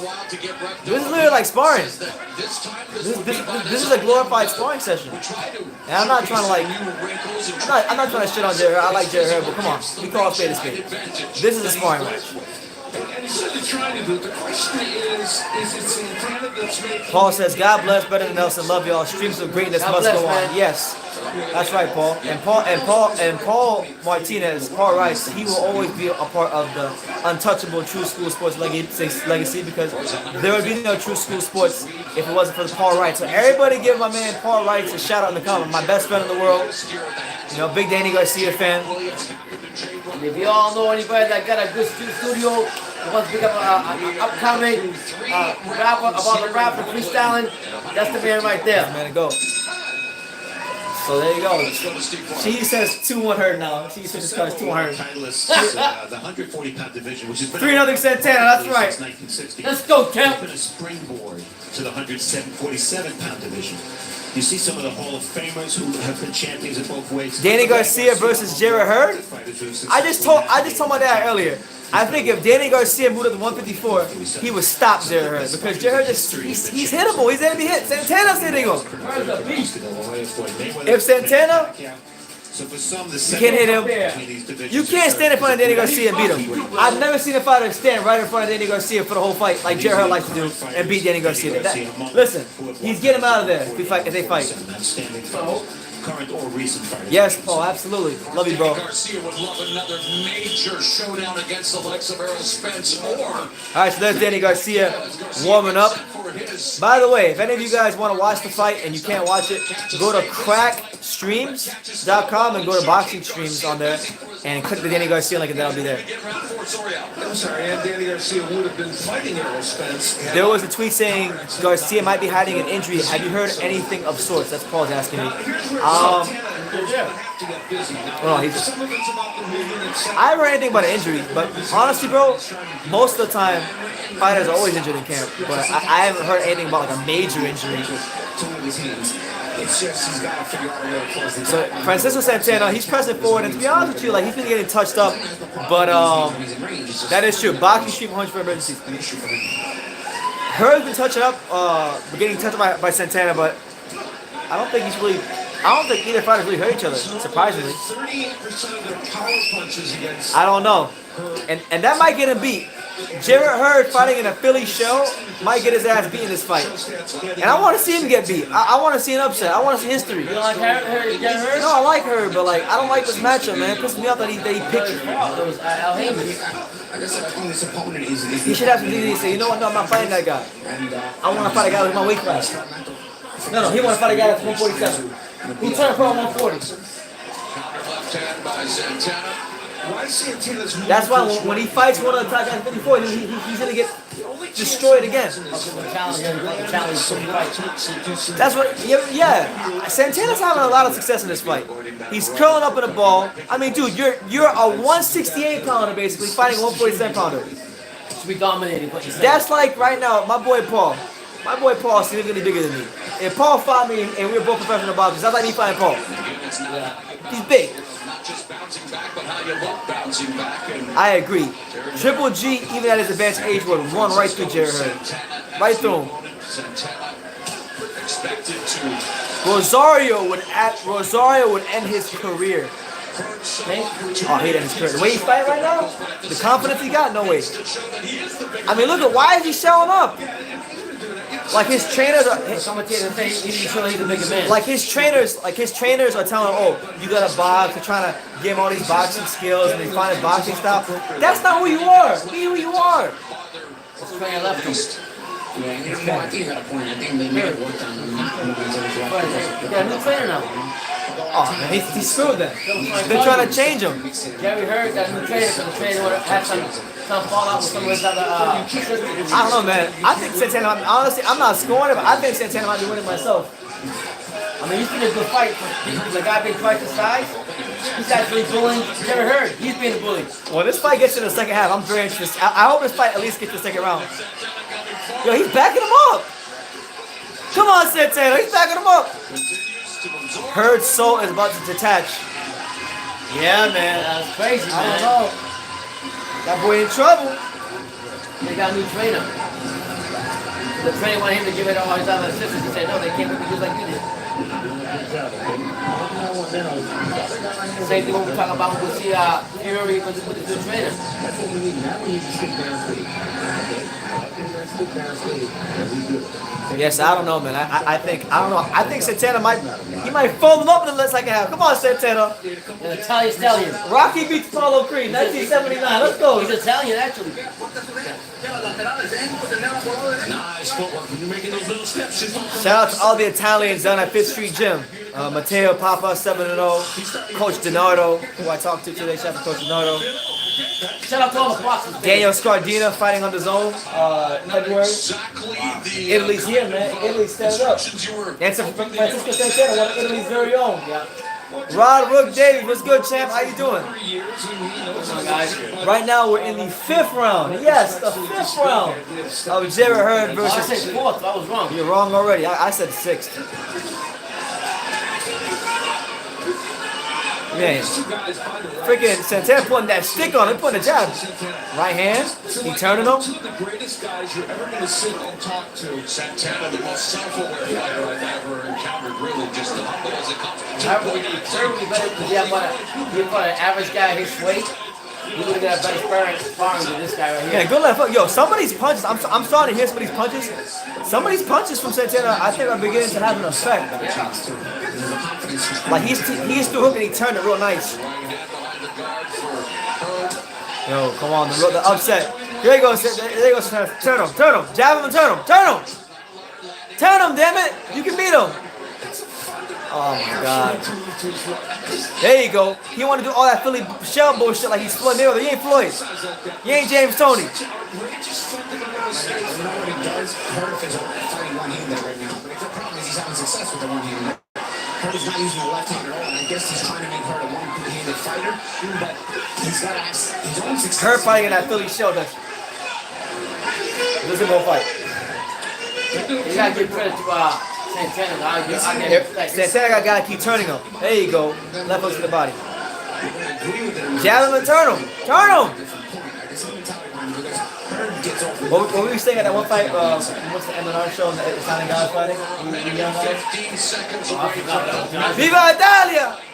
Yeah. Italia! What were you saying? Yeah. Viva Italia! Dale, lo italiano! Dale, Mao! Uh-oh.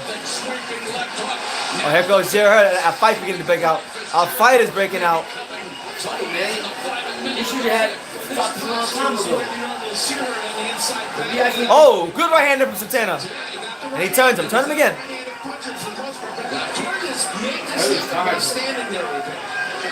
He wants uppercut. He thinks about freaking uppercut. He go, a left hook from Santana.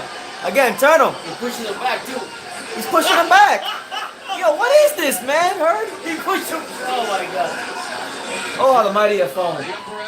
This guy beats Aries Lady Laura, but he let Francisco Santana back him up. Come on, man. Body shot from Santana. Left hook from Santana. Okay. Another one. There you go. Left hook from Santana. Santana's catching and through a lot of these left hooks. Oh, no. I think this might be it. Santana takes the combination, fires back as he stays face valiantly in this matchup. 6 pounds straight. Wow. So there you go, past 6. Respect to the man. Past 6. It's the Tiger, the queen of the fight, rising up to the challenger rival. It's the eye of the Tiger. Heard's not throwing the left hook, which you think while moving that way, and he's not in with the left hook. But by moving that way, he takes away his own left hook. No way he can land the left hand when he steps there. And Heard is getting in with the uppercut and the right hand because he's put himself in position. Make sure you guys smash that like button. We're at 50 likes right now. Subscribe if you haven't done so already. And there's the uppercut. We talked about it during the keys to victory. Talked about it during Santana's small, man. He turned pro at 140. He fought Saddam Ali. Santana. He's not by nature a right-handed puncher. And he's still having success. He's still backing Jared Hurd up. So, hey, all respect goes out to him. That's his normal deal. You guys do know, though, that this fight's gonna, like, Jared Hurd is getting a gift. This fight goes 12 rounds. You're getting a gift, you know, right? We gotta respect this guy right here, a small guy. If he comes out fighting like Colin Smith, he did something great. And her jab, which was dormant for a little while, now reemerging. You said 6 rounds, right? You take him out 6 rounds? Yeah, at this distance, yeah. I don't know. I think it's going past 6.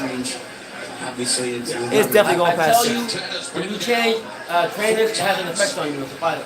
Well, they're changing his style. They're trying to change his style. He's becoming more of a boxer. Too late for that. It's too late. He is what he is. Very easy fight to score, guys. You know, effective punching is what judges look for. Yo! Steve Ford has his 5-0 for Jared Hurd. The company man. Steve Ford, 5-0. No way. I can see a 3-2 either way, but like not no 5-0. Never heard. What is Steve Ford on? Before he changed trainers, he was a straightforward fighter, but he's come forward all the time. It worked for him though. But he's not doing this fight. Jason Wilburn, who he was a big mind you, this is not the best talent respect Santana, but imagine when he gets high level and he's got his first shuffle. I don't know if Hurd fought this way against Lara in a rematch, I'd pick Lara to win. Lara would pick him apart. Instead of the rematch. You know, Lara comes from that Cuban school of boxing, and like a lot of the Cuban fighters, like you're not gonna outskill them. You're gonna have to beat them the hell up. You're not gonna outskill most of the Cuban fighters. I think eventually he's gonna go back to Joe Sullivan and realize the gonna go back to Joe Sullivan. I don't think Hurd would destroy Lara if he's fighting like this. Look at this guy. No, I'm saying he's trying to fight like Romo Gonzalez. He's turning, shifting weight. You got Romo Gonzalez? Even with the new trainer, he's gonna go back to Joe Sullivan. He's gonna go back to Joe Sullivan. You don't think so? The straightforward puncher, going forward, going forward. Hurd ain't got no skills, bro. That's what Angel Gallego says. No, he never. I never said he did. He always got. He's just like a bulldozer. You know, he comes forward and he wears you down. It's be embarrassing to even go in 6 rounds. He probably say he's gonna say in a post interview no matter what happens that he needs the round. Guaranteed. Yeah, but he's got that with sparring where he does it in the gym anyway. No, round's not his life. Francisco Santana, but sticking to the game plan and looking to show off new wrinkles. And now here in the second half of the fight, we may begin to see an uptick in the offense. Good body shots from Santana. Showing an uptick in his offense, but not bothering her. Yeah, this is legit like a sparring session. Yeah, God. Stop the movement. I don't like El Halo when he puts fights like this. Kill the fights, take him, what about the health of the fighter?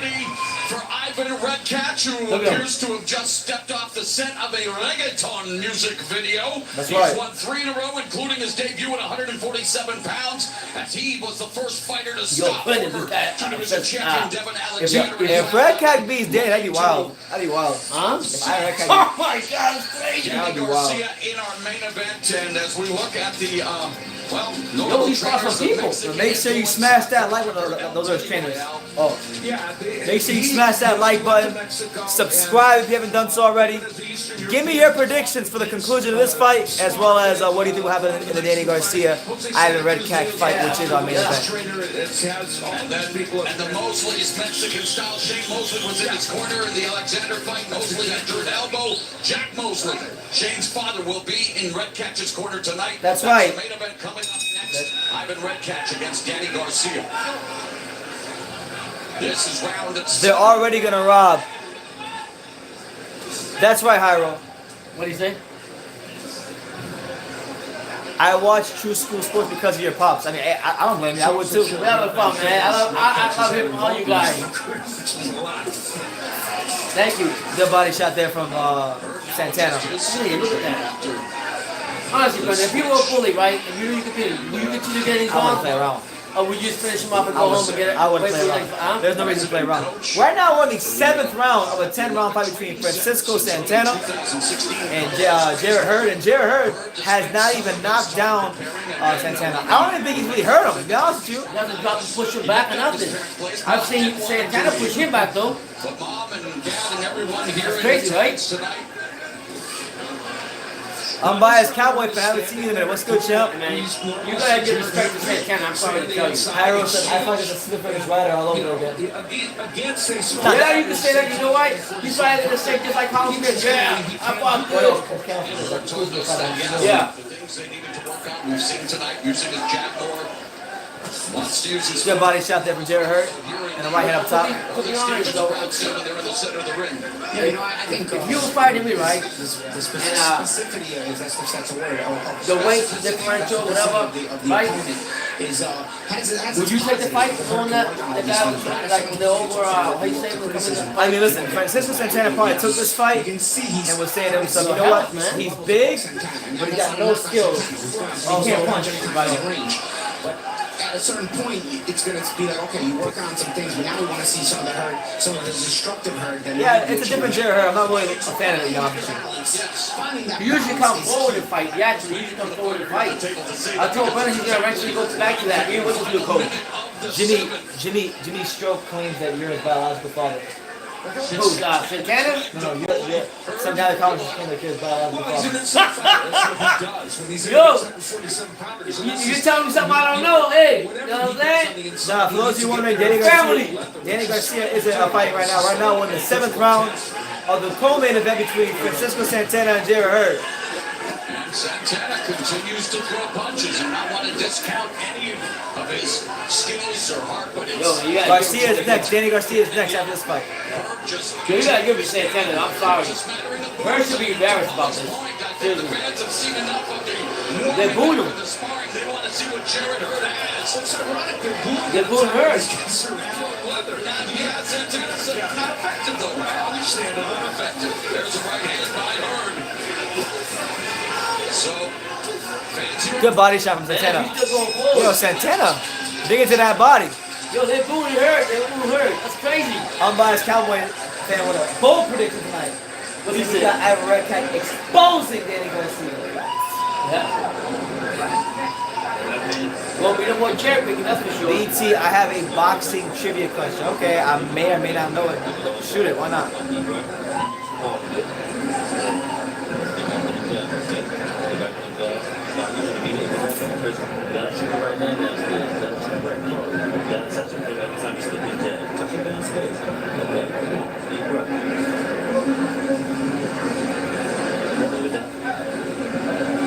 We enter the 8th round of Santana versus Jarrett Hurd. Listen, no matter what happens this fight, you can never say or disrespect Francisco Santana. Be nice and focused in there. Keep your hands up. Yeah. Don't let them fly around, okay? Crazy, man. Yeah, give it to him. round number 8. Round number 8. Let's go, champ.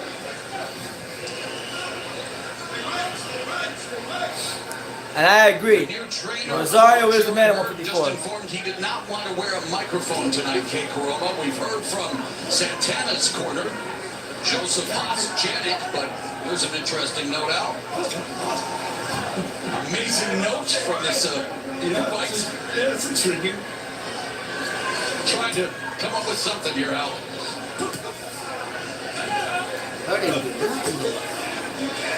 He's not going forward. What about Hurd's punch output? Well, you know, he's definitely getting a workout, though, I'll tell you that. Yeah, workout. So, do you think Jarrett Hurd should be Rosario? Santana.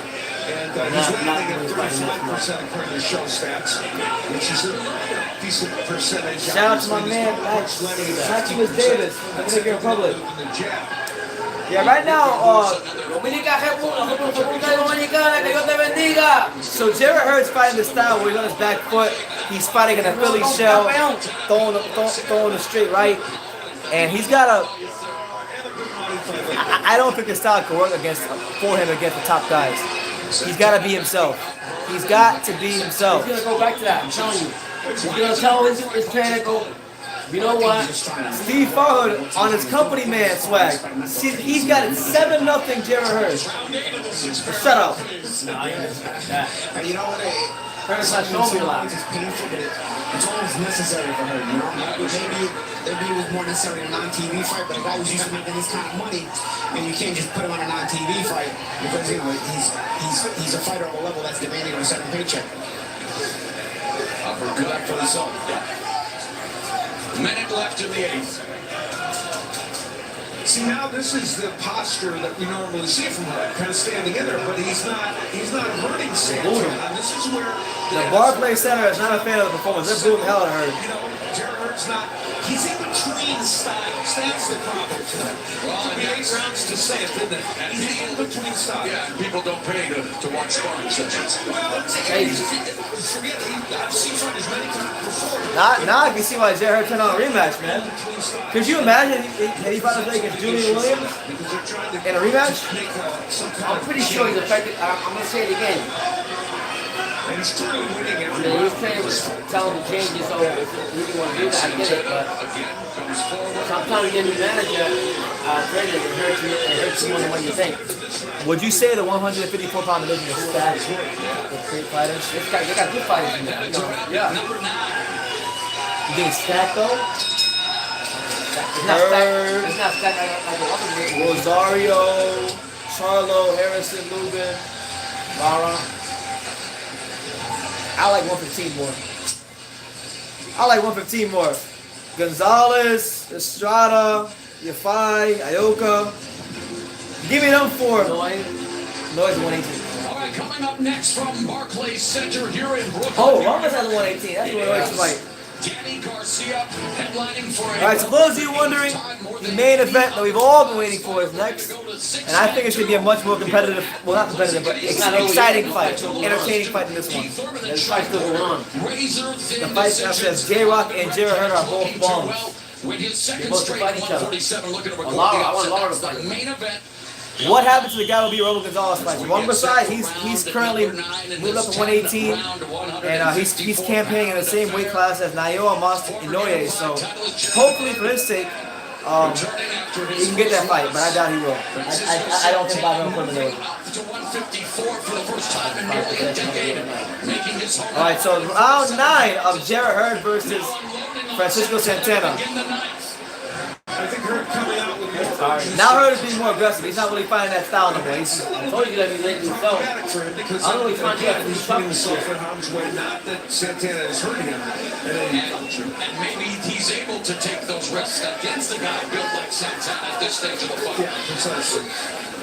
I swear, if Santana would come up with a right hand right, he will catch Hurd all the time. I agree.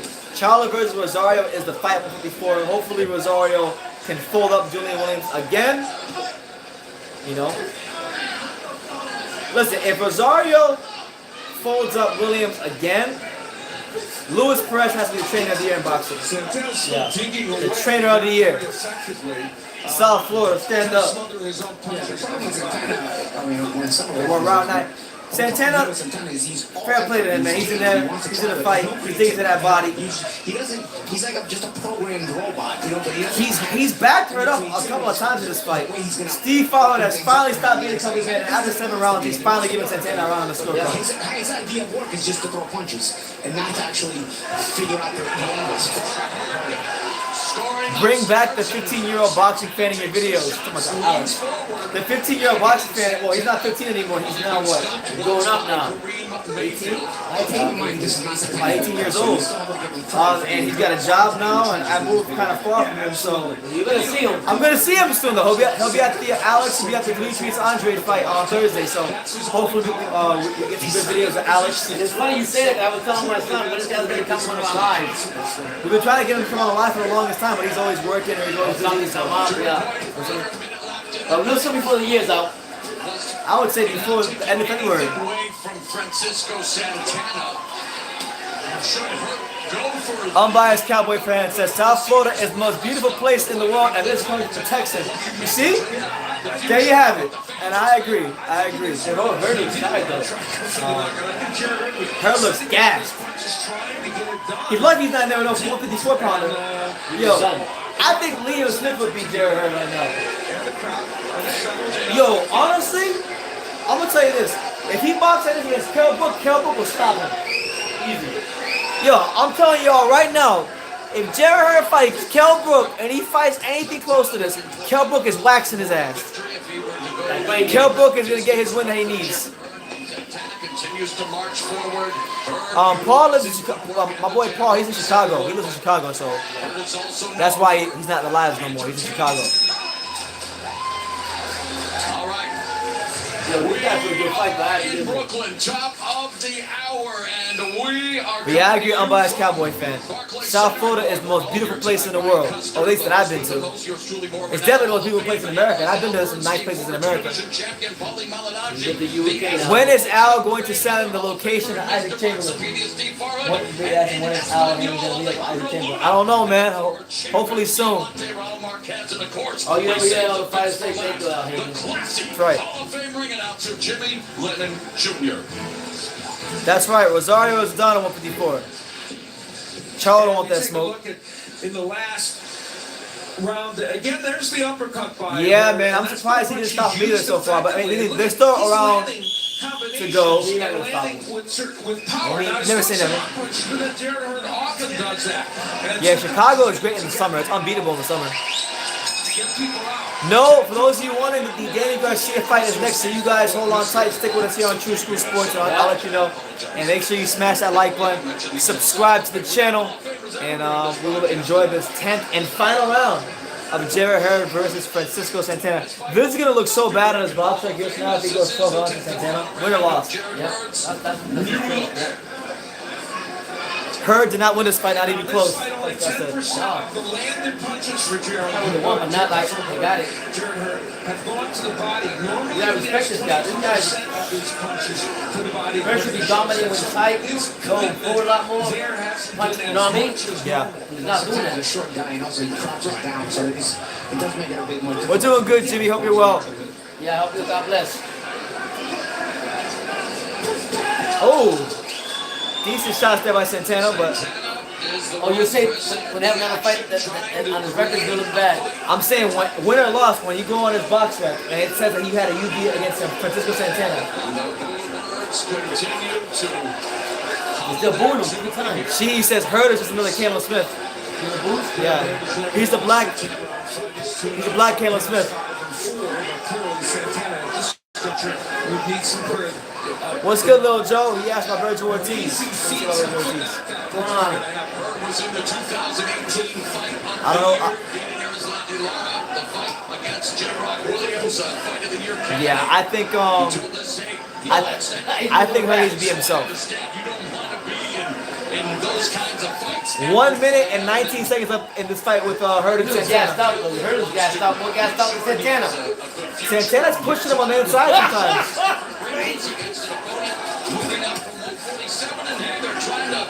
Uh-oh. Here come my man Francisco Santana. Oh! That was a big right hand. You better be careful.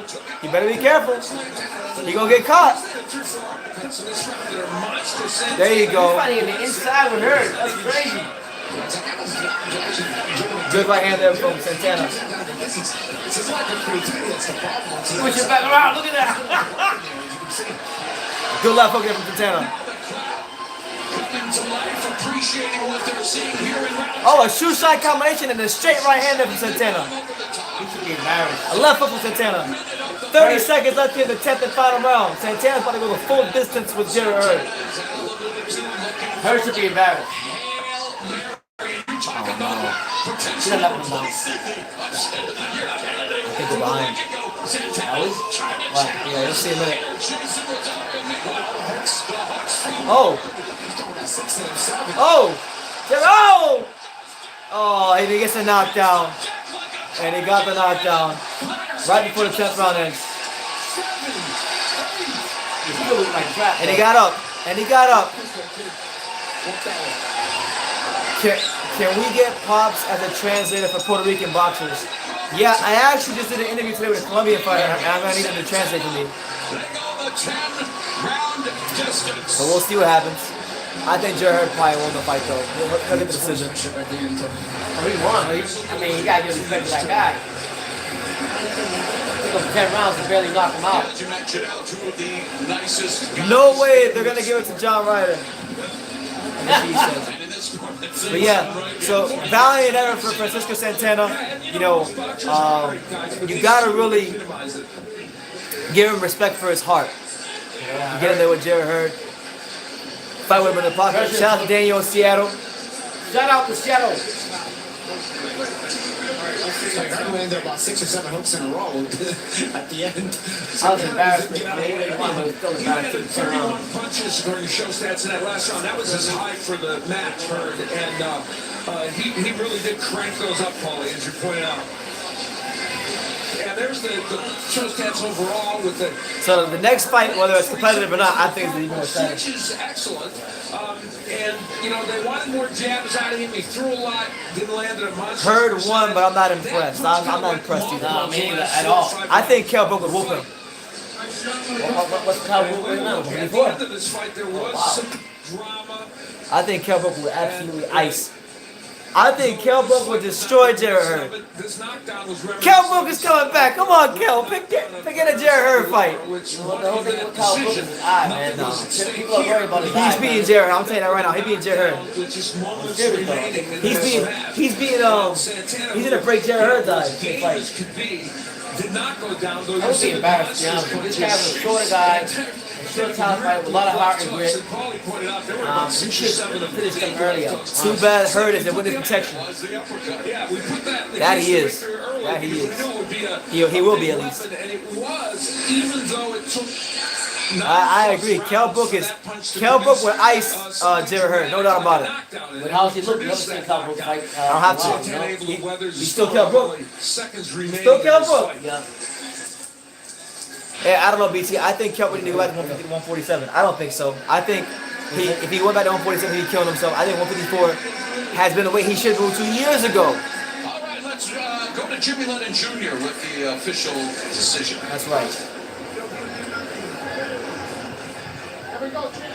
Ladies and gentlemen, after 10 rounds of action, we have a unanimous decision. Here are the score totals. Judge at ringside, Larry Hazard Jr. scores about 97 to 92. Judges Julie Letterman and Kevin Morgan both scored about 99 to 90. All three in favor of the winner, Swift Jared Hurd. Some wide-ass scorecards. Wide scorecards. But we knew it was coming. So Jared Hurd in his first fight since the Julian Williams fight, he looked absolutely horrible, piss poor, trash. And let's see the interviews. Let's see the interviews. To 24 and 1. Let's see what Jared has to say. Here's Jared Hurd. All right, Morrow. Thank you very much. Jared, how would you assess your performance here this evening? I love it, man. You know, we came out here and did what we wanted to do. You know, first of all, I want to thank God, Al Hammond, and everybody for the opportunity. And listen, the crowd don't like it, baby, but you got to understand. I got unanimous decision tonight. I did what I wanted to do. And when you say you did what you wanted to do, what did you want to do? It looked like you were trying for the knockout. You almost achieved it in that 10th round.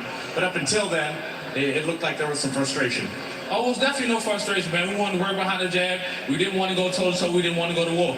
We just wanted to win the rounds and make sure we won unanimously.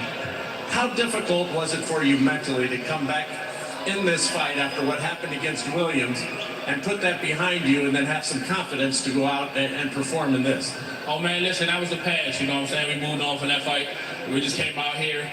We had a long layup, and we came out here and got the job done. And what would you like to do going forward? Do you feel as though you want another fighter ready to get right back in and contend for that title? We want the belts, man. You want the belts, you want the best. I'm not exactly sure what's going to be our next move because, you know, it was a big switch up of things. But we definitely want to get the belts and see what that's for. All right. Nice to see you. Appreciate it. Thank you. I appreciate our fans and everything. Thank you, Swift Nation, for coming out, baby. I'm back. All right. He's back. Back to you, Mark. Find a guy who's half the size. All right, Jim, Totally thank you down there. very much. Al, let's revisit those keys of yours. At the beginning of the match. All right, so we mentioned Rocky earlier, and there's a part of Rocky where I think Rocky 3, where you know, Mr. T works his way to become Rocky's mandatory. Okay. And Rocky wants to fight him, and his trainer Mick says, "No, you're not gonna fight him." And Rocky said, "Well, I beat this guy, I beat that guy." And you know what Mick said to Rocky? What? Those opponents you fought, they were handpicked. And tonight, this guy Santana was handpicked. We knew that. So I think Hurd's a bit delusional, saying that he's back. You know, we don't want to go toe to toe with him. We didn't want to go toe to toe with him. We wanted to we wanted to outpoint him. He's nowhere near back. Number one. You're nowhere near back, and I'm gonna say this as explicitly as possible.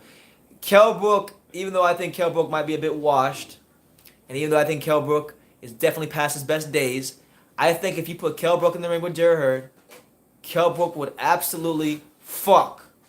And yes, I mean that bluntly. He would absolutely fuck Jarrett Hurd. You gotta look at it this way.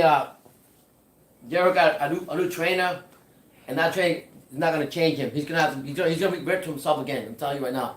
The going forward fighter, with the more punches he throws. Yep. That's how he's gonna go. He's not gonna do all that craziness. I mean, like, people are getting mad at Kell Brook for his next fight, but I think that's a better fight than this.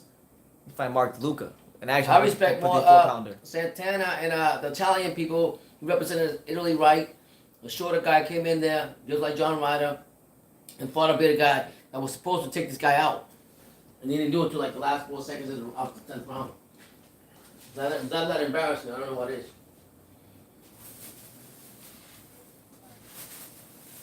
Clarissa Shields is tweeting, apparently, she's been like tweeting about the Jarrett Hurd fight. She says she's happy to see him back in the ring with the new team, and that his coach is one of the best coaches, and she knows because his coach played a big part in her 2016 Olympic gold medal run. Yeah. Listen, I'm not even gonna acknowledge that, but I met Clarissa Shields' boyfriend today at the Special Fifth Street Gym, and that was pretty interesting. Apparently he's an MMA fighter. Hurd didn't do anything to Francisco Santana. He didn't even batter him or anything. No, and he didn't even look good boxing him. Nope. He didn't look good boxing him. He should have been dominating him from the beginning, to be honest. I mean, it was horrible matchmaking. And what's the name? Clarissa just shut her mouth. Damn. Why you saying that? She's the GOAT and this and that. She did this, she did that. She did the damn thing. They're getting there one of the big dogs in there. Like who? They were both in the same weight class. What's her name? Breakus? She wants to fight her. She wants to go down with your fighter. I think she'll beat Cecilia Breakus. Breakus is old. Huh? Cecilia Breakus is old. I'll tell you who she won't beat. Who? Ali. Layla Ali. Layla Ali is old. Ali will come out of retirement and beat her ass. I'm telling you that right now. She got that dog and you hear it. And she's not disrespecting nobody. This girl right here come out there disrespecting everybody. So even I hope she goes to the UM. I mean, I like Clarissa from Flint, Michigan and everything, but her head's getting too big now. And I hope she fights that girl from the UFC MMA, Nunez. Nunez will fuck her up. Think so? Yep. Humble her real quick. She's not, for her being so great and everything, she fucking can't knock nobody out.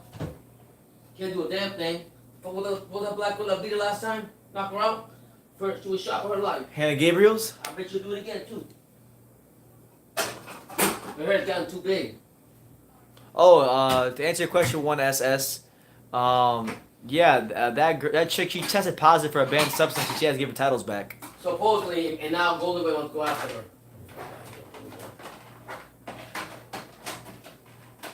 So yeah, we're moments away from the big fight, the main event, Danny Garcia versus Ivan Redkach. This is the big fight for Ivan Redkach. You know, this is the guy that a couple years ago he got stopped by John Molina Jr.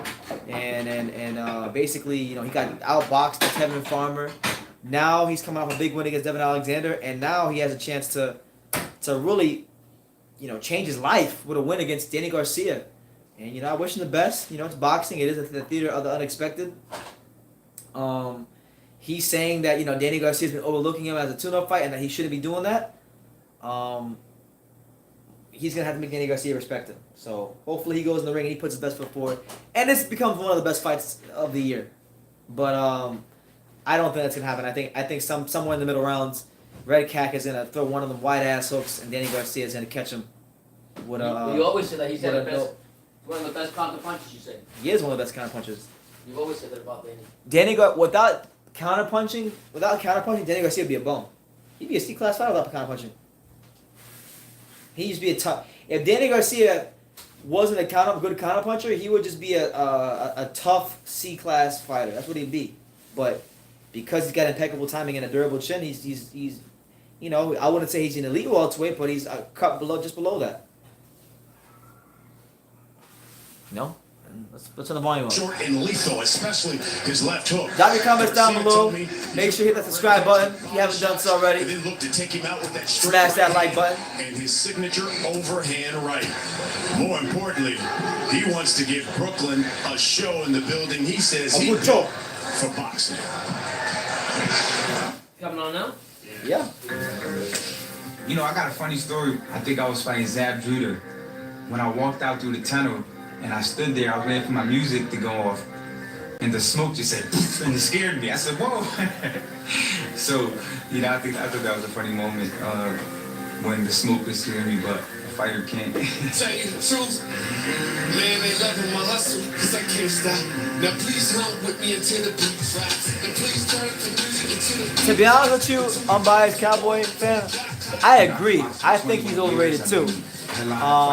Particularly when you talk about what he's done at 147. And listen, Adrian Granados is my friend. I love Adrian Granados, but you can't call yourself an elite welterweight and have Adrian Granados be the best win on your welterweight resume. You can't. You can't. Danny Garcia. You can't have Adrian Granados as your best win at welterweight and call yourself an elite welterweight. Anytime you taught to fight with your hands up as a kid, and you know the fundamentals of boxing, blocking, slipping punches, and just doing regular combinations, and I took care of my body. I don't do drugs, I don't drink, and I just think my lifestyle and the way I've been taught how to fight is just... So we're moments away. I'm actually pretty hyped to see the Danny Garcia entrance. I mean, he always has very entertaining entrances.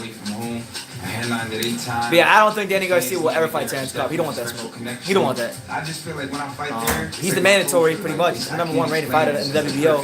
But we don't ever hear any calls or pleas for him to fight Terrence Crawford. My first fight at the I mean, he's under the PBC protection program. Like my main man MC Treasure said. Shout out to MC Treasure. I mean, the guy's had some great wins in the past and was a great fighter at 140, but at 147 it's been very questionable. Very questionable. So that was definitely a special moment for me in my career. The fight against Zab Judah was a battle. I was fighting him in his home turf, so he definitely was giving it everything he had. I thought I was going to knock him out.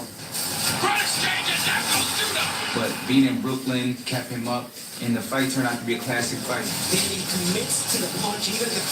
That is true, man. So I'm kind of pissed off about It was a tough fight Errol for me. Spence car crash. I won a lot of the early rounds, and he came back at the end. I got the win, and Danny has cement boots on. He's not a mobile fighter. That's true. That's why volume punches with movement, sometimes they give him problems. Adrian Canales clearly didn't do that. But in Brooklyn, but the Danny Garcia show came and shut it down. Another chopping right hand, and it is over. Danny Garcia show. The fight against Keith Thurman, was a big unification fight. The biggest boxing crowd ever to witness a boxing event at Barclays is here in the house. Attendance, I think 16,500 people. They are throwing with bad intentions early. It was a great, entertaining fight. They are throwing thunderous blows. I felt like I won the fight. The judges gave it to him by split decision. At the end of the day, I took it like a true champion, and I bounced back, and I'm still here. Getting a story up right now, Danny Garcia is recapping all the fights at welterweight. And I just wanted to finish doing this because I don't want to be reminded of the Adrian Granados fight. That fight was torture. How he beat up my friend like that. Okay, good. He didn't talk about the Adrian Granados fight, so I'm good. Shout out to Danny Garcia. We don't need to go down that route again. Garcia says if it's up to him, Manny Pacquiao better get ready to fight him this summer.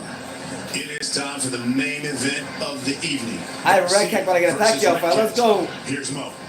All right, thank you very much, Brian. In fact, it was tonight that Danny Garcia was supposed to face Errol Spence Jr. in a That's Pacquiao, and then over here we got Crawford. There you go. Spence Curran put that on the back burner. Danny Garcia now fighting for the 8th time here in Brooklyn against Ivan Redkach. I thought Lamont Peterson beat Danny Garcia. Straight up. I thought he beat him. They roused Lamont Peterson. Here's Jimmy Lennon Jr. All right, here we go. The introductions. Here we go. The introductions. The introductions are here. Let's go, champ. It's your boy BT. This is the live fight reaction. Danny Garcia versus Ivan Redkach. Make sure you smash that like button, hit that subscribe button, and give me your predictions down below. Let me know what city, what state, what continent you guys are watching from tonight, and I'll try to give you a shout out. Well, ladies and gentlemen, the time has come. The time has come. We've all been waiting for our welterweight special attraction. Special attraction mode, folks. Let's go. And here comes Ivan Redkach. Ivan Redkach looking to stake his claim in the welterweight division. Looking to upset the apple cart. Looking to give Danny Garcia his first loss in the Sean Porter fight. Looking to change his life. This is what boxing is about. He looks calm. He looks like he's ready to fight. Come on, Ivan. Ukraine. Shout out to my man Alex from the Ukraine. Ukraine in the house, baby. Houston, Texas. Shout out. Was it? Yep. Look at that.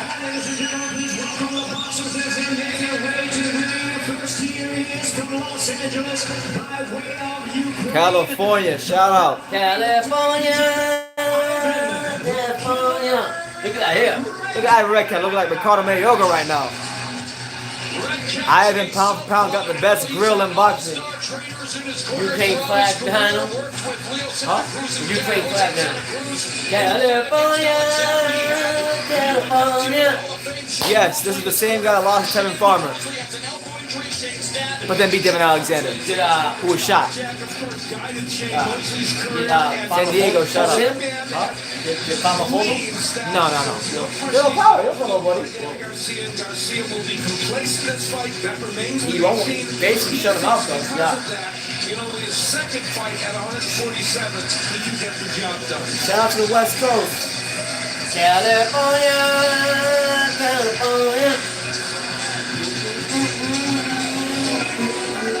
Miami in the building. Okay, here comes Danny Garcia. Yes, boy. Got a light blue Carolina sky, blue color, robe, whip with a mask on. Got the Purge mask on. Danny Garcia, the 2-division champion, the former unified 140-pound champion, the former WBC welterweight champion. Looking to make a statement tonight, although he is the favorite. Yeah. This our boy's son, Sam's son. Take on BBC. Danny Garcia really can know. He really can't. He can't win tonight. If he wins by sensational fashion, then they're gonna say this guy's nobody. But if he loses, then he sucks. So he can just go in there and do his job and move on to the next one. And Jairo, yes, I did. I actually thought Danny Garcia beat Keith Thurman when I watched it live. When I was live here back in 2017, I thought he won. That's unpopular opinion though. Obviously covered his career as a broadcaster. Give us your take on what makes Garcia. So Danny Garcia has taken the mask off. He's focused. He is, the cash cow of the Barclays Center. I don't know what his the crowd is tonight, but I'm sure he sold a good amount of tickets. He normally does. Things like not always holding his ground and positioning very well. Fair play to you, Advice Cowboys fan. A lot of people wouldn't. But here's Danny Garcia in the Carolina blue, looking like Michael Jordan in 1983. North Carolina, stand up. So he's not active, but he can punch because he knows how to set up his power punch. This is a knockout. Something about this addiction. Coming off a very 8th round knockout. victory Hell, right over here. Adrian Granados last April. So this is his first fight. Yeah, and like Little Joe says, everybody, all 76 of you who haven't smashed the like button, we're gonna count down from 5, and you're gonna hit the like button. All right, 5, 4, 3, 2, 1. Smash that like button. And we're here. Both fighters in the ring. All the talk is done. All the pageantry is done. All the flashy lights are done. Let's get to the boxing talk. Danny Garcia comes to this fight with a 68.5, with a 3-inch or 2.5-inch reach disadvantage. Redkach got him up 71 to 68.5. Yeah. Redkach is an inch taller. And yeah, there you go. There will be no standing hit count, no 3 knockdown rule. Referee Dr. Chance out the fight, and the fighter cannot be saved by the bell in any round. These are the rules per the New York State Athletic Commission. All right. So Dan, what is your final prediction? I gotta say what it is. I say 7th round knockout. I'm going with 8th. We're gonna shut up and let the legendary Jimmy Lennon Jr. do his thing. Here we go. Ladies and gentlemen, welcome to Barclays Center here in Brooklyn as Premier Boxing Champions presents the featured bout of the evening, brought to you by DSG Promotions, TGB Promotions, and Showtime, sponsored by MGM Resorts and Brooklyn Boxing. This bout is sanctioned by the WBC President Mauricio Suleiman. Supervisor is Jill Diamond. Our judges at ringside, from Connecticut, Glenn Feldman, from New York, Tony Paolillo, and from Connecticut, Don Torella. That's right. And we introduce our third man to the ring, the referee in charge of the action, Benji Esteves. All right, fans, here we go with the main event of the evening. 12 rounds of boxing for the WBC Silver Championship and welterweight world title. Billy, stand up! And now, ladies and gentlemen in attendance and boxing fans joining us around the world. Ukraine, stand up! Live from Barclays Center in Brooklyn, New York, it's showtime!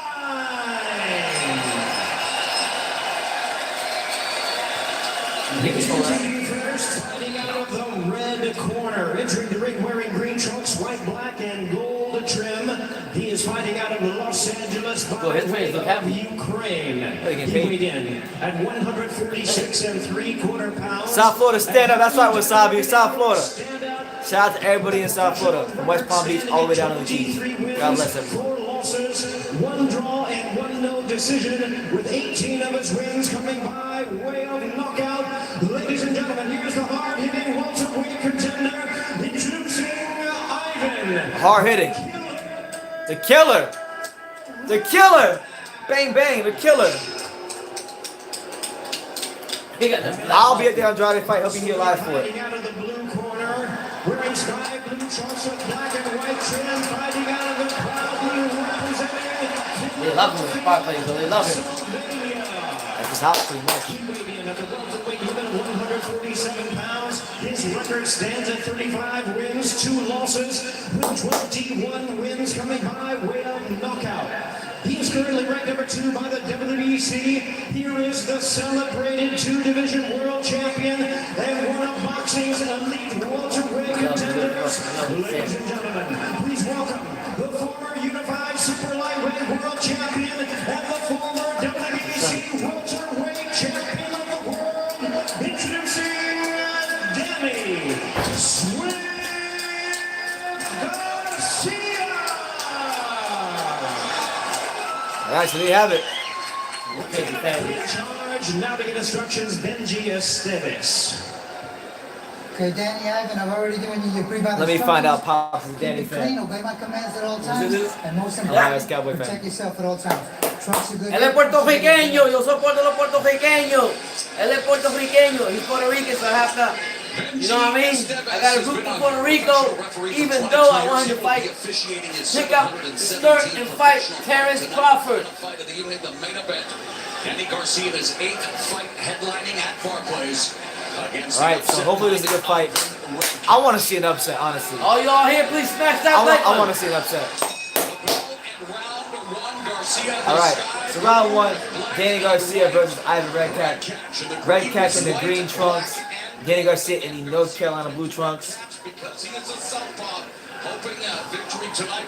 Interesting fight because this is obviously a southpaw versus orthodox matchup.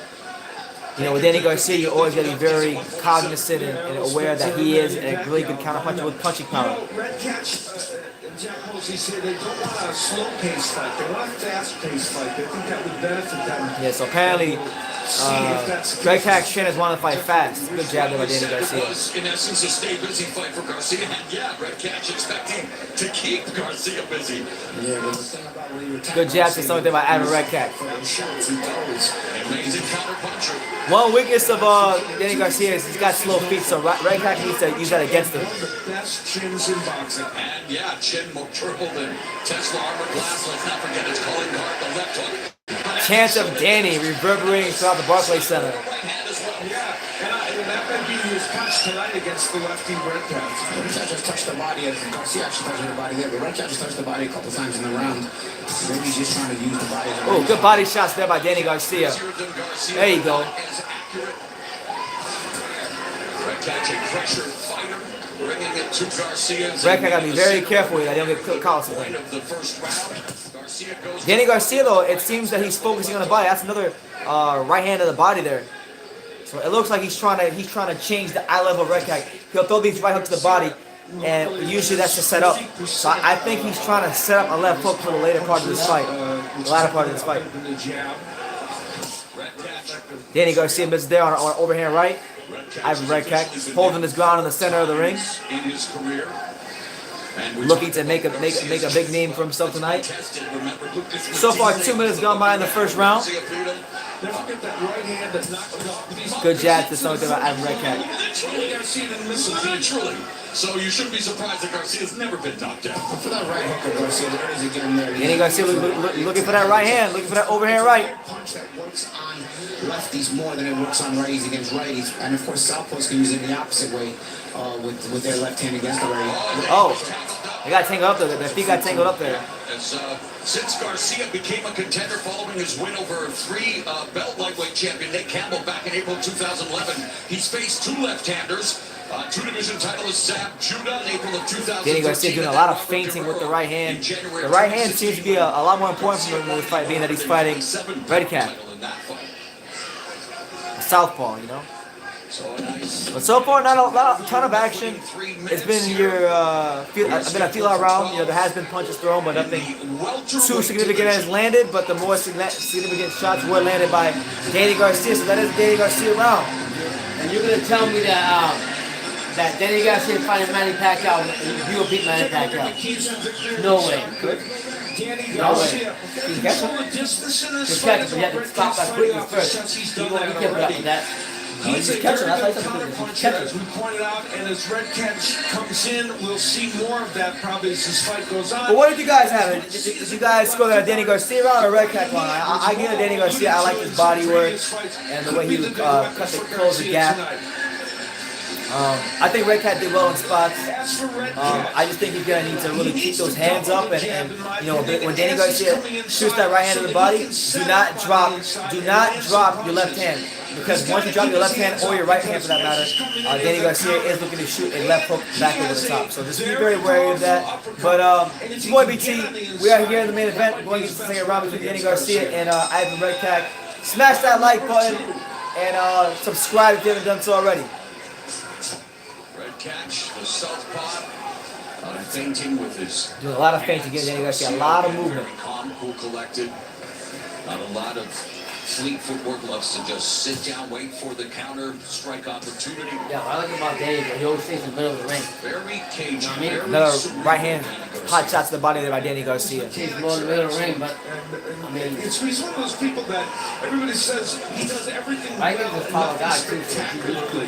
But when you put all that well together, it creates a really good fight. And he very well could be 37 type of. He does very well. He thinks very well. Oh, that's where it's Oh, good straight right hand there by Danny Garcia. You see with the eye, but he's a very good thinking fighter, and he's always looking for the right position.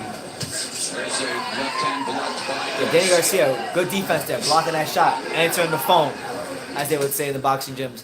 Ivan Redkach with a good 1-2 to the body. Yeah, he's a very patient fighter too, Oh, right? extremely patient. Sometimes too patient for his own good. Sometimes you want Danny Garcia to push forward, but he's just incredibly relaxed. His fighting style mirrors his personality. He's relaxed in real life. Yeah. He's relaxed in the ring. And you met him, he was like that, wasn't he? Very nice guy. Nothing but respect for him. And it is more effective that way against the lefty. Danny Garcia with a right hand, the referee says was a bit low and he warned him. And then you try to come up with a surprise shot to the head the same way.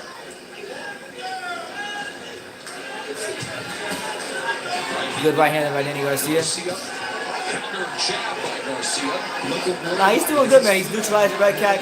You don't see Redkach moving around. You don't see Redkach giving him as many angles as the fight continues to wear on. You know, and Redkach is being very smart with high pitch shot because he doesn't want to get clipped by Danny Garcia.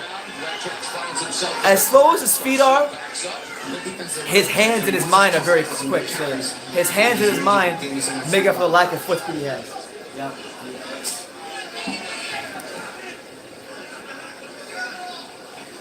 Danny Garcia in the pocket, holding his ground. Good body shot.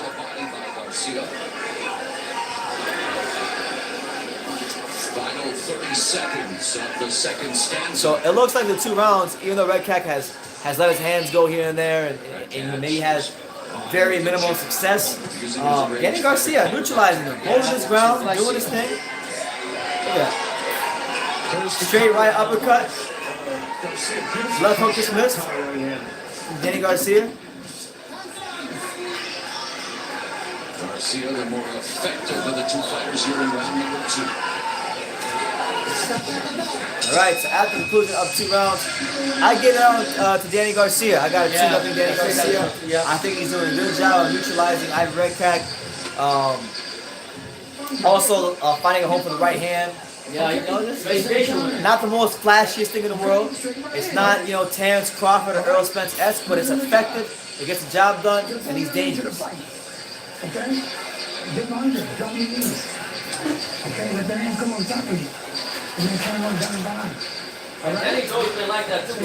He's always been patient, waiting for the shots, you know. I mean, it works against certain fighters, but not against others. The only time he wasn't patient was against my friend. Guys. Yep, yeah.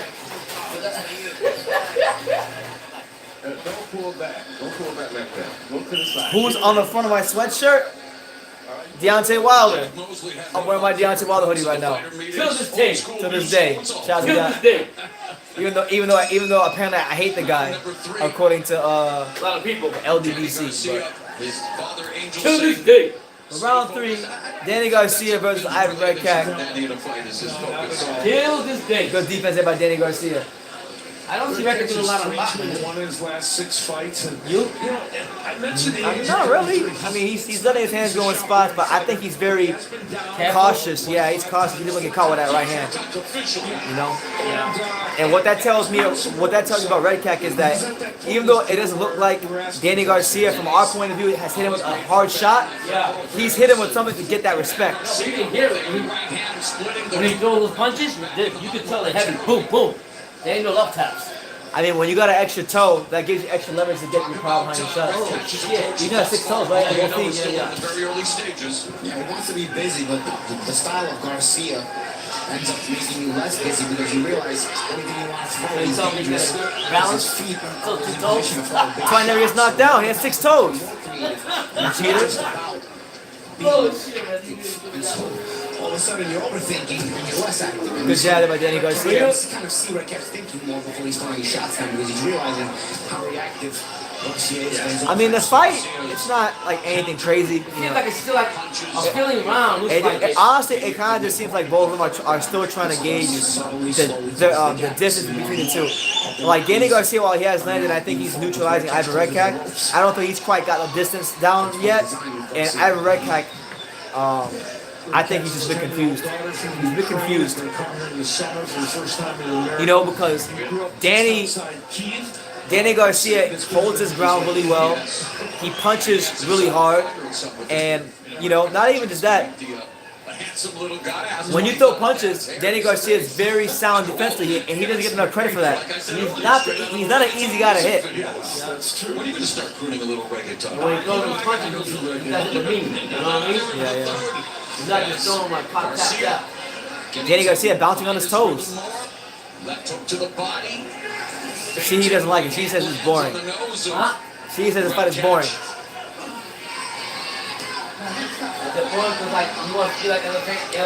Nah, there isn't a lot of action, but if you're someone who can appreciate the subtleties of boxing, I guess. See, and that's the thing, Danny Garcia. There's a lot of subtleties to his style that make him a solid fighter, a good fighter, upper echelon fighter. But honestly, listen, you're fighting Ivan Redkach. You're stronger than him. At some point in this fight, sometime in the next 2 rounds, I want to see Danny Garcia step to him and really try to get him out of there. Sometimes when you get to the main event, you want to see a lot of action and fighting and all this and that. You're not really getting it, you know? Yeah. Now, to be fair, Josh should give respect to his name, right? Yeah, I got Garcia in 3. Well, I guess I think it's boring too. I'm over here like yawning. Puncher, and we'll see some examples of that. Blocking the Redkach. Yeah, good defense of Danny Garcia. With his right hand as he gets that in off the top of the head of Redkach. Yeah, I mean, listen, you can't overlook nobody. We're not going to disrespect Redkach, but if Danny Garcia gets past Redkach, I want to see him against Pacquiao or Thurman next, in that order, you know, as far as priority. No, I want to see him fight Crawford.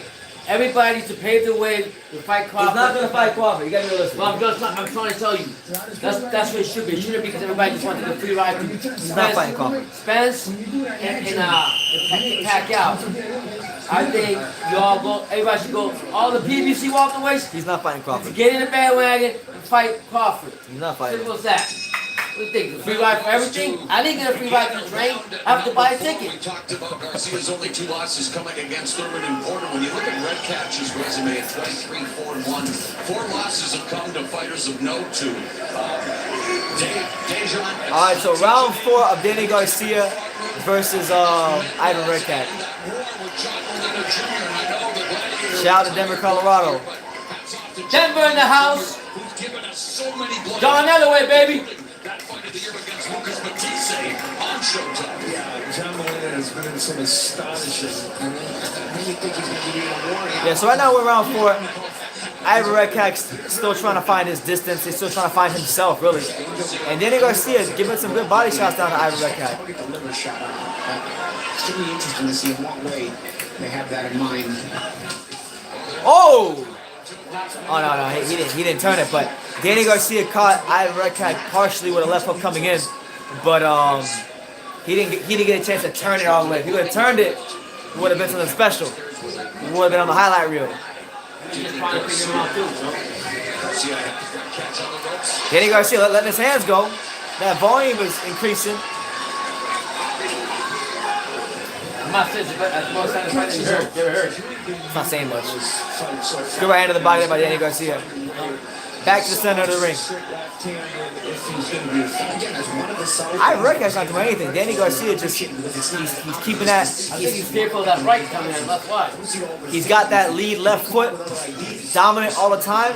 He went right hand, right hook to the body. Lil Joe says Crawford is way overrated, Danny is way underrated. I highly disagree.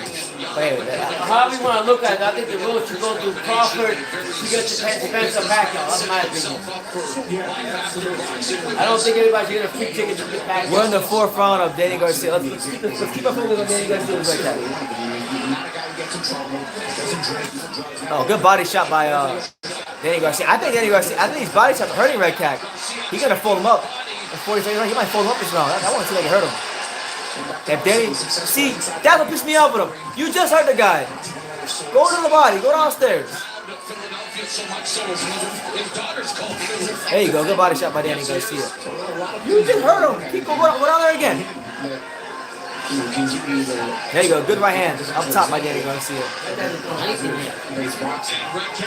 Redkach looks afraid, bro. I don't blame him because this guy, Danny Garcia, got bricks in his hand. I'm just saying. Oh my God. Redkach just missed that horribly. Danny Garcia is putting on a defensive clinic right now. He's not getting touched or nothing. And he's standing right in front of Redkach. Lining him up, man. I think what I say, 7th round? That's a little drill. I hope she got.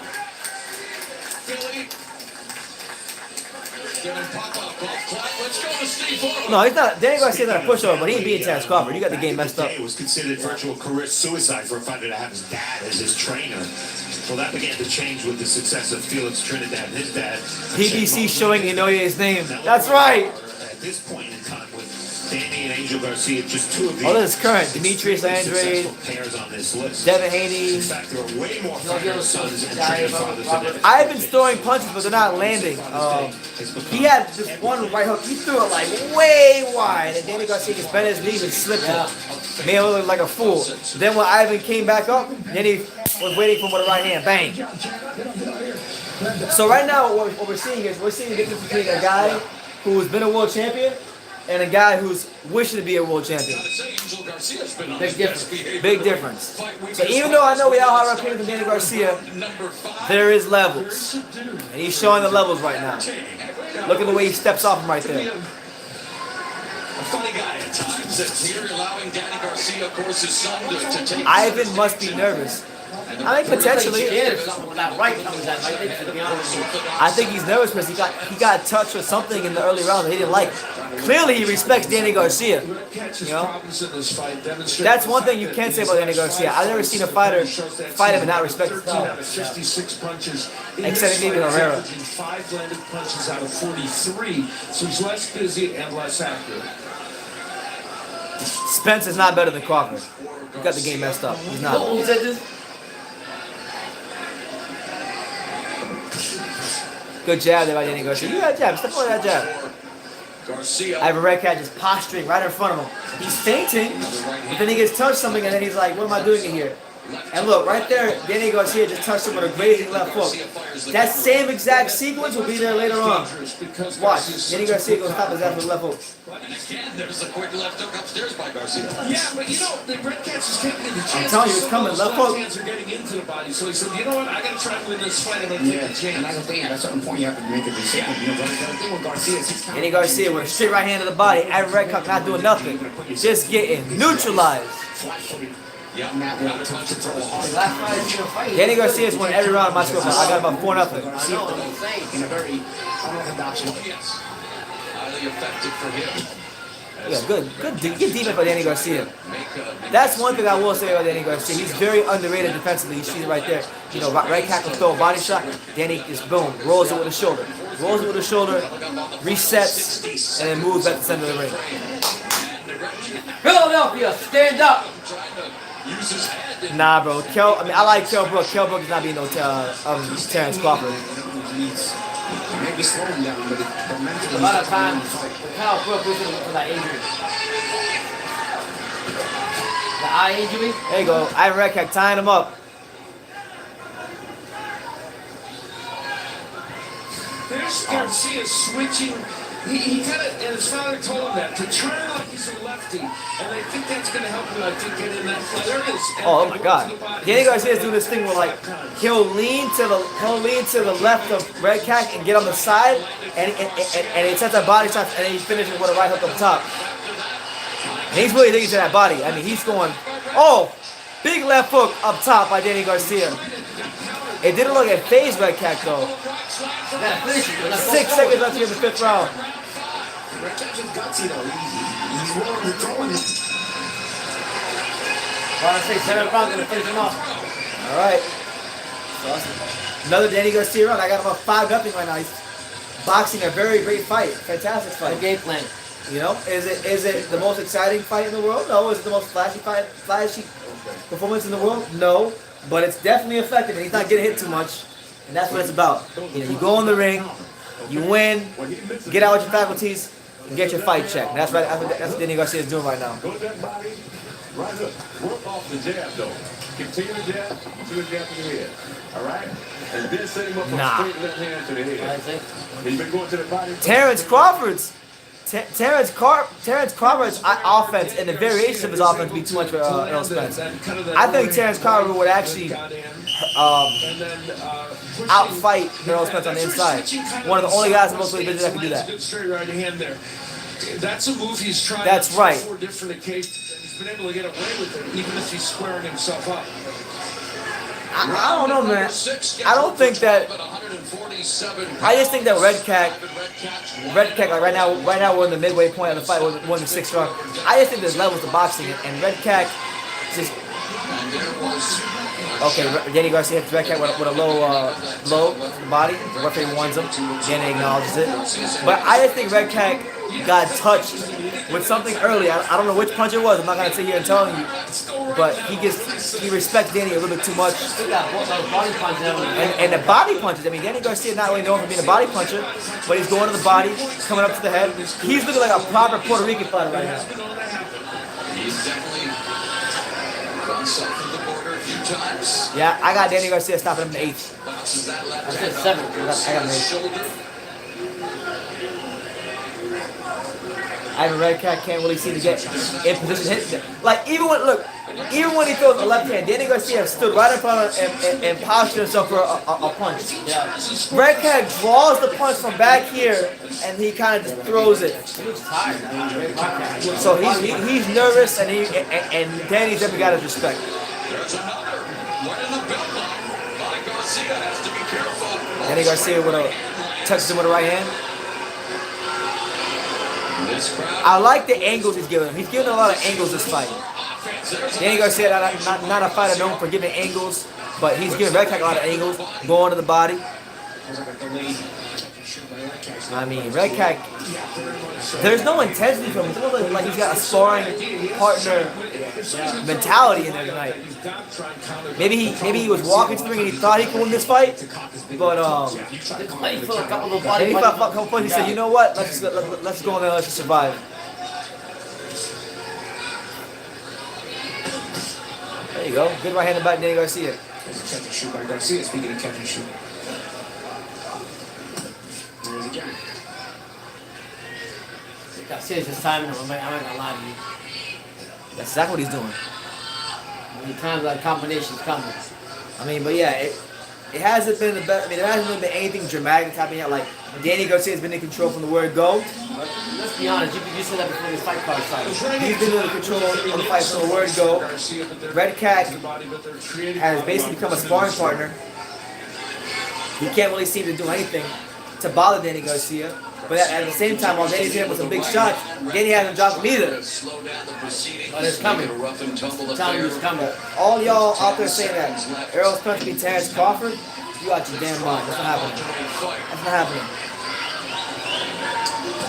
When the fight happens, all the answers will be answered. You know what I mean? All the questions will be answered.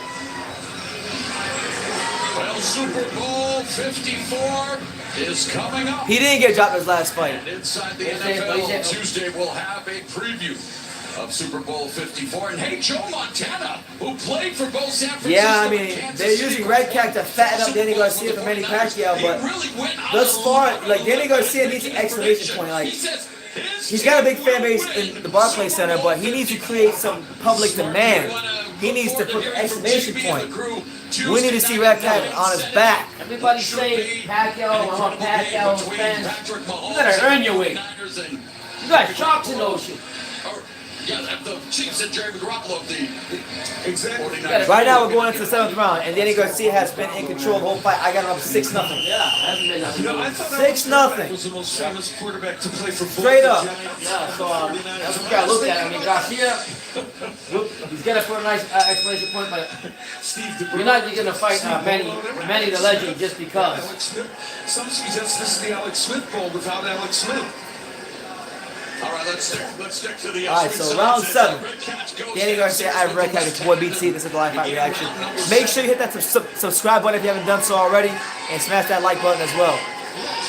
I think this is the better fight for Redkach. I'm seeing on YouTube than this one, brother. Yeah. No surprise, Mo. Shut up. Doesn't show me nothing in this fight at all. 6-0. The only interesting thing But is like you said, there's different levels. It's levels. He fought a guy, Devin Alexander, that fight. Yeah. Who I told you, Devin Alexander was shot 3 or 4 years before he fought Redkach when he lost Aaron Martinez. So I think, no disrespect to Redkach, but I think the Alexander fight flattered him and it made him look better than he actually was. And this is more of his level. People are probably starting to ask, what does this fight prove? For one, we brought out it's possibly a warm-up for Pacquiao and Spence for Garcia. And you might say, okay, this is a different style, but you also have to keep in mind the training camps that Garcia will put in back to. All right, so a lot of posturing going on. More for the Danny Garcia. I'm looking for the exclamation point sometime in the next couple rounds because Redkach is there to be had. He is there to be had. I know Danny probably needs the rounds because he hasn't fought Granado since last April. But come on, man. Put the exclamation point. Fold them up. I said 7 rounds. Somebody said John Molina beat this fool. Redkach, stop it. Don't get it twisted. He's got a couple more rounds to see. I actually think Garcia's going to stop. The next round is 7 round, right? 37%. No, next round is 8th round. I said this time. I think he's getting him out of there in the 8th round. Hopefully. But Danny Garcia is just so patient, so I wouldn't be the least bit surprised if this goes a full 12. Redkach is durable enough and smart enough to avoid certain shots for, of course, 12 rounds. Good uppercut there from Danny Garcia. Okay. But again, Redkach takes it and it doesn't let anything happen.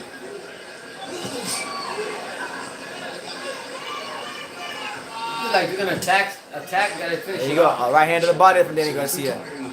It's not fighting a top opponent. I'm talking Garcia's point of view. Mike Saldana says that Danny Garcia is just getting his rounds in. Yeah. It's a sparring session. Yeah. He's turned into a sparring session. Counter right here by Danny Garcia. That knocked Redkach off balance for a bit there, but he's still on his feet. Redkach has this powerful uppercut. The problem is he hasn't been in a position to throw. I don't know, man. I think Danny can beat Thurman. I thought he beat him the first time. That's an unpopular opinion. I thought he beat him the first time. Well, there he was. He tried to have a rematch. What do you think? I don't know. I don't know which Thurman's gonna show up. Yeah. But I would probably say Garcia, honestly. Good right hand up top by Danny Garcia. Redkach letting his hands go a bit more, and Danny Garcia ends the round with a good straight right hand. And Redkach is bloodied up. I mean, he is like a waterfall. I mean, I didn't even think Garcia was doing like that to him. That's how heavy he is. Doesn't even look like that. It doesn't look like it, but look, I have Redkach's right, his whole thing right here, cut, bleeding profusely. Big breath. For his left eye, good point. Yeah, wow. His hair, look at what he's doing. Like, damn, ouch. His hair is still yellow, but I don't know, it might be red at this fight, the way he's bleeding. Well, so Danny blocks Danny Garcia the punch with the right hand, counters with a jab, boom, short right hand. Created that cut over the. It didn't even look like he hit him that hard. She said, I'm about to go to sleep. This is a boring fight, 2.5 out of 10. Yeah, you're right. This is the spot where it's already bleeding. It is a boring fight, but it's very one-sided. Some of these fights are like that, though. You're gonna have fights that are gonna be like that. You're not gonna get the knockout, the actual middle of the ring fight. Round number 8, Garcia looking to pour on the pressure to begin. All right, so round 8. This is the one I think Danny Garcia will get him out of. I'm not gonna lie to you, like, it's a good fight, but man, like, I don't know, man. Falling asleep too. Yeah, good luck with Danny Garcia. The thing is, it's not all on Danny either. It's Redkach's fault too. Yeah. Redkach's making it a boring fight as well, with his sparring partner mentality. So this is a seminal moment in this fight. Sometimes as a boxing fan, we get spoiled. And we expect every time a high-level fighter gets in there with somebody that should dominate, we want to see that. We want every fight, Jason Mazar versus Julian Williams. And that's not how the game goes. Yeah. Right hand by Garcia bothers. There's a lot of different styles with the fighters too, you know? I agree. Fight Scott says Redkach needs to just try to box for this fight him. Yeah. But he don't want to get caught one of them bricks. You got 2 more rounds, you got to do something. 4. Oh, yeah. And Paul, you want to hear some analysis, Paul? some record that My best friend Paul, he's in the comments, big Danny Garcia fan. He says Danny doesn't force anything. He adapts to what's given and eventually goes, boom, get on the floor. That's right. Yeah, he's right. Facts. Paul used to Facts have, from Paul. Paul used to have these jokes. He said, he had these guys, Amir Khan, who are like, we'll try to go real fast. And then Garcia's like, boom, get on the floor. That was like a big joke we used to have. Oh, they used to all the time? It's a joke we used to always say. But yeah, Paul's right. Ivan Redkach hasn't given Danny Garcia any reason to switch his style up, so he's not going to have to. So I blame it on Ivan. Danny's just doing what he's got to do. And I anticipate that sometime later on in this fight, he will stop Ivan Redkach. Hey, tell him, come on. Come on, Ivan. He's telling him. Make it a fight, damn it. Make it a fight. That's it. Let's him up now. Good shots, good combinations. Left hook. I'm waiting for that no look. That no look left hook. No look coming. Yeah. 30 seconds left here in round number 8. I reckon doing a lot of taunting Danny Garcia. He's begging him to come forward and fight. But then he hasn't fought for the last 7 rounds, going on 8. He's trying to get him. Good counter right hand from Danny Garcia. Redkach ties him up and it looks like we're going to get past the 8th round. The fight guy said, my stream got so bored it turned itself off.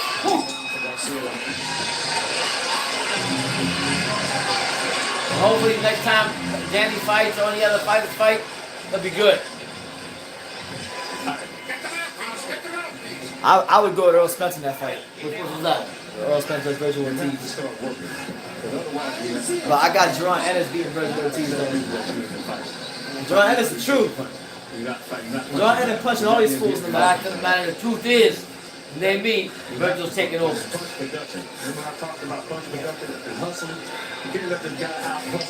That's right. Crawford is a cross between Sugar Ray Leonard and Ray Robinson and Marvin Hagler with the switch hitting. And he's very skilled and a technician in the ring with power and good defense. He's a problem. You damn right. You damn right. Crawford versus Garcia, that's easy money. That's Terrence Crawford all day. Terrence Crawford beat him. The only welterweight that can beat Terrence Crawford is Manny Pacquiao. That's it. If you're naming Manny Pacquiao, you ain't beating Terrence Crawford. Earl Spence ain't beating Terrence Crawford. Danny Garcia ain't beating Terrence Crawford. The doctor wants to see Redkach. The doctor is checking out Ivan Redkach, so the fight might get stopped. We'll see. The Brooklyn fans are not talking about this. Make sure you guys subscribe if you haven't done so already. This is live fight reaction with my pops going into the 9th round of Danny Garcia versus Ivan Redkach. I've given Danny Garcia all 8 rounds so far, so I got an 8 up there. Yeah, that too. It's a sparring session because of Ivan Redkach. Ivan Redkach is afraid of Danny Garcia. And Danny Garcia is just doing whatever he wants to do. He's fine though. But I gotta give Danny Garcia credit. You know, he's doing things in this fight that we don't normally see him do. He's changing the game a lot too. He's using his angles. Oh, I think he heard him there. Yeah. He heard him. He heard him. Yeah. And then he stopped. But then Redkach tied him up. Danny Garcia is turning him. He's using angles, countering as always, body shots. Come on, Danny. Get him out of there, man. If Redkach don't want to fight, then just get him out of there. He's not throwing his Good left hook there by Redkach. That, obviously, that didn't face Garcia. This guy's got a chin made out of freaking cinder blocks. Threw a couple of left hands there with some conviction. Yeah, there's some running over the eyes. I think Danny Garcia has the 3rd best chin in boxing of the last 15 years. Garcia's fans looking for him to. Somebody asked me, is Danny Garcia fighting yet? Yeah, it's the 9th round right now. It's the 9th round. Danny Garcia is putting on a pretty dominant performance. You know, it's not. He hasn't dropped Redkach, but he beat him up. He's hurt him. These are actually the kind of beatings that are worse for a fighter. They're slow, they're methodical, and Redkach is going to kill us tomorrow. It's a slow death. Not in a bad way. As you go along with the fight. He's giving him a slow beating. Redkach's face becoming as colorful as his hair. Courtesy of the sustained. I agree, but it is what it is, man. I'm underrated on YouTube. The fight is mad boring because of Redkach. Because Redkach just isn't on the level. It's a very mismatched fight. But then That's why I said this is the worst cherry pick of Danny Garcia's career since Rod Salter. then you can blame them for picking the cherry pick up, picking the cherry. They could have picked a little bit better talent than this. My son was saying Ugas. Ugas would have been more active. That's too dangerous for Danny. They want to put him in there with Pacquiao, or Thurman, or Spence. Come on, champ. One of you guys do something. One in the 9th round. Good jab there by Danny. Oh, good overhand right. Yo, how the hell is Redkach not like buckling? Danny's catching him flush. Credit to his toughness. How much is Danny racing for this fight? Making for this, I have no idea, but whatever it is, it's a lot. I'm pretty sure it's somewhere around 3 million. Because he gets around 2.5, 3 million most fights. Alrighty then, let's take a peek. It looks like that, doesn't it? Yeah, that was years ago though. Shannon Briggs and Wilder are never in a fight. Well, somebody said it. Yeah, they said they saw a video of them arguing. Hi, well, you better. Yeah, okay. What's that you saying? You better right there. All right, just making sure you understand. Fuck him up, man. Fuck him up for that. That's it, you get bit over here. That's it, Rick got bit over here. Oh, apparently, Ivan Redkach bit Danny Garcia on like his shoulder right here, and he told the ref. And Angel Garcia going on. Angel Garcia said, "Fuck him up, Danny. Fuck him up." Yeah. I'm not even gonna hear them later on. Get some respect, but you're not. So let's see if Danny Garcia turns it up now that his dad told him to turn it up. Oh yeah, I'm like, shot your business. Alright, so round 10, the championship rounds. Even though there's no championship on the line. Of Danny Garcia versus Ivan Redkach. Make sure y'all smash that like button and subscribe. Good left hook by Danny Garcia. I'm gonna finish him up. I'm telling you that right now. I don't know, man. I think this might go 12. I'm just like, if he hasn't even like, isn't even buckled him really. If that's it, fuck him up. Shout out to Sir Ola Bagan. Angel said, There's this round and 2 more rounds after that. We're in the 10th round right now. We're in the 10th round. Redkach's face showing the effects of Danny Garcia's attack as Redkach staying tough. This fight right now is so one-sided. yeah. But I'll tell you this though. I don't know. I can't even say that Ivan Redkach is doing better than Adrian Granados. He's lasting longer than Adrian Granados, but Granados at least won the first round. Redkach hasn't won no rounds. He hasn't won any rounds. So yeah.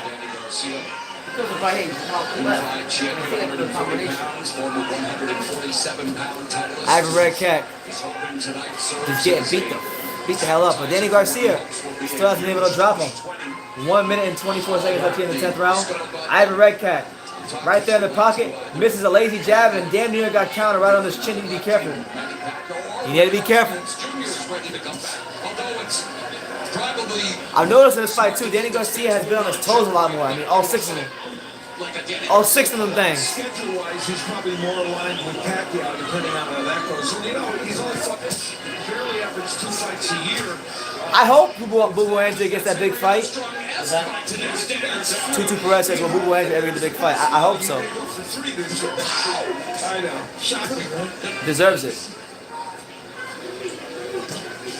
Oh my God. But whatever the case, he'd hope the next one Danny is Garcia. a truly major fight. Pitching a shutout right now. Shout out to Louis Boat. Danny Garcia pitching a shutout. Ivan Redkach has given him nothing to worry about. No punching power, no angles, no speed, no nothing. sometimes you wonder what these fighters train for. When they come to the ring, they don't come on strong. Well, no, it's just, I think the occasion is just a big thing. Listen, when he beat Devin Alexander, the first fight, when he beat Devin Alexander, his last fight, they fought on the same day as Joshua Reeves. Nobody was paying attention to that fight. So, he wasn't even the main attraction on the day.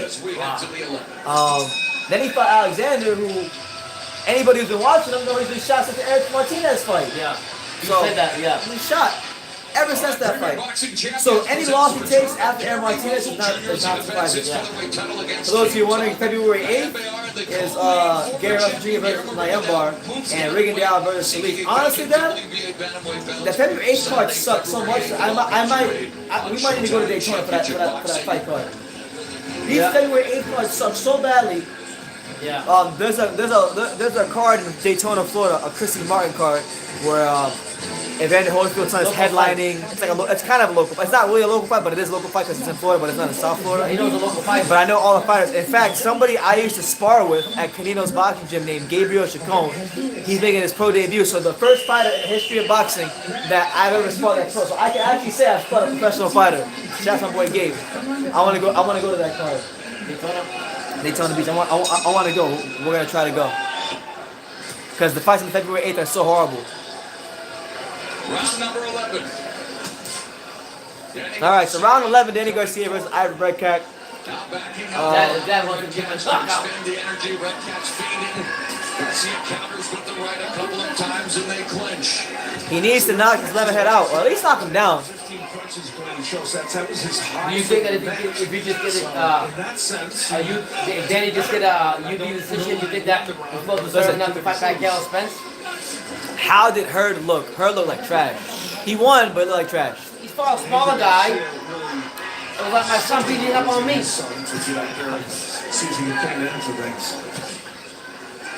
Talking about he's back. He's back. He wants all the belts. Almost sounds like Colin Smith. Good body shot by Danny Garcia. That is. It's funny, it's so boring. Oh my god. Look at that still yawning. Yawn. It's a good performance. I take the win from Danny. It's a dominant performance, but man. Hey, they cherry picked him. Al Heyman cherry picked him, so that's why I thank God how many was a boring fight. And that is something that, well, 37 previous opponents. To be honest, he's got those table makes him gonna fuck than this. In that fight, gotten pretty active in these days. It's true. But if Danny's gonna win by, if he doesn't win by a knockout, do you think he's well deserved for Spencer Pacquiao or anybody? I don't know, man.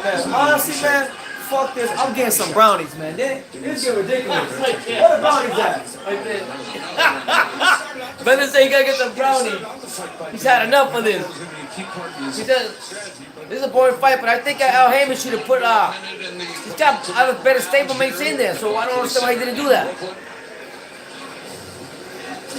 Yeah, he does need the rounds, but this is the guy that they cherry pick, or the Al Heyman cherry pick. I'll get it for you. You got it? Oh. Yeah, so I mean, honestly, what do you guys think? If Danny Garcia, which is gonna win this fight, do you think this fight right here is well deserving of him going to the next level, fighting either Pacquiao, Spence, or whatever, or even Crawford? Was it a hard-earned fight for him to do that? I don't think so. I'll be honest with you. I hope he wins. We need a knockout though. He's the main event, you know? You find this cherry picker that's actually been here, he's not hitting you, he's not doing nothing to you. I'm eating brownies, man. Hey, eat brownies. Al Heyman, put a better fighting card on this. The Davey Powell and Dave Florida got better fighting, amateurs fighting competition than this right here. At least we're not yawning through this. But hey, you know what? Well, Danny Garcia's counter-puncher is very, very effective. We've talked about that. And here is Redkach. Danny versus Manny. That's not gonna happen, man. Danny don't deserve it. Beautiful. Danny, in my opinion, Danny needs to go ahead and get with fight Crawford. Anybody that wants to get to Pacquiao needs to get to go through Crawford. That's in my opinion. However we want to look at it, PBC is responsible for this BS crap right here. I don't care who it is. Go out there and knock him out. I mean, damn. If they wanted to get Danny Garcia a decent southpaw, they should have at least got in there with Luis Collazo. You know, he's from Puerto Rico. That guy would have sold better too. He's a PBC fighter too, right? I think that Luis Collazo would have been a much better matchup. And plus, there's a New York fighter, another New York fighter here. You know what I mean? I mean, if you wanted a southpaw, Luis Collazo, man. What's up? We're winning a 12 and final round. Just stop it. It's not that I'm hating on PVC, bro. I'm laughing. Like, it's just that. I don't know, man. Maybe I should become Al Heyman's advisor. You should.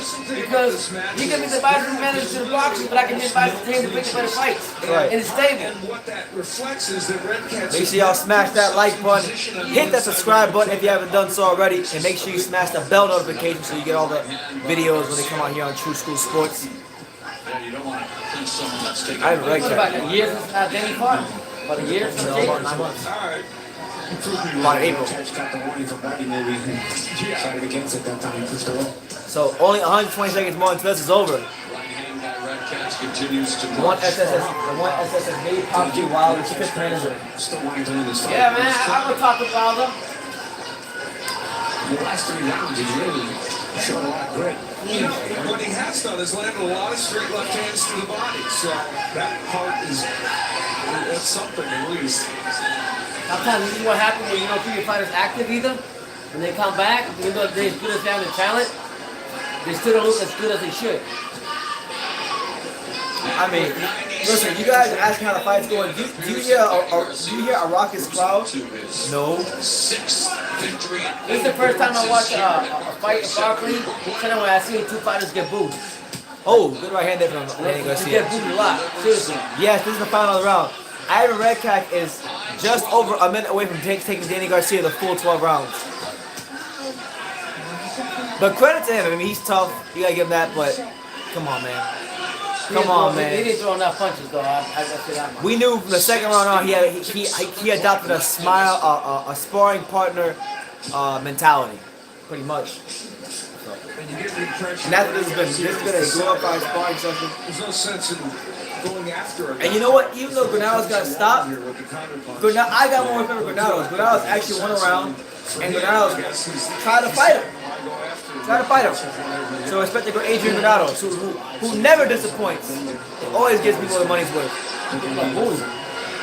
And the Barclays Center crowd is booing. I haven't seen a crowd with the booze. But listen, I told everybody this week, I said, look, this card is going to be one of the worst cards of the year. Especially because of the Hurd Santana fight, which it was. And then, I was being optimistic that this fight would be alright. Nope. It was a sparring session. I would say Fulton was the one that more. Fulton was the best fight of the night. I told you. You just say, yeah. Alright, so there you have it. Danny Garcia, or Ivan Redkach goes the full 12 rounds with Danny Garcia. I got a 12-0 shutout for Danny Garcia. It was an absolute just dominant performance. He was able to do whatever he wanted, when he wanted, how he wanted to do it. So, It's a joke win for results now. same at Redkach. You had a chance to change your life, and you went in there and you fought like a sparring partner. So shame on Redkach. You can't really say shame on Garcia because Garcia's Garcia. He's going to be who he's always going to be. I guess the only surprise for Danny Garcia is that he didn't actually knock him down or hurt him like Then again, like I say, Al Heyman keeps all his fighters on the shelf for too long. This is what happens. And it was a dominant victory for Garcia, even if he couldn't knock Redkach down or knock him out. oh, how does something about UK playlist? Nothing. Yeah. Let's see our unofficial scorer, Steve Farhood. I see some of you guys posting their scorecards down below, but I'm gonna wait. Yeah, let me tell you straight up, man. You don't deserve no Pacquiao fight. Yeah. Honestly, he don't deserve a Pacquiao fight. He need to go fight Crawford. Like Danny Garcia don't deserve a Pacquiao fight. He need to go fight Crawford or rematch Thurman. Yep. Or fight Ugas. Or better yet, F Pacquiao, Crawford, Thurman. He should fight Ugas. Ugas wins his next fight. Give Ugas a big fight, man. Y'all disrespecting my man Ugas. After tonight, who do you think, Garcia? He should fight Amir Young Master and Mom. He don't want that smoke. Oh, we don't want that. Talk about him, stand up. He can't hear himself up, but he might as well beat himself with him. Yeah. Spence is coming off the accident and probably won't be inclined to take on. I don't think he put in enough work to fight anybody. What's that? This is Man, I probably. Nah, man, you So gotta drop come your on. thoughts down Even if below. you're the main event, you gotta come on and show out, man. Garcia's skill set. He did pretty good, I ain't gonna lie to that. He kept it away to the body like and everything. He didn't finish the job. But you can't say he deserves a fight with Manny Pacquiao or even Spence for that matter, the level that he fought. Yeah, man, it's too Let's much. get an It's too official much. decision here once again as Jimmy Lennon Jr. All right, so here's the decision. Ladies and gentlemen, after 12 rounds of action, we have a unanimous decision. Here are the score totals. Tony Paolillo scores about 118 to 110. Wow, they gave Redkach rounds? And Glenn Did Feldman they? both scored Yeah. about 117 to More rounds. 111. All More three rounds. in favor of the winner, the WBC Silver Champion, Danny Swift Garcia. What he said. Garcia 6-2 here at Yeah, Barclays. warrior. Defeats Ivan Redkach via commanding unanimous decision. Let's go to Jim. All right, Morrow, thank you very much. Danny, how would you Let's see what describe they this have to fight? You were dominant, but I'm sure you're probably a little disappointed as well. Yeah. Well, first of all, I want to thank God. I want to thank Team Garcia. I want to thank all my fans in Brooklyn who came out to watch me fight. Thank you. I want to thank Al Heyman, There you go. Showtime, I'll wait for that. and everyone around the world who That's what supported he's me. there for. But I felt like I thought the referee was gonna stop it because I was, I felt like I was punishing him. But he's a tough guy. He hung in there. I wanted to get the KO. I didn't get it, but I felt like I boxed smart to the end. I got the rounds in, and I feel like that's what I needed after a 9-month layoff. Even though I really wanted to knock out bad, but I'll accept this. How did you accept being bitten there in the 8th round? Yeah, he bit me on my. He bit me. He said Mike Tyson when he bit me. And you said? I said, ref, he bit me. Wow. He bit. I thought He did bit him. There it is right there. Yeah.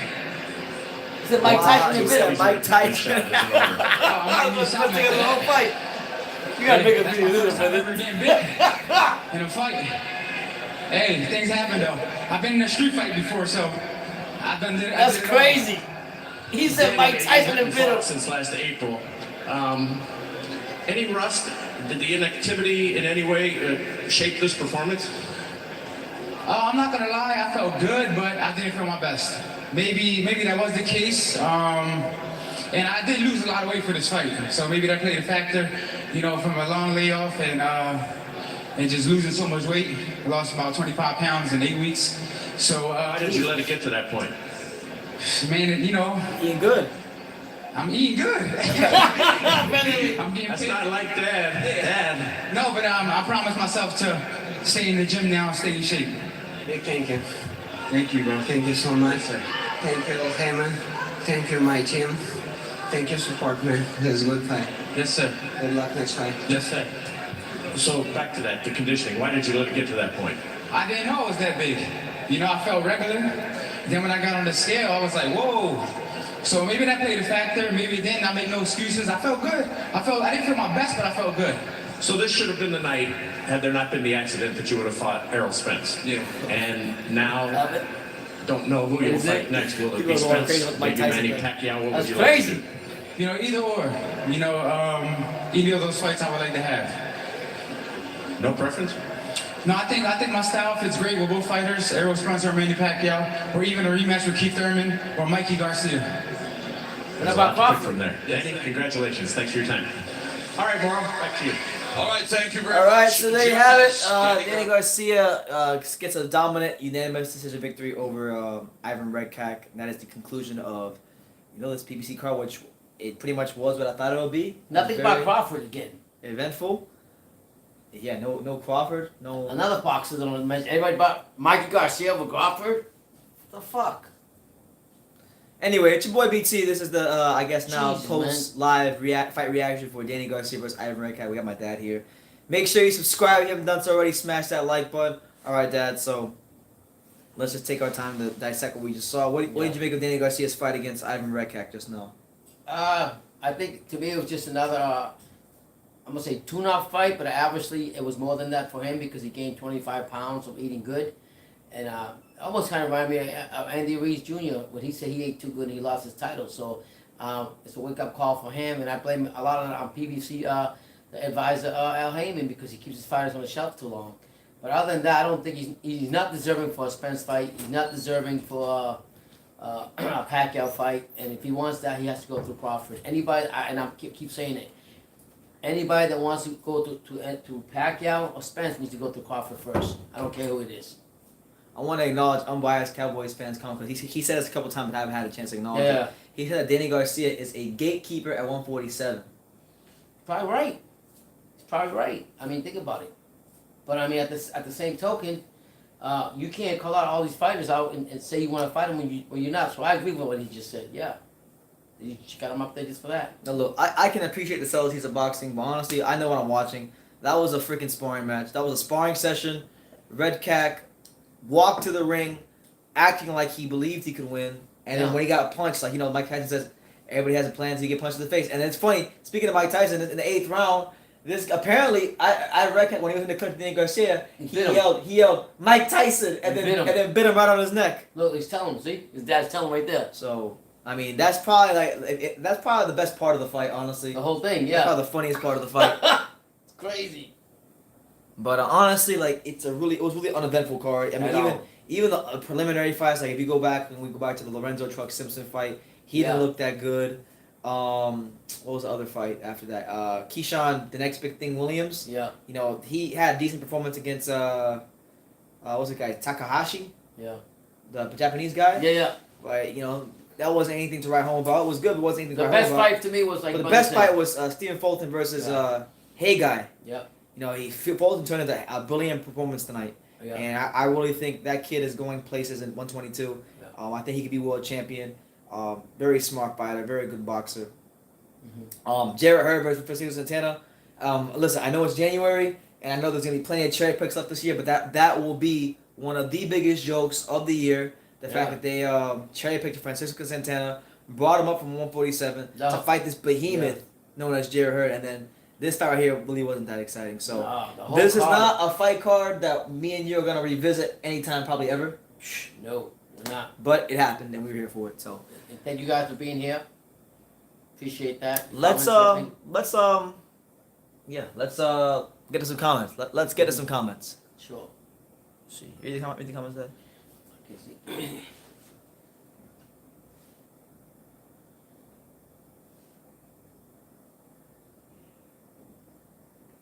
Shout out to Old Bargain and Louis Bargain from True School Sports. What's going on, man?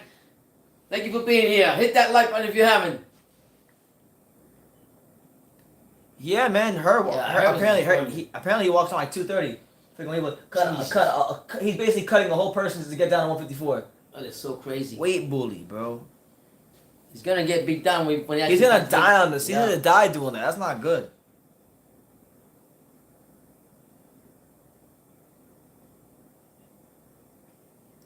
When Jeff Horn beat he won a 3-fight win streak. He beat the likes of old Randall Bailey, and then he beat Ali Funeka to get the Manny Pacquiao fight. So you what? What's this guy saying? So you admit that Spence is better by saying he has to go through Crawford. That's it, folks. No, I'm not saying Spence got to go through Crawford. I'm saying everybody else is calling out Pacquiao or Spence. They need to go through Crawford first. That's what I'm saying. I don't see any PBC fight. It's like the second PBC fight I seen this week. I think last week or whenever it was, the same thing happened. They mentioned every other fighter by Crawford. That's right. Okay, so Al Heyman, pull your skirt up, get these 147s you got to fight the man on the other side of the street, or whatever street you want to call it, that street, this street, whatever street. That's what I'm saying. Everyone has to get past Mikey Garcia. Listen, Mikey Garcia he might have Jesse Vargas. He might have Jesse Vargas problems, so he needs to worry about that. Mikey Garcia, please. Yeah, man. Honestly, like sometimes you watch these fights and they energize you. Yeah. And sometimes you watch these fights and you just want to be tired. Yeah. I feel real tired. I took a nap before this fight. I haven't taken one, but I'm telling you, you're definitely gonna take one after. I'm tired now. I'm surprised you didn't take one during the fight. I love Al, but he should send Porter to Garcia or Crawford. Anybody that wants to go through Pac-Man and Spence needs to go through Crawford. Simple as that. Simple as that. And Al Heyman was a control freak. I can't tell what your picture is, Isaac. I don't know what I can't see it. It's kind of small on the screen. Al Heyman is a control freak, and that's what he does. And but he's doing an injustice to boxing, Chuck. To be honest with you, when you pick a fight card like this, I mean, damn. You got Mikey Garcia, got some cherry pick, and then you got Swift. Heard he could have fought somebody else better than that. He could have. I mean, come on, man. Yeah, but honestly, I don't think there's anything we're gonna say within the course of this live that we haven't already said during the whole live. I've been saying this for years. So, with that being said, truthfully speaking, man, we're probably gonna hop off this because we've been live for 5 hours. We are very tired. This fight card sucked the life out of us, and it is not one that we wish to revisit going forward. Well, anytime soon. the truth is, Spence, you got that right. Then that's for that fight to be made too. The truth and Crawford, you're right. And then the winner from that should go fight Pacquiao then. Simple as that. Yeah. Anyways, I'm not here to argue your opinions. You had a great time. Really sleepy. I'm really sleepy from this fight. We're really tired. Like we're really tired. Like I was gonna sit here and like edit some videos. I wanted to go to sleep after that. That was pretty bad. Yeah, man. This was one. I'm not lying to you. The only fight that I think really was above, slightly above average was the Fulton and the Fulton fight. Every other fight was either slightly below average or trash. Yeah, and the only excitement of this fight was when this guy acted like Mike Tyson and bit. That's it. That's the only thing I'm gonna remember this fight for. To be honest with you. He said Mike Tyson and bit him. I wish he had a mic'd up. I wish he was mic'd up when it happened. He said it though. I know. You see the slow motion. He said Mike Tyson. Yeah. I was like, oh my god, this is crazy. Yeah, but any final words out there? Yeah, God bless everybody. Thank you all for being here for the live. We enjoyed it. Whether we agree with the comments or not, thank you for just giving us an input and we talking with you. I enjoyed it a lot. Don't forget, I'm going to be here next week, Thursday, for the Demetrius Andrade, Luke Keeler live fight reaction. Over there. I'll be at the fight, getting content. So be here with me. Thank you for everything. If you're going home, have a blessed night, safe. Once again, thank you from Two School Sports, and have a blessed night. Yeah, and as for myself, my final message is that I'll be going to the Demetrius Andrade, pretty much the fight card that's happening on DAZN. I'll be going to the fight week festivities because it's in Miami. It's a big show, at least for me. I've never been to Eddie Hearn's show. So Tuesday is the press conference, Wednesday is the weigh-in. I'll be at both of them, and then the fight's on Thursday. So I'll be at all that. So expect a lot of interviews, content this week. I'm gonna try to definitely get up with Eddie Hearn, obviously Boo Boo, and Manny Serrano, who they just added to the card. Anthony Sims, Otha Jones III, and who else? Lord knows who we might run into. So be on the lookout for that. Hopefully we get some great interviews. What else is there? I went to the Fifth Street Gym twice this week. I have like boatloads of content to go through. So just be on the lookout for new interviews on the channel coming from Fifth Street Gym. I made some progress on my book that I've been writing. I got about two and a half more chapters to write, and then it'll be done. So I'm trying to get it published and done by June or July. So that should be great. Hopefully when I put it out, you guys can go get the book. It'll be really good. It's about my experience covering boxing, and some personal stuff about my life as well, but mainly my experience covering boxing, and just really excited about whenever that whole project finishing. And I got some other books in the future that I want to write, but this is like the first one. So the first one, like they always say, your first time is always special. Yeah, Jake Paul or Gibb, I'm gonna do it, but I'm not gonna lie to you guys. I'm dreading even having to do it. Like I really don't care about that fight. I mean, I don't really care about those guys, but yeah, it will get views, so I will do it. What fight is this? The Jake Paul versus Gibb. Yeah, we'll I do it don't for you even know guys. who the fuck Gibb is. If you ask for it, he'll have a video for you. You know what? So yeah, we'll get it. But anyway, yeah, be on the lookout for the stuff coming out this week.